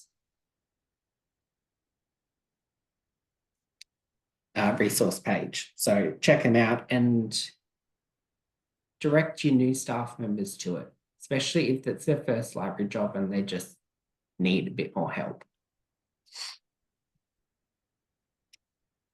There's more training options posted to the PLN group. So I'm sure most people who are on the seminar probably also on the PLN group, because that's how we advertise in the seminar. But keep an eye out for it. The recent training for novelist and the actively anti-racist, they're advertised through the PLN group. So even if you're not specifically on the group, someone from your library should be, and hopefully they're sharing that information, or you're sharing that information to people who might need it. And of course, attending this seminar is professional development, and it's a professional resource, and it's amazing. I go back and I check the old seminars and make sure that I get the information in them that I need. So yeah, absolutely do that as well. If this is the first time you've come to this seminar, look at the page on the wiki and sorry, I was just looking at the chat. Look at the page on the wiki, go through the dot points of the speakers, anything that's interesting you, just watch it. It will help, absolutely help. Yeah, they're all on the wiki. The recent ones are on YouTube, and they are a big help. Okay, next slide, please. Erin, we're running out of time, so you have to go a little bit quicker. Okay, sorry. So yeah, a good robust catalogue is an unusual resource, but so sorry, you've thrown me. So records need to have a range of subject terms, summary, and other information because the catalogue is our main resource for Reader's Advisory. It's the #1 go-to. If you do not have a good, robust catalogue, you are not going to be able to find what you need. So this picture is what the oldest book we had in the collection, catalogued many, many, many years ago, and it's not very good because it's only really got the author and the title. So next slide, and will be some better ones, better examples. So here's a few examples of ones that we've been recently doing. We've been looking at romance tropes, and we've been looking at the national and nationalities of authors. And Nara's going to speak a bit more about that after. So next slide. Nearly finished. Okay, so please, if you can, scan this QR code and go to the Google Doc, Google Sheets, I should say, and I will add it to the chat now. And please add your resource, and then anyone can look at them. So add your favorite resource and why you find it helpful to the spreadsheet, and then we'll share it around with everyone so everyone can just have a look at the resources that are most popular, and hopefully it will help. There's already a couple on there from the committee. So please add to it, and we'll try and share it with as many people as possible. Okay, any questions about any of that? Sorry, Erin, we have no time for questions. We have to go over to Nari next, please. That's fine. Just send me an email. I'll put the networking contact information at the end page. Thank you. Thank you, Erin. Hey, everyone. Over to Nari now, also from Richmond Upper Clarence Regional Library, and she will talk about cataloguing to support Reader's Advisory. Thanks, Ita. Yeah, so my name is Nari. I'm Manager Regional Libraries here at Richmond Upper Clarence on Bundjalung Country, and we're actually in Gallable land, which is right in the middle of Bundjalung Country. So a bit of a passion project for me is the information that we have in our catalogue and how we can show different things. So I called this little section Choose Your Own Adventure. So how to embrace and utilise our mark tags to ensure our catalogues are telling the story that we want it to tell. So next slide, please. So I started thinking about how we show diversity in lived experiences. So not necessarily the diversity in the subject matter itself, which of course is very important, but I was thinking about how we display the diversity in the underlying ideas, the lived experiences of the creators, and how we show diversity in gender, nationality, ethnic, cultural background. How do we display that when we have some subject headings and the cover of the book? What are we relying on to show people that diversity? And the other part that's been important to me is how we embrace the language that our community searches for resources with. How's the community cataloguing the resources? They're using hashtags, they're using new tags, they've got new ways of doing things. So how do we embrace that and connect with the community where they're at? Next slide, please. So the first tag I sort of did some research on was the 386 mark tag, which is the characteristics of the creators or contributors. So the tag allows you to reflect a wide range of unique content. It's based on demographic groups. And we use that for specific Aboriginal Australian and First Nation peoples groups. And we also use it for nationality. You could use this tag for information on gender, age, religious or spiritual affiliation, but I've just started to ease my team's way into it because it does take time and effort to add this information in. I wanted to make it meaningful. We also use this tag to highlight local authors in our collection, and we use Library of Congress authorised terms where possible. Next slide, please. So just wanted to clarify that the information is about the creators, but we only share information that is shared by the creator themselves. We don't make educated guesses. And if someone wants to be private about their cultural background, their nationality, we respect that. We're not there to put in incorrect information. It's about who that creator sees themselves at and what they're willing to share with the world. So we found it handy to search in creator bios on their websites, in the books and resources and DVDs themselves, transcripts from interviews or interviews on YouTube. Bios on social media platforms often include little flags or short snippets of info, which also helped. Next slide. So there's a couple of examples here. So the example on the left is from a beautiful Bundjalung author that I hope you all have in your collection. Her name's Charlene Alsop.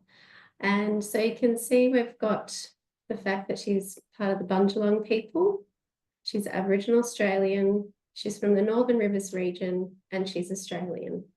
So you can see that we've got an extra 4 levels of detail that people can view about the author.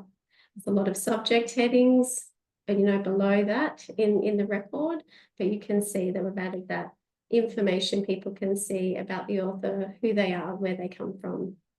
And the record on the right is Stephen Graham Jones, who's part of the Blackfeet people in North America.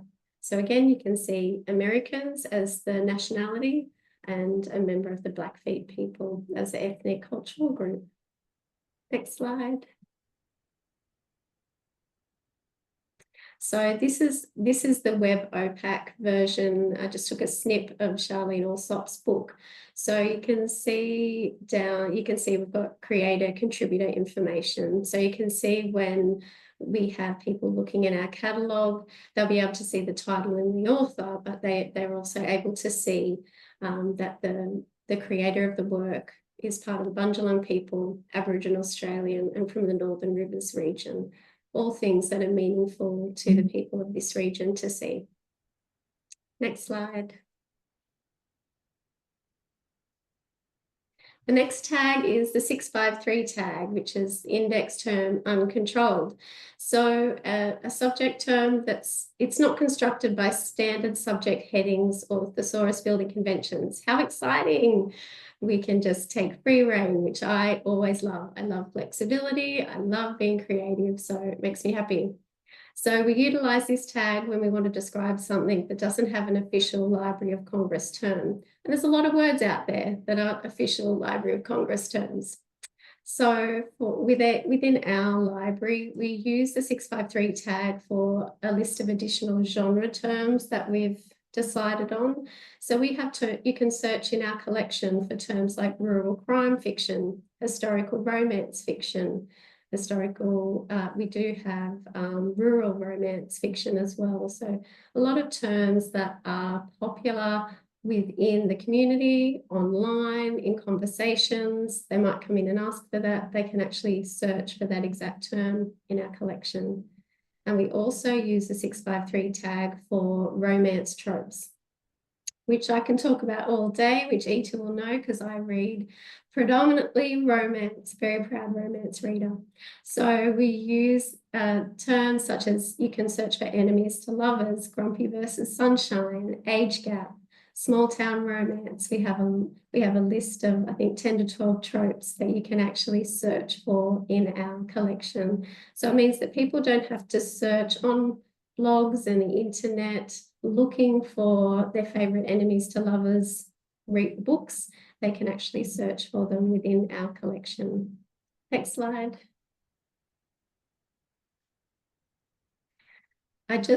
This is just an image from one blog that I came across. It's just to show you that this is the language that people are using. It's how they're sharing their love of reading. And so that's why it was a passion for me to be able to encompass that and show that through our collection.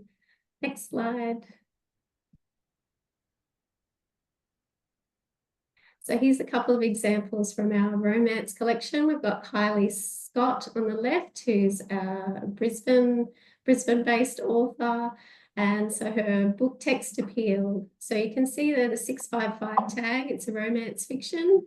And we've got the tropes, small town romance, fake relationship, and forced proximity.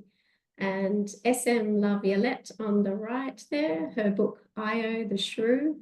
You can see the 386 tag. She's Canadian American as her cultural ethnic group, and she's American for nationality. And you can see the 653 tags. We've got in historical romance fiction, and the main trope in that is age gap. And of course, we've got your 655 tags. It's historical fiction, it's romance fiction. That's just nice to have those additions in there. Next slide.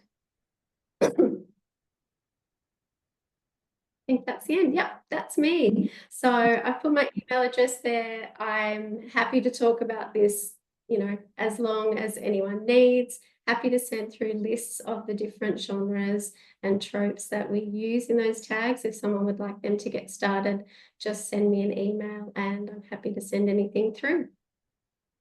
Happy reading, everyone. Thanks, Nari.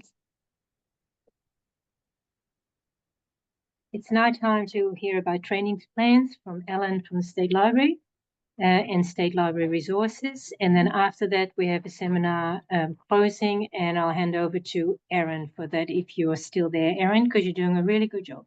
But Ellen's up next. Come, Ellen.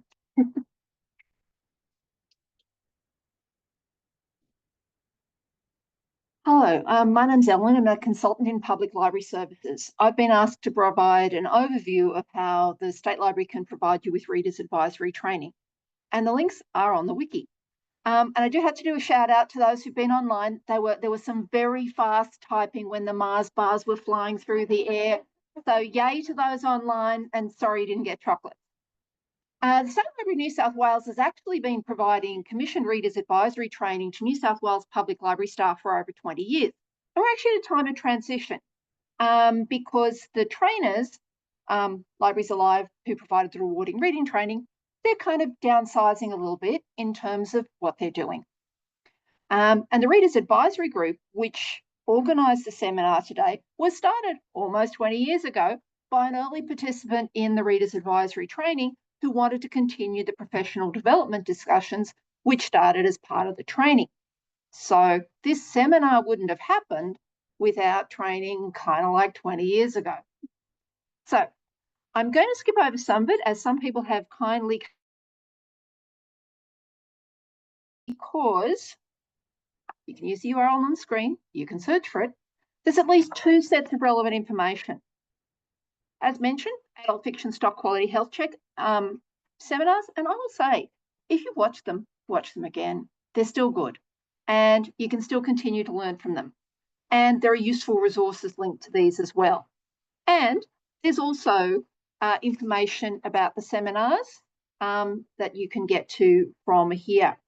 Anyone can look at the wiki. If you want to be able to log on and edit it, change it, do whatever, you need to email pls@sl.nsw.gov.au. That's on the wiki. If you want to actually be an editor. And look, really, it saves time if you tell us why you want to edit it, rather than just going, I'd like to, join the wiki, because we'll email back and go, you don't need to join the wiki to actually edit it. So it saves a little bit of backing and to and fro. Whereas if you're going, I'd like to edit this thing specifically, we'll go, yeah, okay, but you'll probably need some training. So give us a bit more information in your email So it saves a little bit of toing and froing. Email lists. Yes, these are resource, and you can join any of the open email lists. Follow the information on this website. I suggest everyone joins PLN and reference as minimum. Now, you can also email Reader's Advisory questions to the reference list. And this is questions around aspects of Reader's Advisory work, because Reader's Advisory work is part of Reference and Information Services. Now, if these are not item supply questions, if you want books for your reading group or whatever, these should either go to hard to find or interlibrary loan, depending on the nature of the quest. But if it's really, I'm thinking about some of the things that I heard at the seminar today, that would actually be a really good thing to raise in discussion on the reference email list.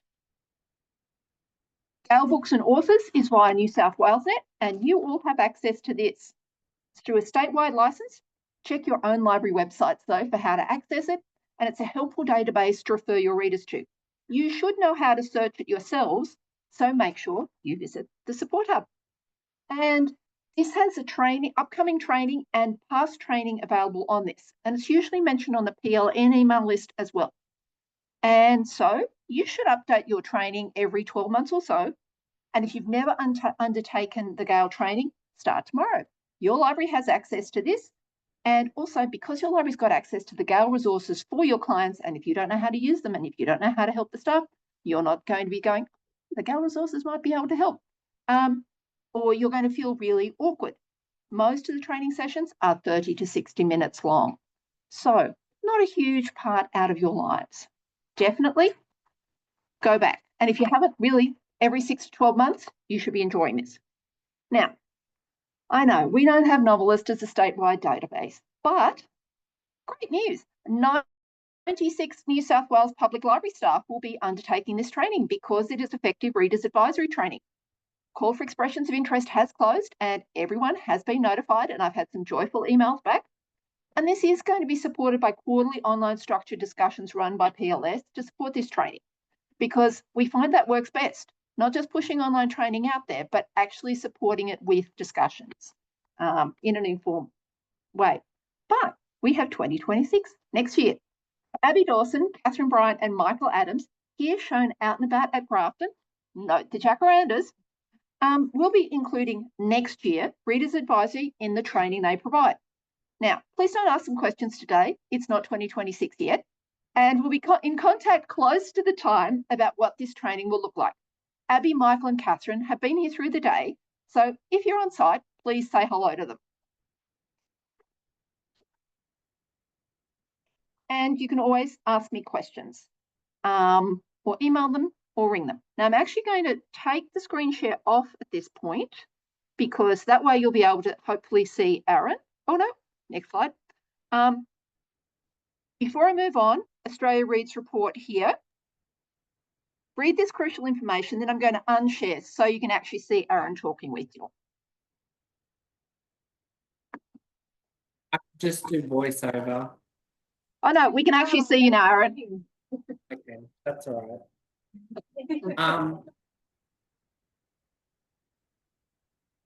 The slide. No. Yes.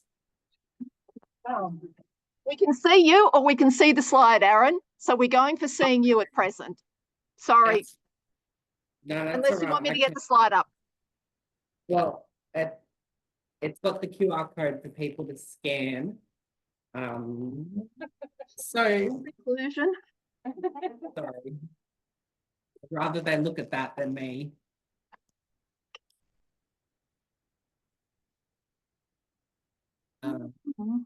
Almost there.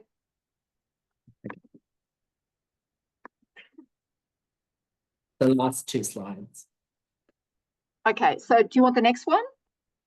No, this is fine, and then I'll just explain it. So we've got a follow-up meeting from the seminar in the 6th of May, where we'll be discussing ideas from the seminar that you decided to use. So please join in, it'll be just online. You can register through that link that I don't think anyone can. It's on the wiki.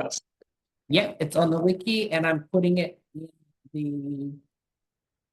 And we'll be emailing the link around. Oh, good. Oh, good. Okay. Sorry, Aaron, I'm Put it- not meaning to do this, but I'm doing this. Yeah. I'm putting it in the chat now. And then someone else has very helpfully put the Australia Reads link there too. At the next meeting, we'll be talking about the Australia Reads report, which I urge everyone to have a look at, or have a look at the executive summary, because I think it's really important about behavioural insights into recreational reading and ways to develop strategies to encourage more people to pick up a book. Last slide, please.